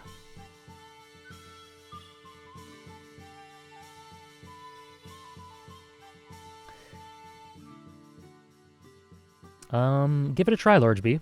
Thank you for the hydrate.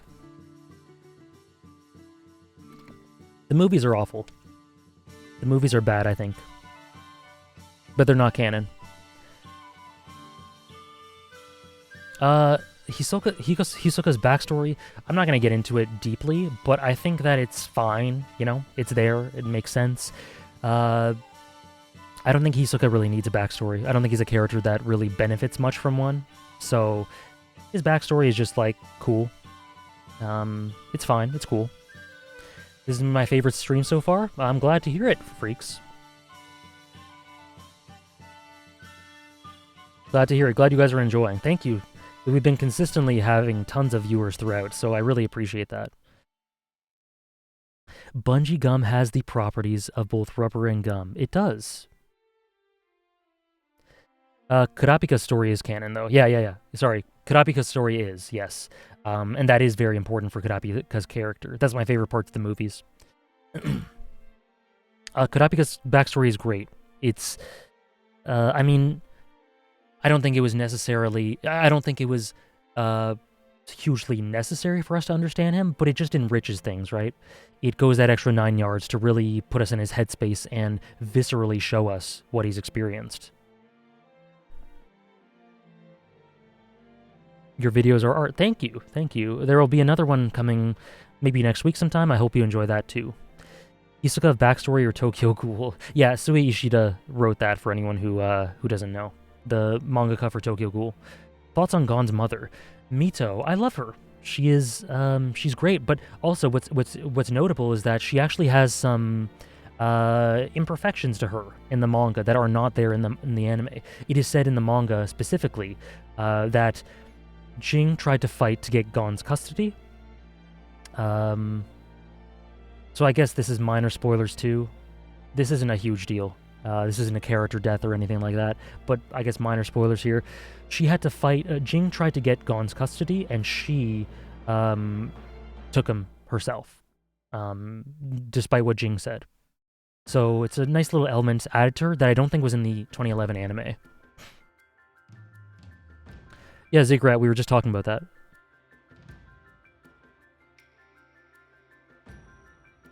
Can we expect more Hunter x Hunter in the future? I feel like you sucked it dry in terms of analysis. That's a question I can only really answer for patrons. Sorry about that, Sularon.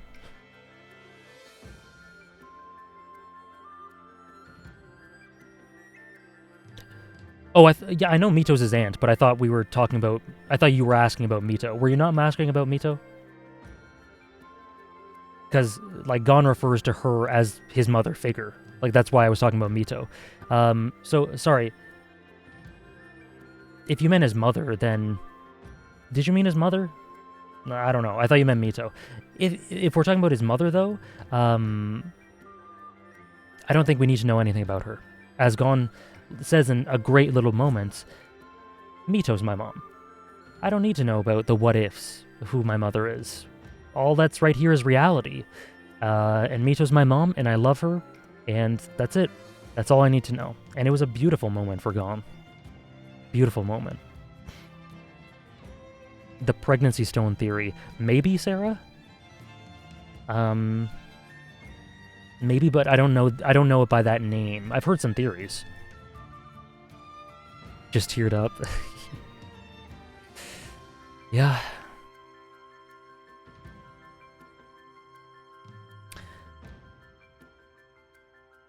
And yeah, so like the world, JT's talking about Meteor City, it tells you so much. Meteor City can, through subtext, tell you so much indirectly about people like the Phantom Troop, like Gyro, like the state of this world in general, societal hierarchies, all that sort of thing. Meteor City's great for that. It's wonderful for that. And then, I played this already.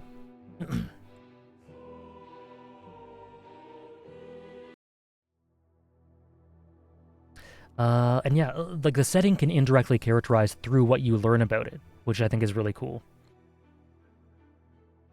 You have literally no issues with it. That's good. I'm glad to hear it. Is Crollo versus Hisoka... Okay, you know what? We're getting in complete spoilers, guys. Like, should I just say screw it and just answer spoiler questions? I don't know. I don't understand. I don't know if I should. The world feels so alive without... Yeah, I'm not going to get into complete spoilers. I'm not. You know what? I'm not going to. We'll have a Hunter x Hunter stream for that. I'm not going to get into complete spoilers. So don't say someone versus someone in chat, please, because that's going to spoil it for people who have not seen it or read the manga. Yeah, we'll have a time for that. Yeah, there'll be a stream where we talk solely about Hunter x Hunter. We can spoil it there. Gone You Are Light is the best quote in anything ever. Yeah, that is one of the peak moments. I didn't mention that, but it is one of them. The Giga Brain music. Sorry, the world feels so alive even without knowing the details about it, or rather it's because we don't know the details that it evokes our imagination. Yeah, something Togashi does is inspire the imagination through withholding information. He does that with characters like Crollo. He does that with the setting, as Shadow said. And like he said, it evokes the imagination in a way that hooks you in a lot of ways. There's so many hooks throughout the series. 10 plus hours Hunter x Hunter stream? No, I am not built for that. I am not built for that. I cannot do that. Killua is my favorite character in anything. He is definitely in the conversation of that for me. The list is ordered. Yes, yes. Yeah.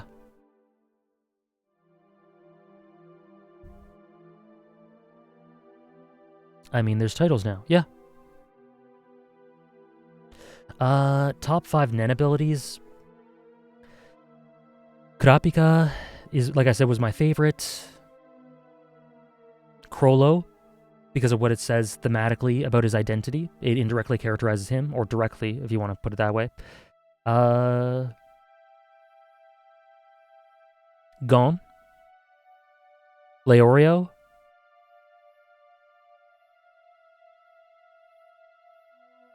And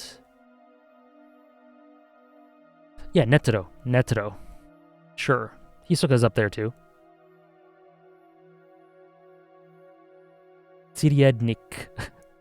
I don't know how. That's how I say it. I don't think that's correct though.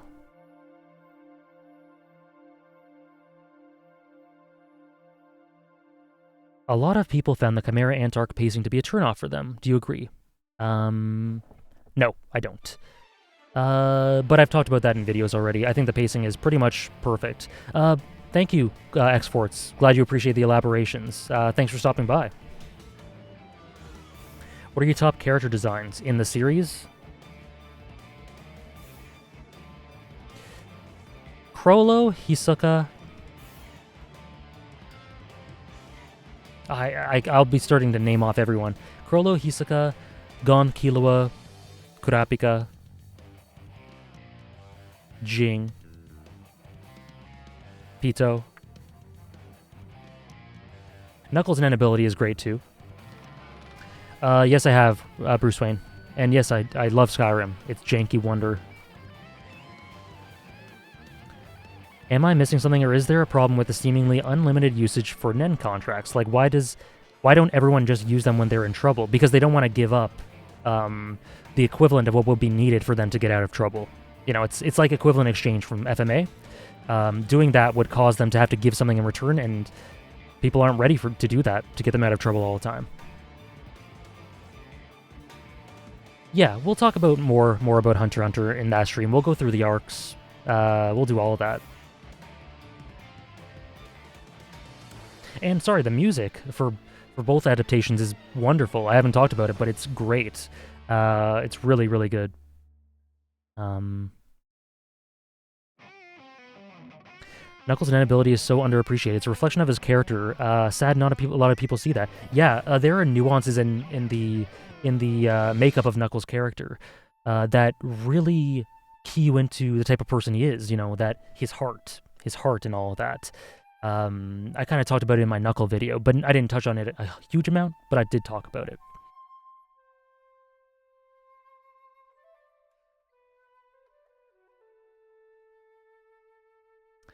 Is FMA on this list? Yep, it's number 75.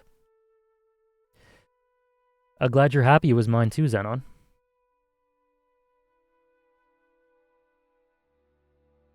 Thank you, Safwa. Thank you very much. What about Pito's ability? Yeah, that speaks of her sort of. Sorry, there. I gotta use the gender neutral term. I guess empathy, or like it keys us into that sort of human side to Pito. Thanks very much, Tanik. I'm really glad you enjoyed it. Really glad you liked it. We'll be doing top 100 protagonists, like I mentioned before, which we'll get into. Hopefully, some of you guys are interested in that. But you know, when you do stories, that's the biggest thing you can really do, right? So I'm glad a lot of you tuned into this and enjoyed it. Can you color tier 1? I don't know what to color it. We have blue. We go into purple. Here, we can do a deeper purple. There we go.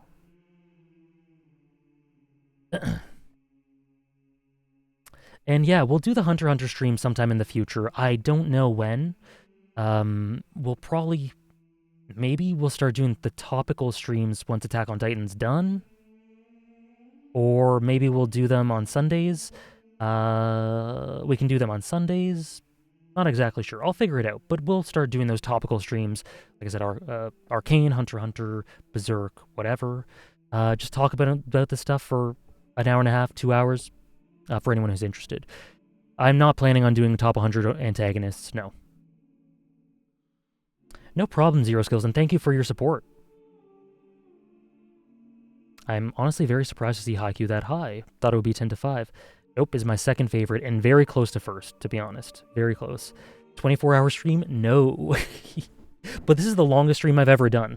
And I think for anyone who's here who wants to see me play Final Fantasy VII, I think I can do a bit of it. I think I can do a little bit. I know a lot of you are going to leave because you just aren't interested in Final Fantasy VII Remake. That's fine. But I think I'll play at least a little bit. We'll do a little. Oops.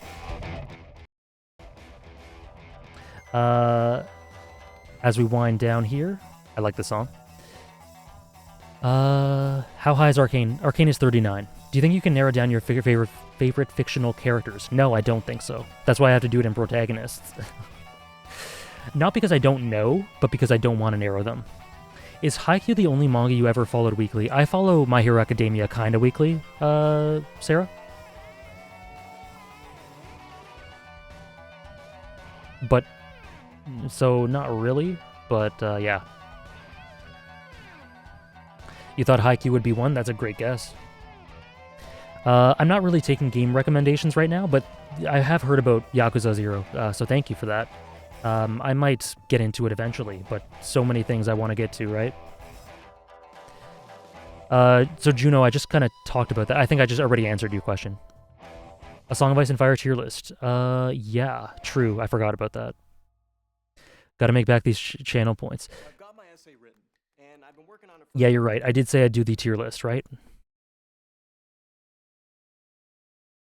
I've read... I have like 5 chapters to go of Vinland Saga. Random opinion about YouTube. Okay.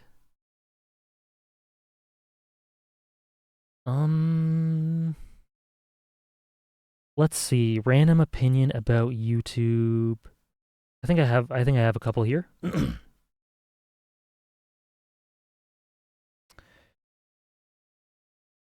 I find it very funny when people dangle their subs as a threat if they don't like my content. So like, if I do a video that someone's not interested in, they just go like, I'm sick of this direction you're taking the channel or whatever, I can take back my sub at any time, things like that. I find that simultaneously funny and kind of sad. It's always something that's interested me about YouTube, like people think that they can threaten me with their subs. Yeah, that's something. What makes protagonists easier to narrow down than antagonists for you? I don't know. It's just easier. It's just easier for me. The division is much more clear and it's much more easy to make them. It's just easier for me to see which I value more than the other. It's easier for me to compare them. I don't really know why. Tonpa will be number, I guess, 1 for the top 100 main characters, of course. How far into watching anime did you watch Hunter x Hunter? Pretty close to the beginning. It was like within my first 20 or 25 anime.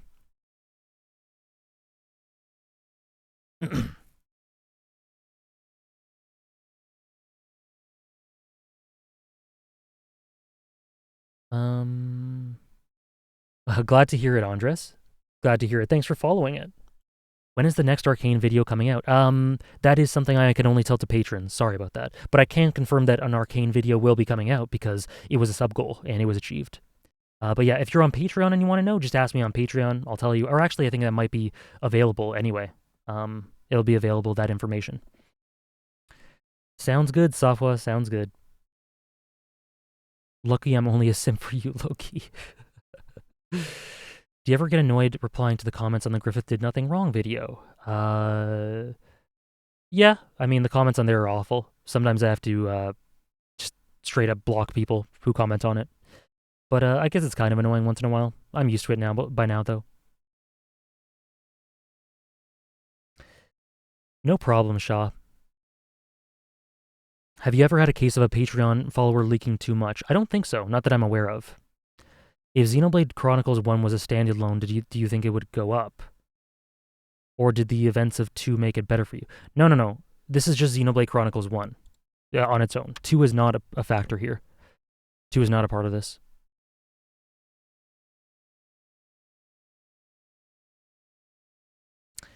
Who do I gotta pay for the Patreon links? You gotta pay me. You gotta pay me. So, this is the list.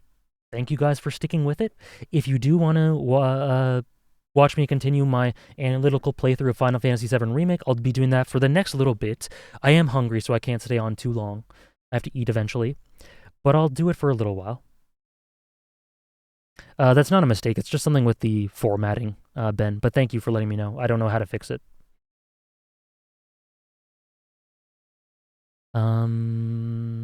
Yeah. Glad you guys enjoyed. And yeah, so if you like this, I will be doing a top protagonist list. Not sure when I'll start it. I have to put it together, but pretty soon I'll have it together. Pretty soon I'll have it together. Let me just put out a tweet here about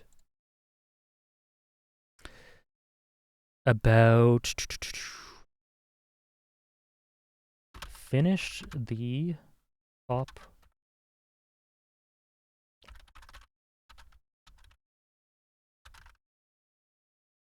thanks to everyone who tuned in and interacted. It was a very sorry, I'm leaking my DMs. Sorry. Sorry about that, guys, if you were in the DMs there. I didn't even realize. Fun. Thank you for the follows as well.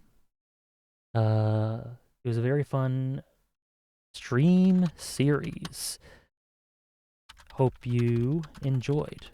Next top 100 list will be my favorite protagonists across all of fiction. And then here is the link to the list.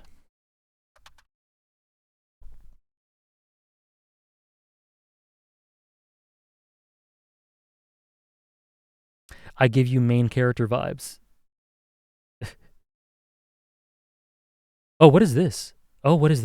Enough time has passed? What the hell, Shaw? What is going on here? What is happening here? Your second favorite character of all time. Oh my goodness. Oh, wow. Wow. Look at you. I inspired you to pull the trigger? Damn, I didn't even say that much about her. But I dig it. I dig it big time. Well worth. Best girl. Okay.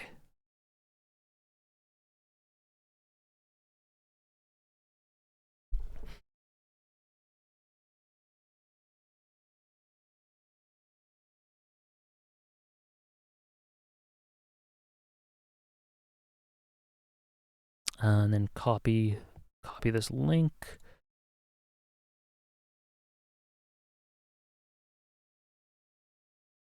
We're continuing with Final Fantasy VII Remake for a little bit. We'll see how far I can go on my empty stomach. Maybe it'll just be one chapter, but we'll see.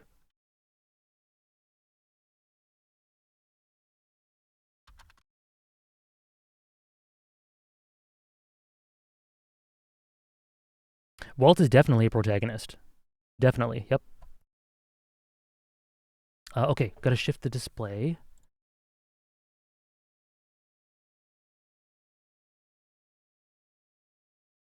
Sorry, just bear with me a second as we shift over here. All right, Xenon, sounds good. For anyone who's sticking around, thank you. Even if there's like 10 of you, that's fine with me. I can just do. I want to do the next section of Final Fantasy VII Remake.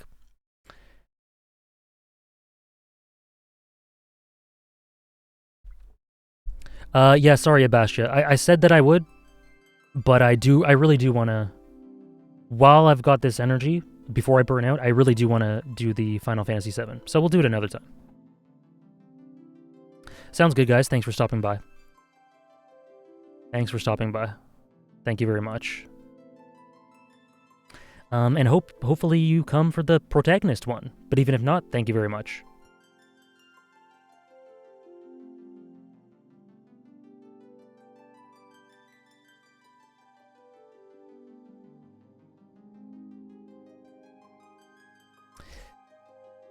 Thank you everyone. Thank you again, and thank you for the subs. Thank you for the follows, for all the hydrates. This will be interesting.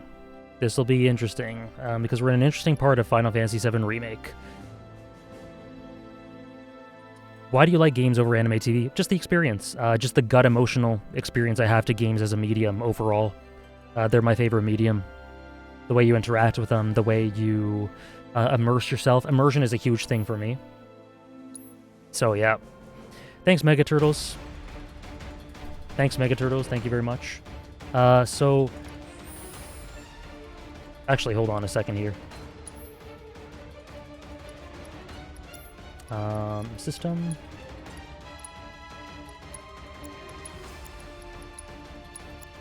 So I actually played because this section is a little bit padded out as well. I played through it. Something that's important to note that that happened in the ensuing time is that do you think visual novels are a good balance between games and visual media? Not really. I don't think visual novels are a great medium for my personal experience. It's me enjoying them. I don't think they're the best medium for me personally. I like games better and I like visual media better personally. Past 100 subs, this is true. So sorry, just want to catch up. One thing happened in the ensuing time during this chapter. Tifa and Aerith were talking to each other, and they essentially agreed that no matter what, they have to buy into Don Corneo's threat, because he said that they were gonna blow up Sector 7, right? So they're essentially saying we got to do this. We got to go to Sector 7 because that's a huge threat. This is our home. Let's go. And then Tifa asked Aerith, are you hiding something from me? Do you know anything? And Aerith kind of avoided the question, and the scene transitioned. So just more weight to the fact that Aerith knows some things, and more urgency to the idea that we need to save Sector 7, basically. So just a bit of a catch-up there. Go for it. Play Umineko. It's super good.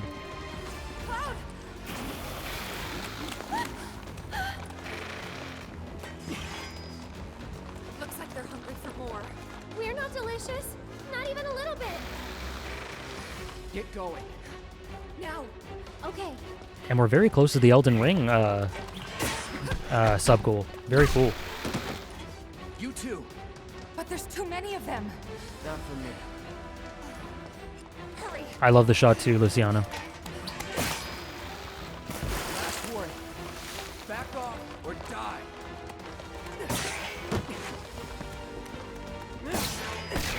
So we are coming up to probably the most controversial or second most controversial chapter in the game, so it'll be interesting to see some opinions on this. I hope you guys are willing to provide yours, because I definitely have mine. But I can definitely talk a lot if unprompted as well.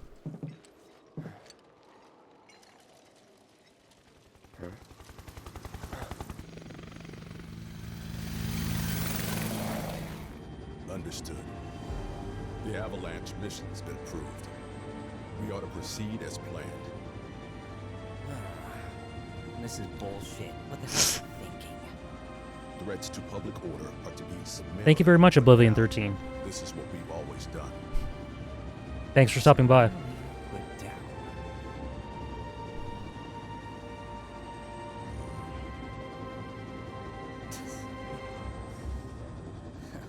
Guess it's a little late to grow a conscience.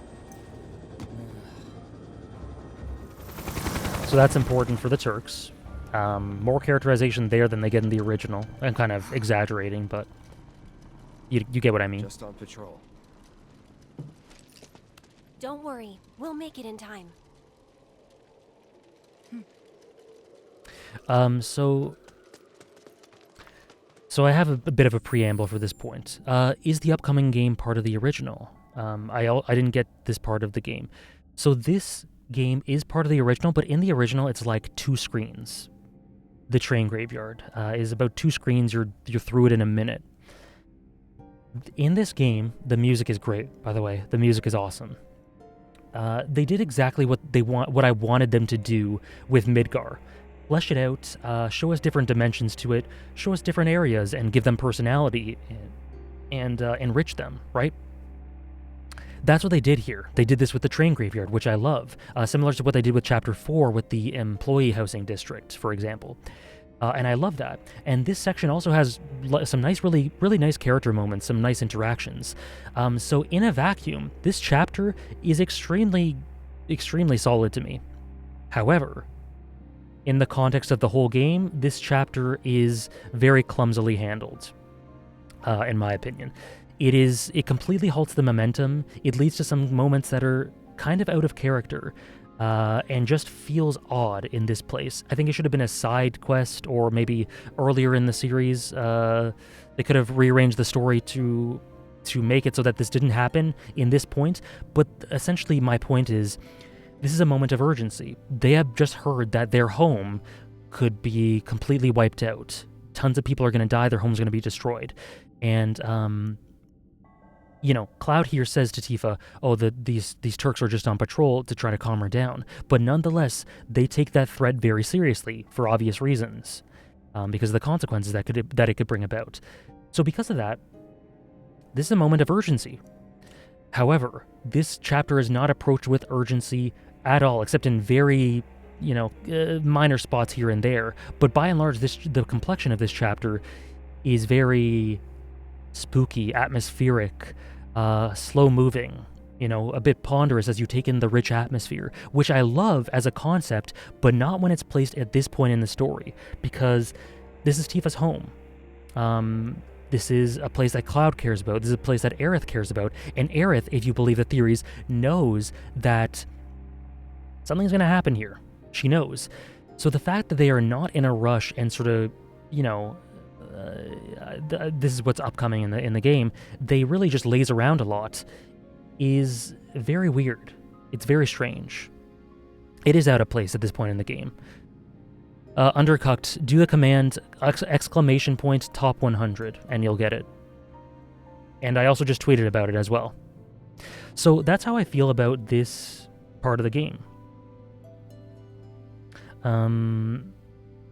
That's how I feel about this part of the game, basically. And there'll be little scenes here and there that sort of emphasize why I feel that way. But I'm interested if you guys agree or not. Because it's it's a controversial chapter. Exactly your view as well? Yeah. Great concept, great execution even, but contextually it does not work. And I'll point out the moments where it's just out of character. Tifa can be scared of ghosts, Get lost in here.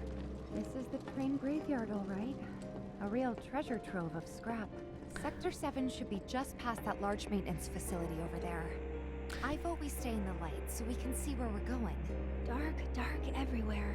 That it? Tifa can be scared of ghosts. Aerith and Tifa can have cute interactions in this horror section. That's fine. But not in this urgent moment. Not in this situation. It's deserted and kind of creepy.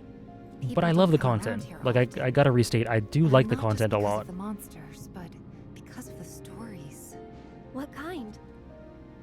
Everyone seems to think that the train graveyard is haunted. Those who lose their way out there in the dark of night will never, ever find their way back home again. Is that right? I mean, it's not like I think it's true or anything. See, like But, you this? know, Even right it's here. just- Then let's hurry. Cloud re-injects the urgency, but like it's like, would Tifa really be saying this stuff? I think her care for her home and her loved ones would overpower her fear by far. Like it serves as a resistance to the urgency, like a purposeful attrition to cause frustration of not going fast enough. Exactly, that is important, but it goes too far, and the focus of the chapter is completely different. Yeah, the complexion is totally off, and it screws with the pacing because of that. Get him! This one's for you! Worked up a good sweat. And like I said, I know Suspect Spine had a question for me earlier that I wasn't able to get to just because I was on I was talking about something and just missed it. But like I said before, if you guys are interested in talking about other topics while I go through this, that's totally fair game during these combat sections or parts where I don't have much to say. Totally fine. Thank you for the follow. But yeah, so like the atmosphere, the music, I love it. It's very creepy. It fleshes out this part of Midgar so well. And I really dig what it does What was that? in a vacuum. Like, very thick atmosphere.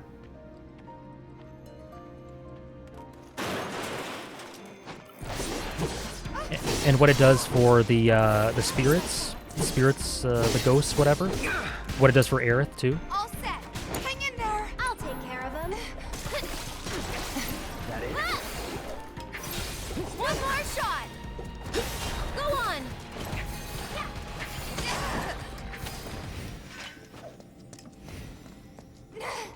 I think I just heard a little kid. Did you guys hear it too? Why would there be kids out here this late? What? And Yeah, like this, you know? I also really like the Aerith moment ahead. Yeah, I love the Aerith moment. It's really good, really important for her character, and it's new stuff that was added. As far as I know, I'm pretty sure it's new information and very important information. Important for her character. I think it might, or even if it doesn't, I'm glad it's there. But I think it might have been a seed about it having relevancy for her role in the remake going forward.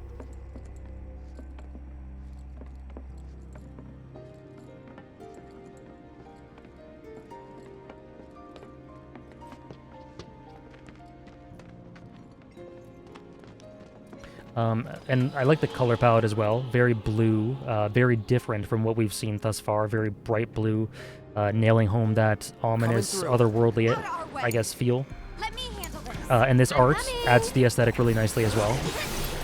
This ghostly art. This one's for you. Yeah, I think they use this section for Aerith growth parallel with that ghost spirit and some backstory with the upcoming boss battle.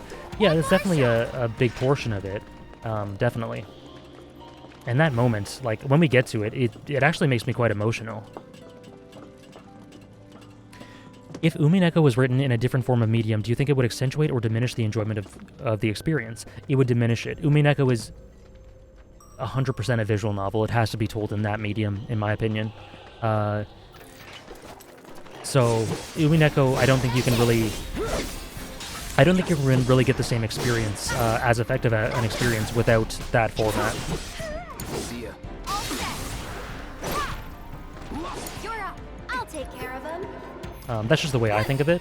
Maybe other people think differently, but yeah, like there's a manga, adaptation that's people use in conjunction with the experience of the visual novel, and that supplements it really well. And I would say it's actually necessary for the last episode of the visual novel. But in and of itself, I think it needs to be, in my opinion, a visual novel. Oh yeah, category still discussion. Yeah, sorry. Thank you for reminding me.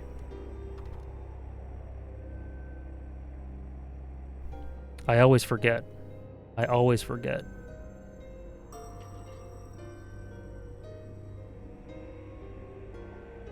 Final Fantasy 7 Remake analytical playthrough.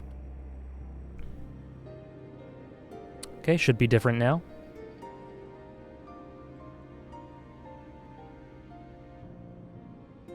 This should be over here. Whoops.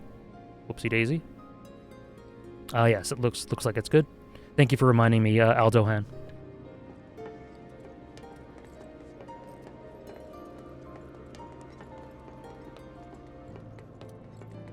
And like, I don't know. I get so impatient waiting for part 2 of this, and I get so impatient thinking of the implementation of a remake like this and fleshing out similar side stories into other settings. Because it's just done so interestingly here, even if it screws contextually with the flow of the story. So many different sections in other Final Fantasies that I'd love to see executed like this. Still in one piece here, too. Guys?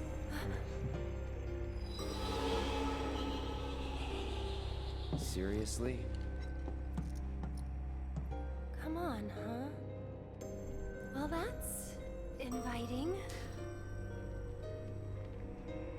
This chapter has memorable moments, but I feel like it's far too long. Every time I think about this part of the game, I remember a lot of walking in between trains. Yeah, it isn't the longest thing ever, but it definitely is probably a little padded out. Like this, I don't think it'll take us super long to finish this chapter, but maybe I'm remembering wrong. And I do love this scene. This scene is very cute. Well, what do you think? I'm game. Huh? But... It'll be fine. We've got a bodyguard, don't forget. Mine. Right? Ghosts aren't my thing. You're just being modest. After you.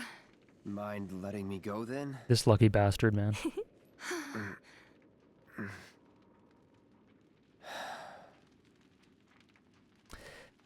Right there, that interaction there is also, I love how he kind of brushes them off here as you walk forward, and they're just like, "Aw." That interaction there is an encapsulation of the differences between Aerith's general approach and characterization and Tifa's. What was that? Look! Over there!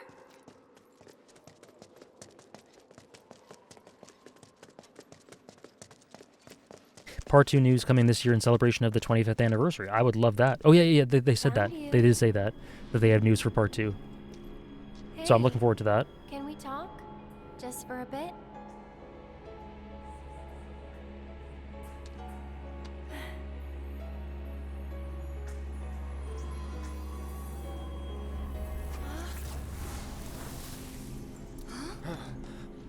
Cloud, a true Sigma male.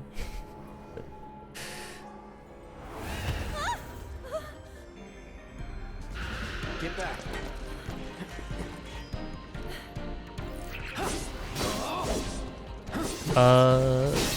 Does anyone know what volume to start at to read Hunter x Hunter after the show? I don't know offhand. Maybe someone in chat does. So Blacksmith? Sorry, I can't remember. I can't recall offhand. Don't! That thing's dangerous. I know, but even so...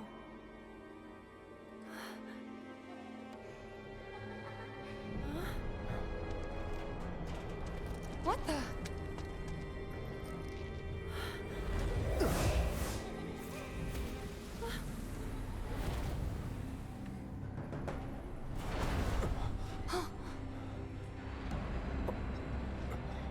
I think it's 32 or 33, yeah.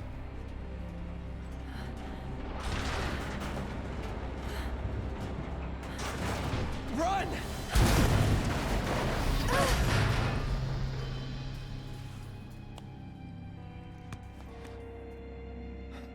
You okay? Yeah. Thanks, Cloud. You saved us. Volume 32, apparently. Thanks, guys. And then Luciano said, especially with what happens at the end of this game, instead of us just being, oh yeah, the rest of the game will be adapted, we're like, WTF is going to happen, man. They really knew exactly what to do at the end of this game to have us foaming at the mouth for more, man. I was fiending for more after this game finished. I was fiending for more after Intergrade. Don't overdo it. I got this. Get him! I need it. Fine. One more shot.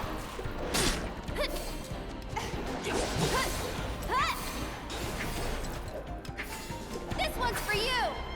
Stop it! Oh, jeez. Hang back. Come on.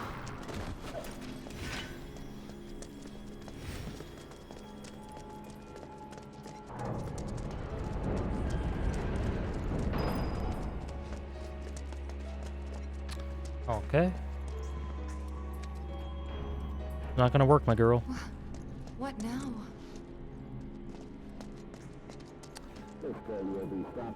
I love these little bits of audio from the, very creepy.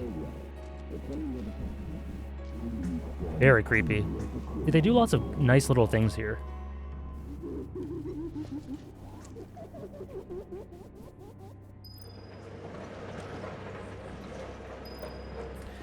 Kevin, I actually don't even have a PS5. I played it borrowing it from someone who was nice enough to lend it to me. But now I guess Intergrade is available for PC. I mean, it's what I'm playing right now. Guess the crane's up there. Thank you for the follows lately, guys.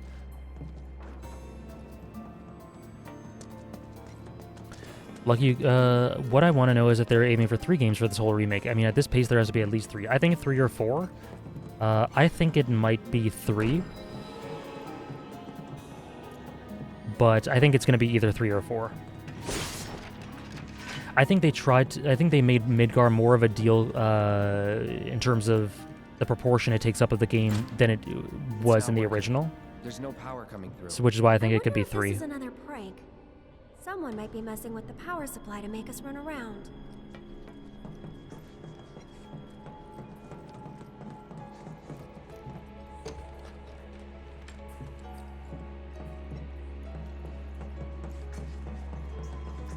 Yeah, we don't really know right now.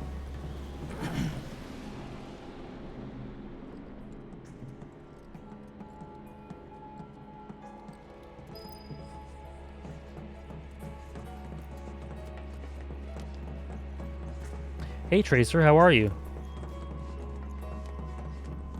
I'm just excited to see Vincent. Me too. I can't wait to see what they do with Vincent. With how much they fleshed out so the side characters here, Jesse, Biggs, Wedge, Yuffie. Really interested to see what they do with Vincent. Is the dub better in this game? I haven't played this up, so I couldn't say. But the dub is great in my opinion.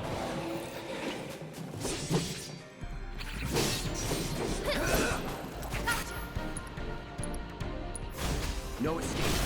Let's finish this. Go on. How's that FF6 replay going? I finished it, Dejobu Man. I finished it a while ago. And it was wonderful. It was absolutely wonderful. It made me up it in my list. Oops.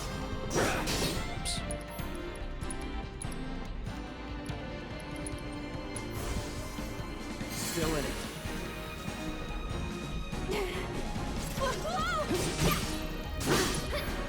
Ian, do I heal him then? Nope.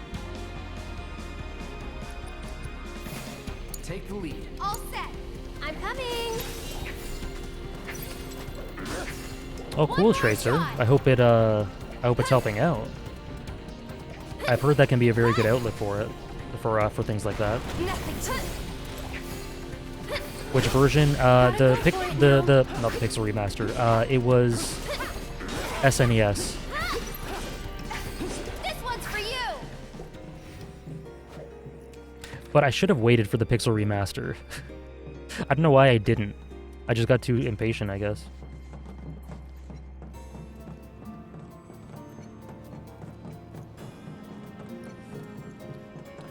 The dub is great, but the only the character whose voice I didn't enjoy that much was Sephiroth's. Yes, I will agree for sure. Sephiroth's voice is better in the sub for me in Japanese, and Sephiroth is a very important character, so More in here?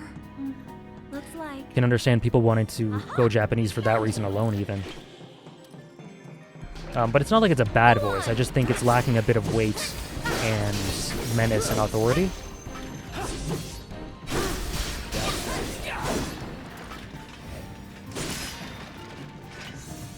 But yeah, I don't think it's bad. It's just a little lacking, I would say. No, wait. I want to see over here. His voice in Advent Children was really good, yeah.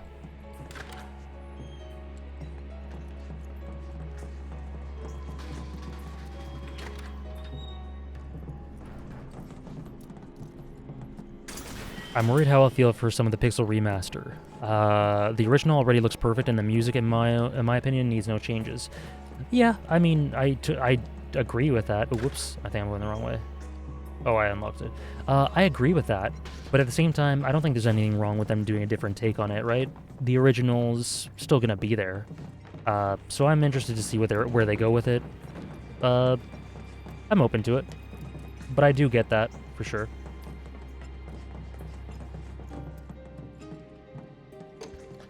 Was fire to see you're still streaming when I got out of school. Yeah, today we're doing a long one. Og, thanks for joining. I think our only choice may be to find another route.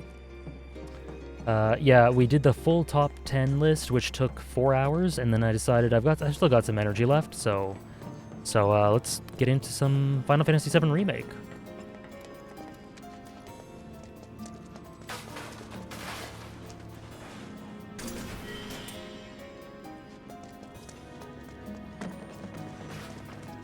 I also like the wisps going around. We talked a lot about, I don't know, our perception of this chapter, Og. And it's like this. Even aside from that, the sort of interesting things this chapter does in isolation, even if it might screw with the flow a little bit, at least in my opinion, or a lot of it, it's a bit more than that. No turning back. Keep it together. Let's go.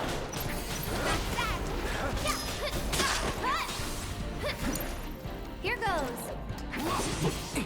Man, I trained for this. There. Go on. And I'm not exactly sure how far we'll get today, but I envision finishing this chapter at least. I'll see how I feel. If I can do more than that, remains to be seen. I do wonder if this chapter is in some ways a reference to FF6. Like the Phantom Train, you mean? It could be like an homage to it, like a spiritual homage to it. I could definitely see that. That is one of my favorite, absolute favorite parts of FF6. I love that so much. So emotional. And so beautifully, poetically presented. But will not spoil because I know some people in chat have not played it.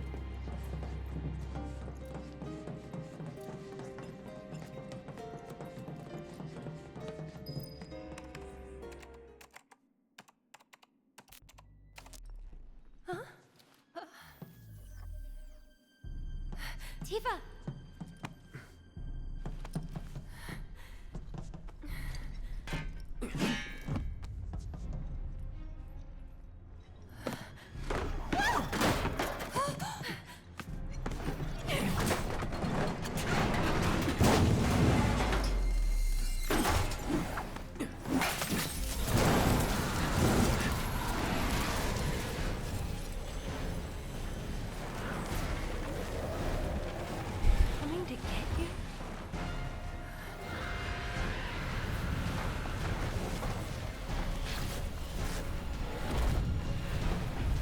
And so, I love this shot, by the way. This is a beautiful shot of Aerith looking on in this situation. One of my favorite shots in the game. Suplexing a train, yeah. That is true.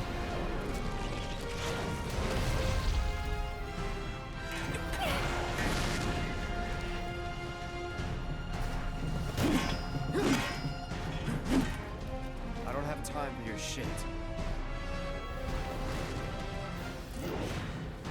So, just through Aerith, I guess, being in tune with these spirits, as you imagine she would be, it just offers another, I guess, layer to her supernatural tendencies, supernatural powers, whatever you want to call them, that I find, you know, obviously that was always going to happen, but that I find interesting and notable.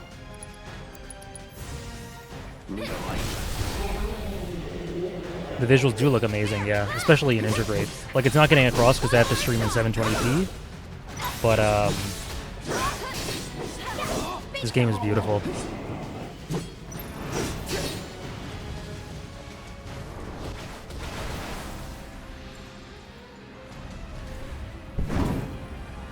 I just started reading Berserk, and it's crazy how much FF7 was seemingly inspired by it. It feels like Cloud and Sephiroth's relationship was inspired by Guts and Griffiths.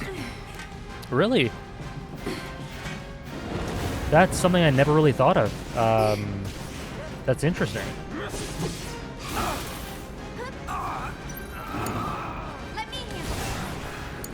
I think I can see where you're getting at.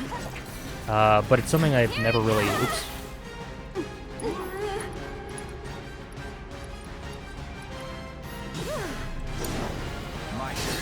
If Hunter x Hunter will ever get an ending, do you think that the gap between it and Haikyuu will get any bigger on your list? Potentially. No escape. Yeah, I mean, goddammit. Get him! Because while I always say Dragon Knight, that Hunter x Hunter at the moment, you know, has a very appropriate ending, and anything we get as a bonus, I would never say that that more wouldn't be something I would love as well, right? That would increase my appreciation for it, because it's more Togashi. That was fun. All this time, you were waiting for someone to come and play with you. After all this time. What are you talking about? Come on, let's get back to the crane.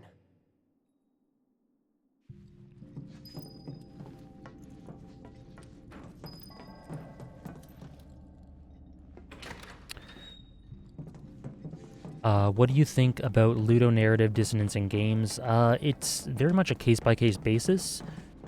For me personally, it tends to be some parts of it bother me, but some parts don't at all. Like it's wait, where am I going? Sorry.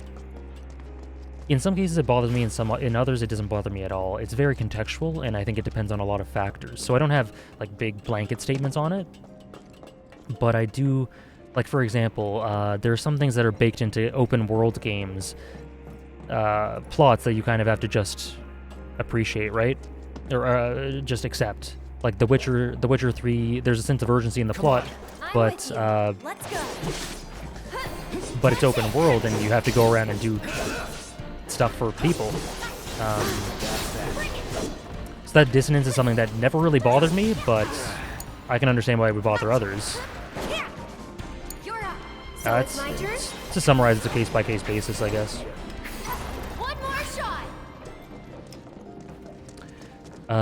Maybe it would hinder your appreciation, widening the gap backwards. Same thing, different outcome.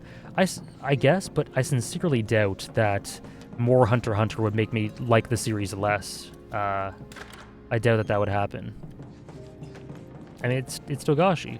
He's not gonna write something that'll make me like the series less, would he? Hopefully not. And then, sorry, you said, are you copying Elden Ring day one? Yeah, they released the specs for it, right? My computer can handle it, so yeah, absolutely.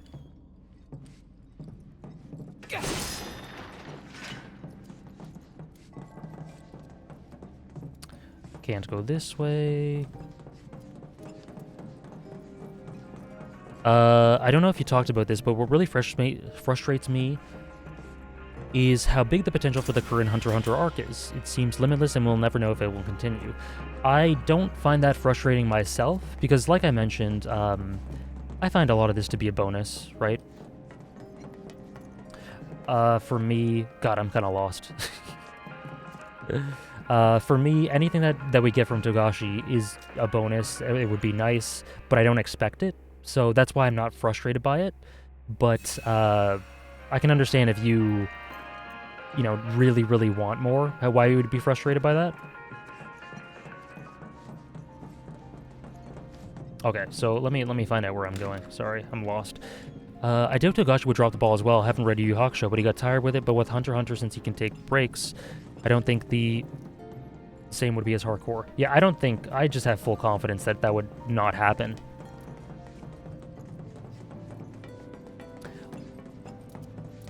Looks like the best open world. Those who lose their way out there in the dark of night will never, ever find their way back home again. What do you guys think would have happened if they'd caught us? I wonder. Maybe they're the ones who were caught. Can we just drop the whole... What if they're trapped here and can't leave? So again, yeah, I trust Togashi completely. I don't think he could write anything that would make me like the series less. But like I said, it's up in the air. I'm not expecting more, so we may never know.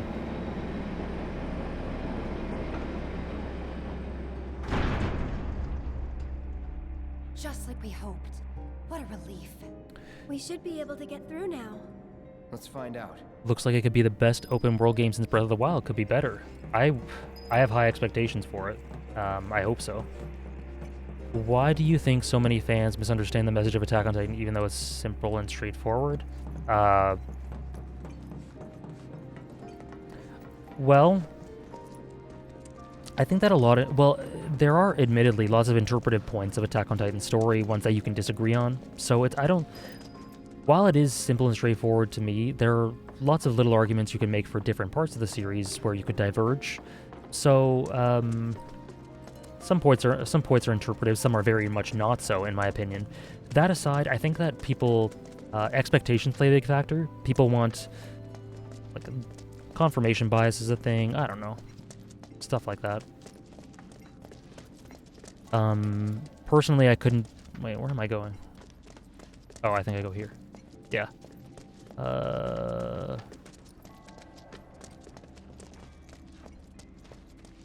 I'm lost.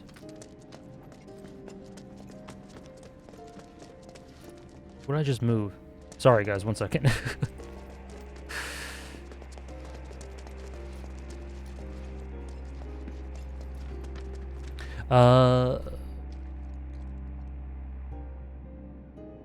For clout, some people anyway. To be frank, sorry, I need to get back to this once. I just need to figure out where I'm going first. Map. Back there. Right there. Okay. I guess I gotta go this way.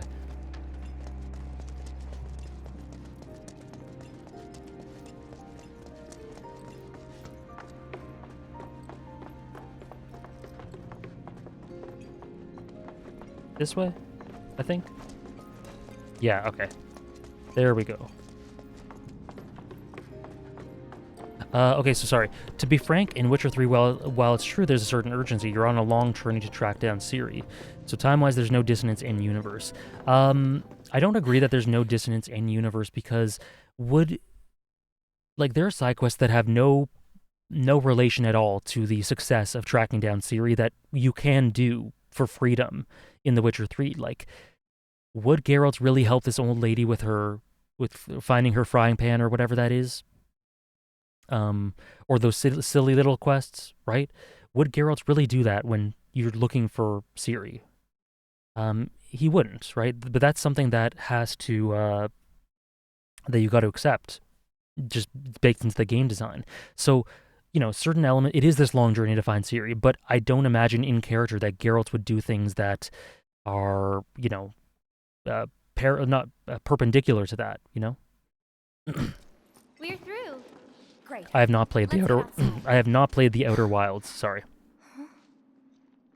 Wait. I'll answer you in a second, Og. Chaos. A girl?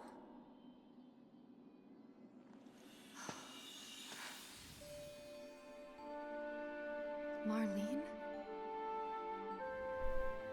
And the kids that the Black Wind carries away have to live in the train graveyard forever and ever. So you have to stay far, far away from there. All right then, I will. Adorable. For a moment, I thought Marlene actually died and was in the train Little graveyard Betty? when I first played this. Yesterday, she went with her daddy to...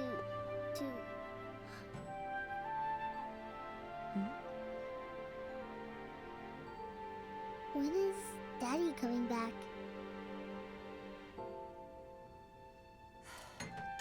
Actually, he might not make it home tonight.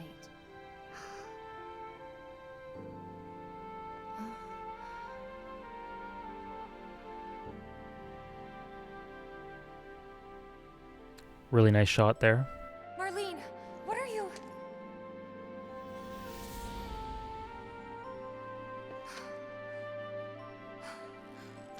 We can't waste any more time here. So, another injection of the What urgency. was that about? Nothing you need to worry about. Yes, Let's get going. exactly what Luciano said. Like I said, it's not like the entire chapter is like this. They do inject urgency here and there. This is a great example of it. So they do. It's not the entire way through bad in that regard, and lacking in context. So here Tifa says, we can't waste any more time. We gotta go. Understandable. Why were you being all Scooby-Doo-esque early on and being all scared, though? I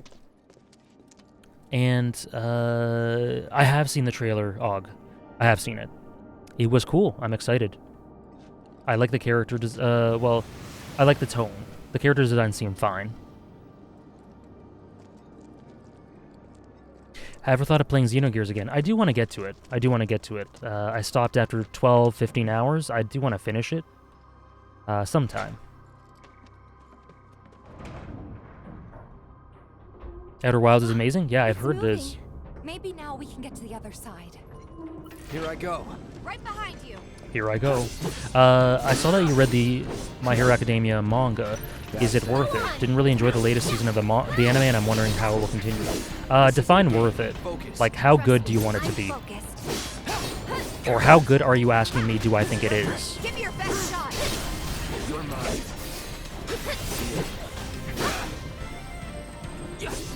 Xenoblade Chronicle 2 makes Xenoblade Chronicles 3 character design seem like the best designs ever. This is true. This is true. I'm very, very glad there's a lack of nonsense in the character designs. Take the lead. Oops. I got this.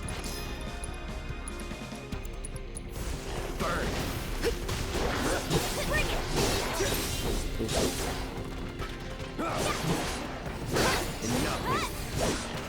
How much do you like it personally? It's You're good at this. For me it's an 8 out of 10. For me it's a very solid 8 out of 10 with, you know, I think it's got some great highs, it does some really cool things, some great characters, but I also have a couple of problems with it. So overall I give it like an 8 out of 10, which to me is worth experiencing. An 8 out of 10 is a very solid score, a very positive score, so for me I'm glad I'm reading it, but it's not like a masterpiece for me. Hey, do you think these trains might still run? Could give it a try. Yeah, it is the same character designer, which is funny. Maybe they were told to tone things down or tone things up for Xenoblade Chronicles 2. Good call. Looks like it still works. I knew it. And the art, Commander Sam, the art is really spectacular, especially for a weekly.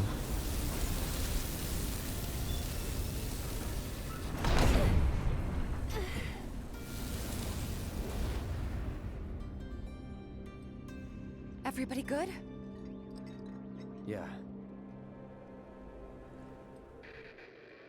Huh? I think that's... Plate separation code is... Another injection of urgency here. Got it. Yeah, of course I do. We just got the damn thing in ever. It's just that...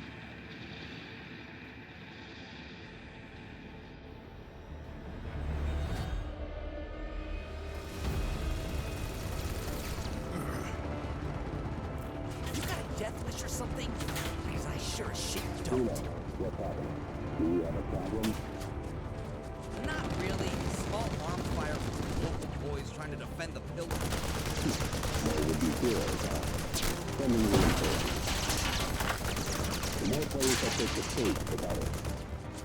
that's what we are.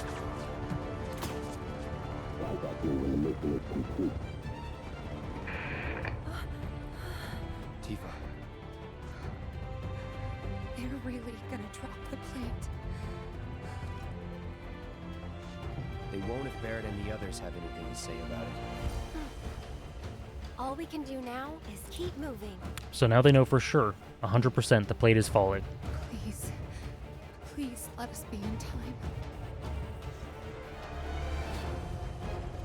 So this is great. That they inject this here. Man, after the top 100, I really want to discuss Attack on Titan with you. There'll be a time and place for sure. Is there an ending in sight for My Hero Academia? Yes, there is. It's in its last arc or last stretch. It'll be done within a year or two, I think. Maybe probably 2 years is overestimating it. Give it a year, yeah. Yeah, its ending is definitely in sight. Where am I going here?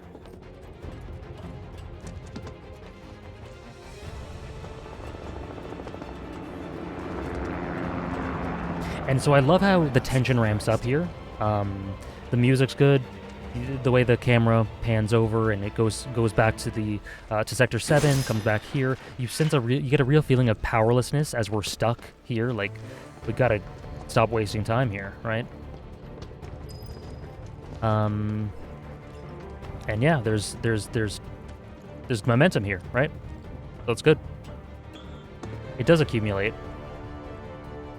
And this is nothing they can do about, right? They got to move this stuff. It's tedious work, but you got to do it.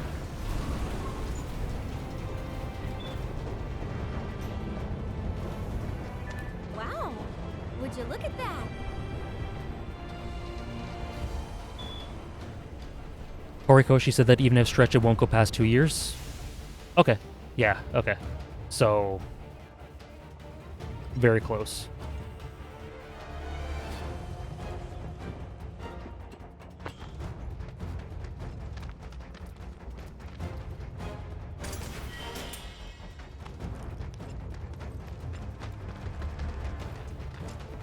Going in. Sorry, but we're in a rush. We are in a rush. Keep it together. Okay, let's go. I'll show you what I can do. Good chapter could have been better. We'll make Yeah. it quick. Yeah. So long. Like, the injection of tension I here think we're doesn't almost done. excuse the complete lack of urgency early on at all to me. But That's a win. in a rush, AJ got to eat. That's true, but I'm doing well. I'm doing well so far. Which way am I going? I still got energy.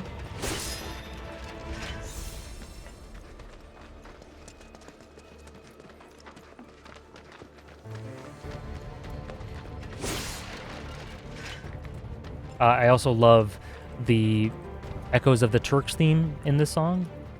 Oh, I love it. Yes, another thing they need to improve a lot in the sequel is air combat, especially for Cloud and melee fighters. Yeah, you saw Cloud and Tifa just jumping up there. Yeah, definitely.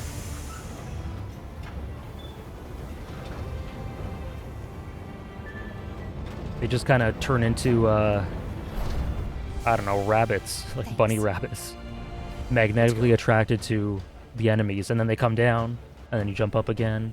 It's weird.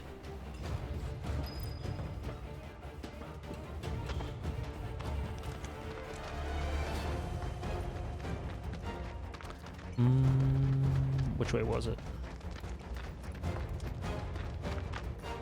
Connected. This way?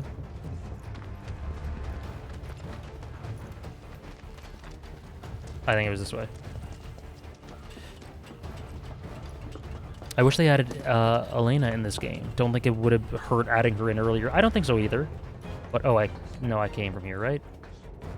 Did I come from here? Let me check. I did come from here. My bad.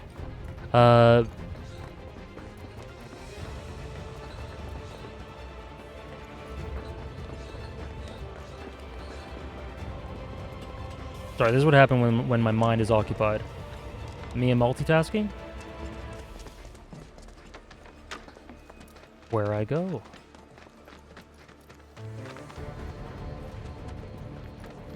This is where we were.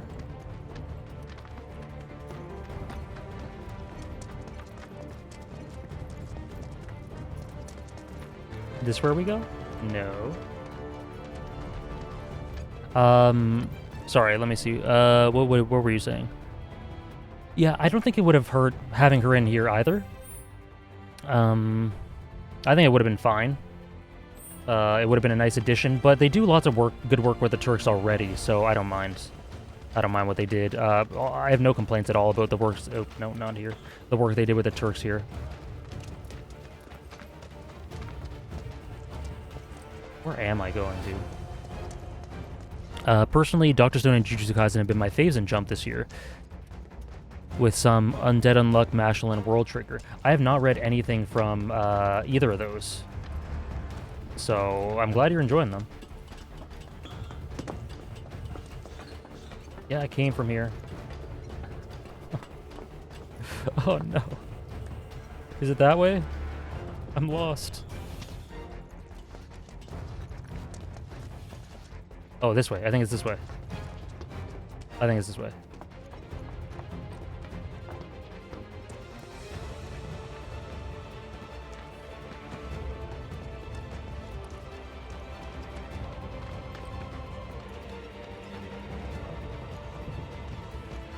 Where?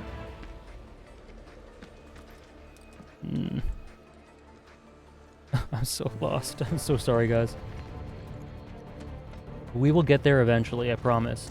I wish they'd implement like a save and materia combos in part 2. That's where I came from? Oh, okay.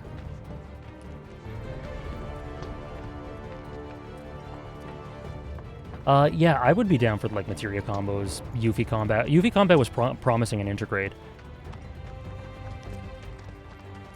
That's where I was there.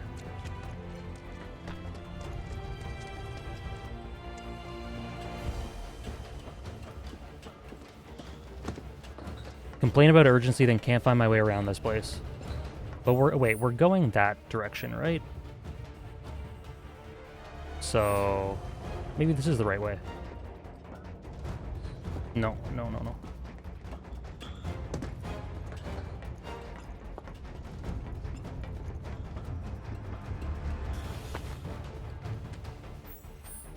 Oh yeah, it is the right way. Wow. The right way was the way I dismissed right in the beginning. Almost there. Come So sorry, someone asked something. I wish they had yeah, so I kind of answered that. Takes time to arrange it again. Yeah, just having those templates you can sort of implement yourself would be pretty cool. Can't wait for Yuffie to steal all of the group's shit so we start from zero. Yeah, but the fact that they've established her characterization early on and the sort of dark tinge to it really makes me excited for how they approach that. They could do a lot of fun things with it. Knowing more context behind her and knowing her perspective, that'll be something really interesting. Yeah, she jacks materia. She's gonna do it again. How often do you replay and rewatch media that you like? Pretty often. Generally, every couple of years or so, I tend to rewatch an anime I love. Games are less common, though. Right. Reminds you of Automata? Interesting. Some of the gameplay flow reminds me a little bit of Automata.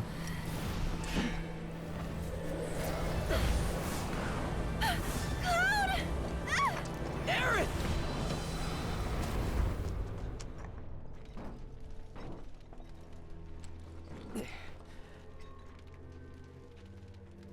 I love that shot there. Very quick, but I love it. The kids that the Black Wind carries away have to live in the train graveyard forever and ever.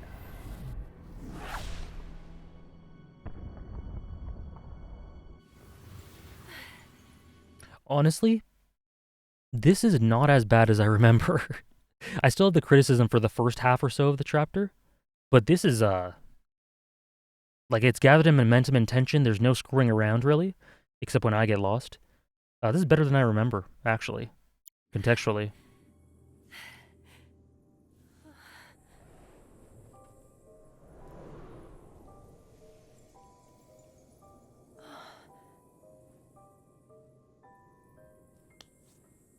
You're just trying to help, aren't you? It might be because I'm in easy. It might be.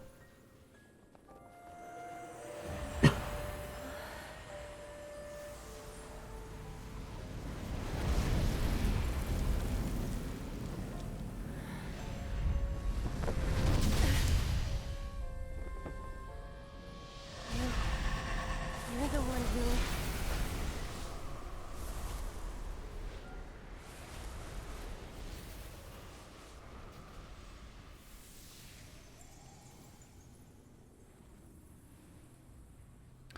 And this is just... Are you ready? This is just beautifully sad. I'll answer you in a second, Dejobu man. Well, are ya? I'm ready now. Me too. Found you. No way. We found you. You got me. Hey, where's Aerith? I'm ready.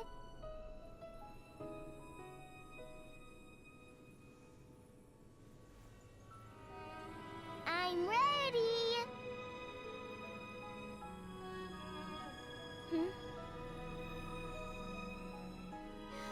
I said I'm ready.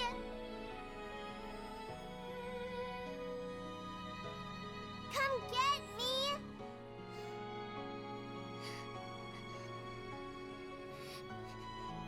I'm right here.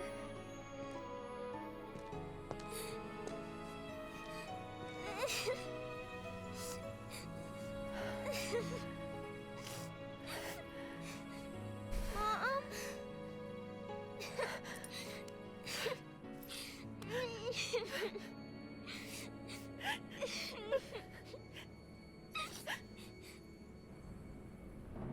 Aerith! I just need to talk about that quickly before we go on. So there, beautiful scene. Something that isn't emphasized a lot with Aerith is that, you know, we have her boisterous personality, her mischievous charm. You know, she's got this amazing, amazing energy, and she attracts people to her through that. You know, she's very infectious, and she's very enthusiastic. But because of her spiritual energy, her connection with the planet, it puts her on a different plane to everyone else. It just undoubtedly isolates her. It has for a while. And so in certain ways, despite being this person that people just love, we see that throughout Sector 5 or whatever it is, her home. We see how loved she is, but at the same time, there is undoubtedly going to be that buffer that buffers her from people, that stops her from connecting with people in ways that she wishes she would, just because she's, you know, she's built different. She's different. She's got this supernatural element to her that stops her from being relatable to other people in certain ways and isolates her and makes her feel desolate in certain ways emotionally. And that's beautifully communicated through here, and it hasn't been dwelt on a ton. And so I love that they bring that idea here because it's very natural. It's very appropriate. This is something the OG they didn't have this scene at all. So I love that they added this here. It's a great understanding of her character and adds new layers and dimensions. And, you know, as she's feeling all that isolation, she gets caught up in that. Who reaches through but Cloud? He supports her in the way she supported him in the past. It's a give and take, and he breaks through that barrier of her not being able to connect with people in this moment. So it's symbolic on one level, metaphorical, but also literal here as he comes through to save her. It's a great scene here. I love it. It's really good. And it looks stunning as well.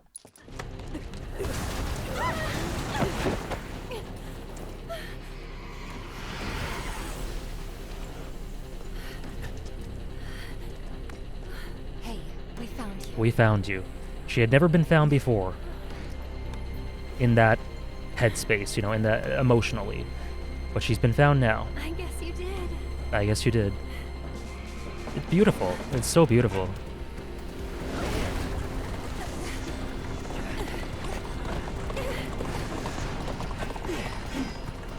And again, all of this, in terms of the pacing and progression and momentum, right now they're not taking any longer than they need to. Right? Since we got that injection of urgency, they haven't taken any longer than they needed to. which is good, obviously. Deal with that. I'll take care of him. This one's for you. Wow. Get ready.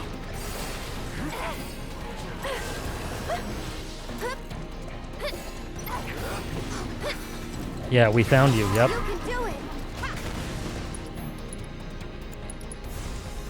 Need a Stay back. Get You're him. done. No holding back. One more shot.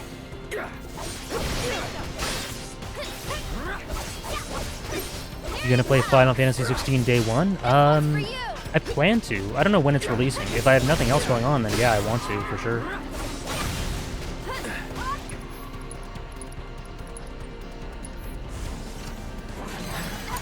But I'm also playing through Final Fantasy 14, right? So we'll see how far along I am in that by the time that comes around. That is a bit of an investment.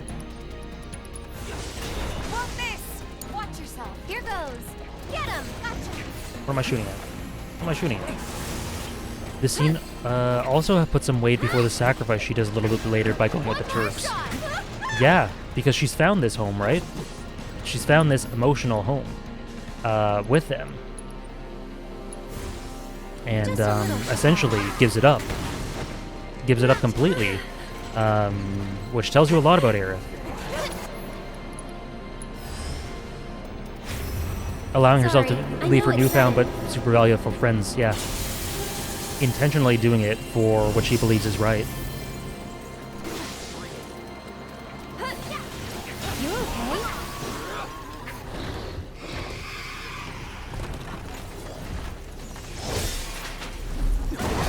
As much as people like to shit on Nomura, I think he handled this game almost perfectly. I agree. You know, it's a flawed game. There are problems with it, some of which I've talked about.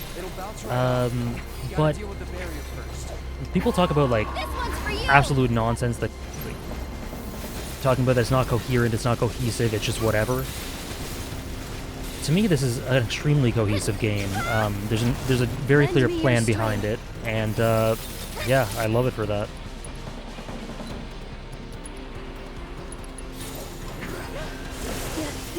And the next scene after that is her meeting with Cloud in her home through the live stream. Yeah, we'll get into that, assuming I get that scene.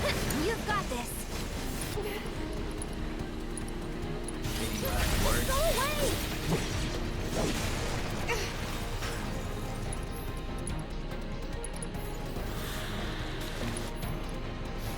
Keep it together. Okay, let's go.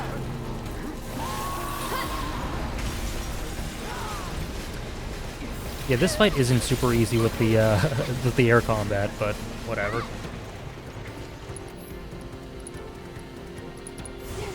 Gotta stay. Go on. You're up. I'm coming. One more shot. Oh yeah, and I did also hear that Hamaguchi was much more present than Nomura. Nomura was very supervisory, if that makes sense.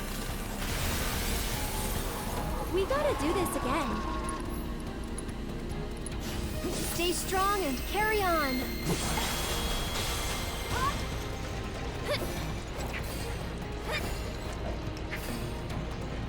Get him. I'll put down ice.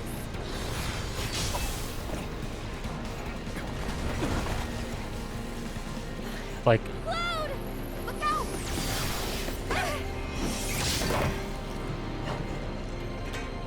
like I am not a Kingdom Hearts fan at all. At all. But I love this game. You'll see. Yeah. Is this replay making you like the game more at all? I'd say I'm appreciating more or less just as much as I did the first time, or the last time I played it. Except I'm enjoying this chapter more. So there's that. I'm trying, but My turn.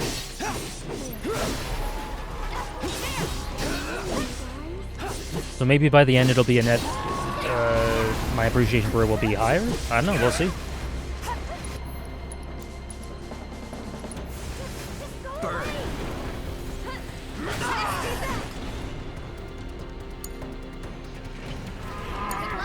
Here goes. Stop it!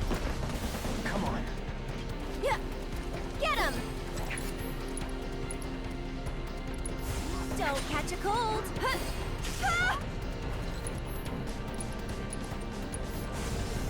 No big Did it make the deal. top 100 cut? Oh yeah, it was very high. It was number 28. Yeah, I adore this game. I wouldn't be doing a like analytical playthrough of it if I didn't think it was a 10 out of, or not a 10 out of 10, but like it is a 10 out of 10. But I wouldn't be doing a playthrough of it like this if I didn't think it was awesome. Hang back. So number 28, very high up, and in my top 12 or so favorite video games. So if we look at it like holistically, right? If we looked at it once all the parts are done, I think it'll be super high up as long as they implement the same amount of quality in the future parts. Hold on, guys. We're coming. And you can go to hell.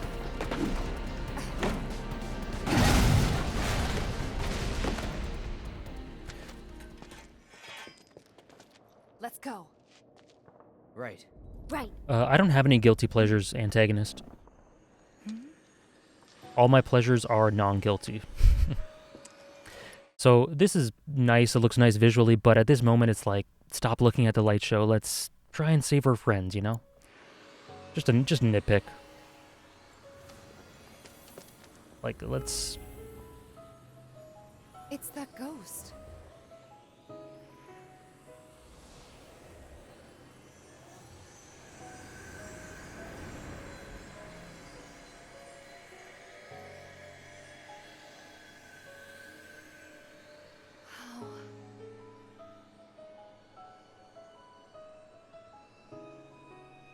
So long. The lights are reminiscent of Harry Potter. Yeah. At least one of them should be rushing, and it should probably be Tifa. But all three of them staring at this is a bit, So, one more nitpick, consistent with my nitpicks for the rest of the chapter, but all in all, I remember it being better than I thought it was. It wasn't as bad. I don't know why I think of Harry Potter while seeing this. The light show, yeah, I can see that.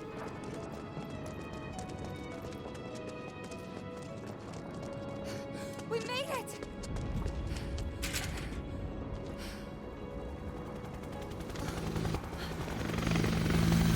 It's in your top 1 media of all time. Very cool. Well worth as well. Do you like the original as much, Og?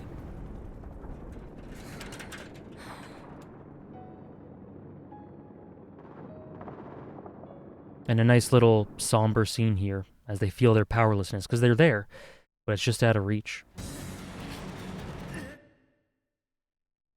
One thing we are not remembering, I guess, is that before we see the Turk cutscene of them going to the plate, we're not actually sure the plate is going to fall.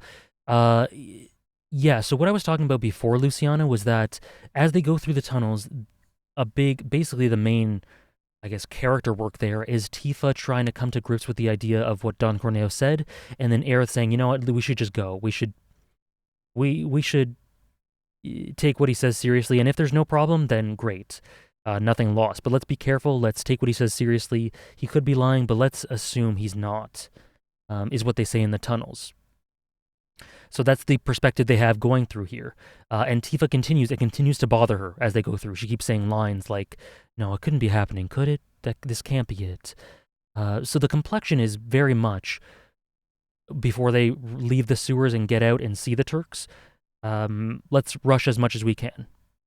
That's what they've essentially collaboratively said. Let's get there as quick as we can. Because, you know, he might be lying, but we'll get there. We are only in this kind of doubt rush mode. Yeah.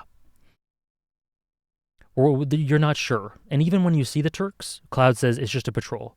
So not until the moment where they actually hear the radio transmission do they know for sure that it's happening. And that's when the tension ramps up the most.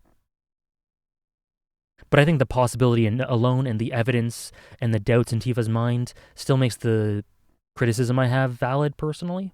But everyone will think differently about it. I have the original at a 7 out of 10, just can't get behind the gameplay. Okay, I see. Hopefully part 2 fixes your problems with it.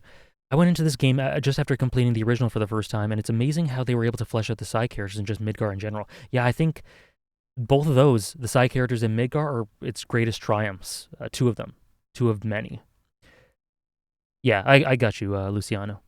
If Final Fantasy got this treatment, it would be my favorite game of all time. I adore Final Fantasy X story. Me too. Final Fantasy X with enhanced presentation and voice acting and direction, that is a masterpiece in the making.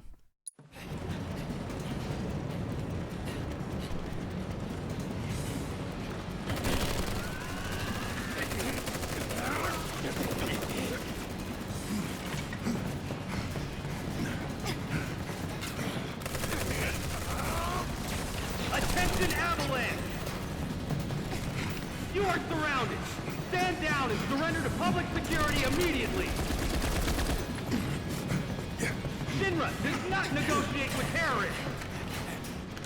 Resist and we will use lethal force. I repeat, Shinra does not negotiate with terrorists. Resist and we will use lethal force. Got your lethal force right here, asshole!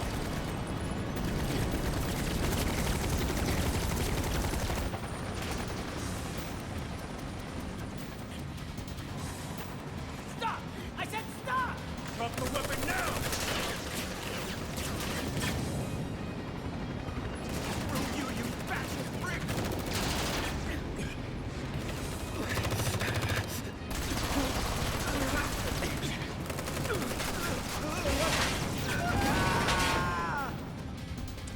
Dropping a whole plate.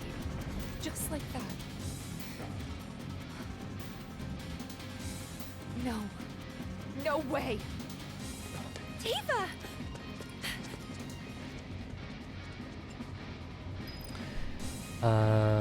Maybe check Shaw's latest tweet about the stream. Really wholesome.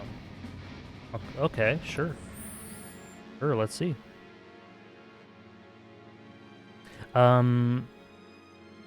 I hear Final Fantasy X has raw gameplay too, so they probably won't need to do anything for it for a remake. Yeah, well, the thing is that they will change it, because it is turn-based, and they're very much leaning into the action RPG thing, AUG, so they will change it, but Final Fantasy X does have awesome gameplay.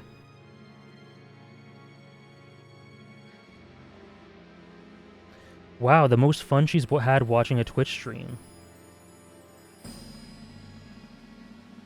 That was very nice. Shaw's a sweetheart. And so I'm thinking here if I should end right here. I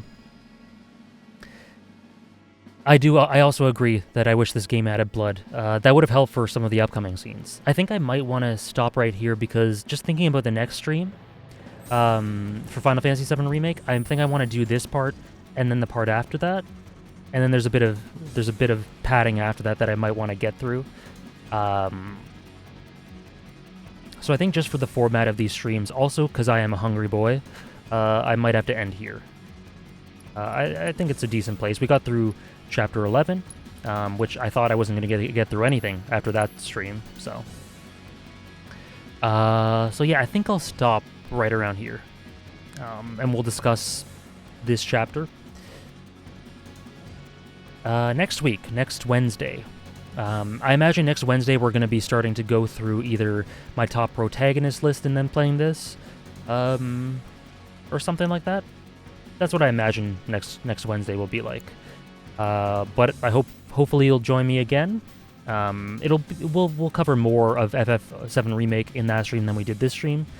But just we had the extended top 10, right? So thanks for sticking around, guys. Yeah, my longest stream by far, 5 hours, 37 minutes. Thank you, Gil, Luciano, Antagonist, Entitled.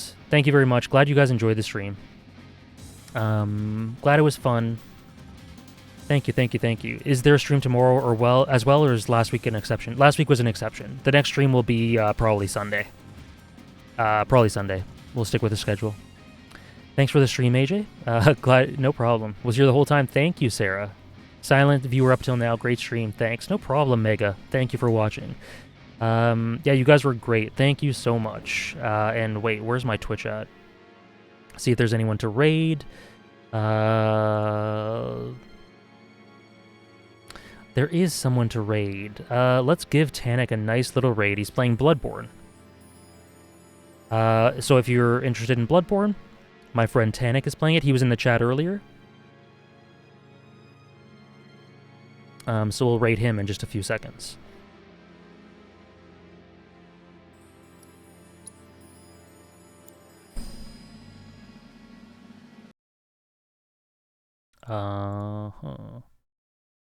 Okay. Thank you guys very much again. Many thanks for watching. And I'll see you Sunday, hopefully. More FF7 Remake, of course. More Attack on Titan discussions. Protagonist list. And we'll get into some blind playthroughs eventually as well.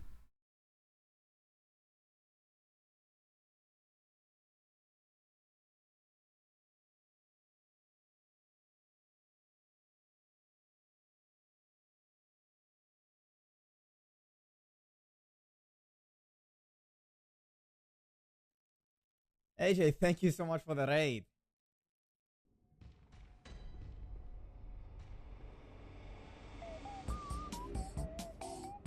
Thank you so much.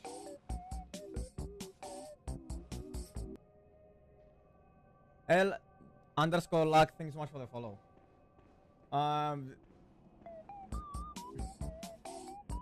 Thank you, everyone. Thank you, AJ.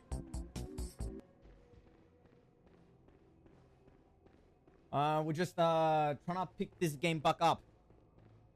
I haven't played Bloodborne in almost over a year. I don't even remember the fucking buttons. But we'll try. We're trying. 5 Pebbles, thank you so much for the follow. Freaks, thank you so much for the follow. Brain, thank you so much for the follow. We're trying. We're trying.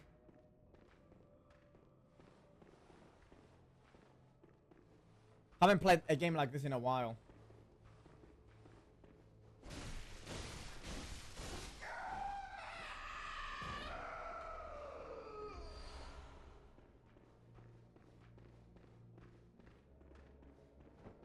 Hey. Hey, no, no. Stop, stop, stop.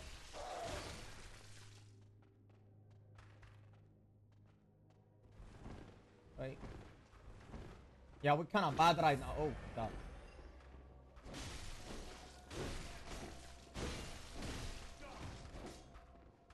We're just kind of bad right now.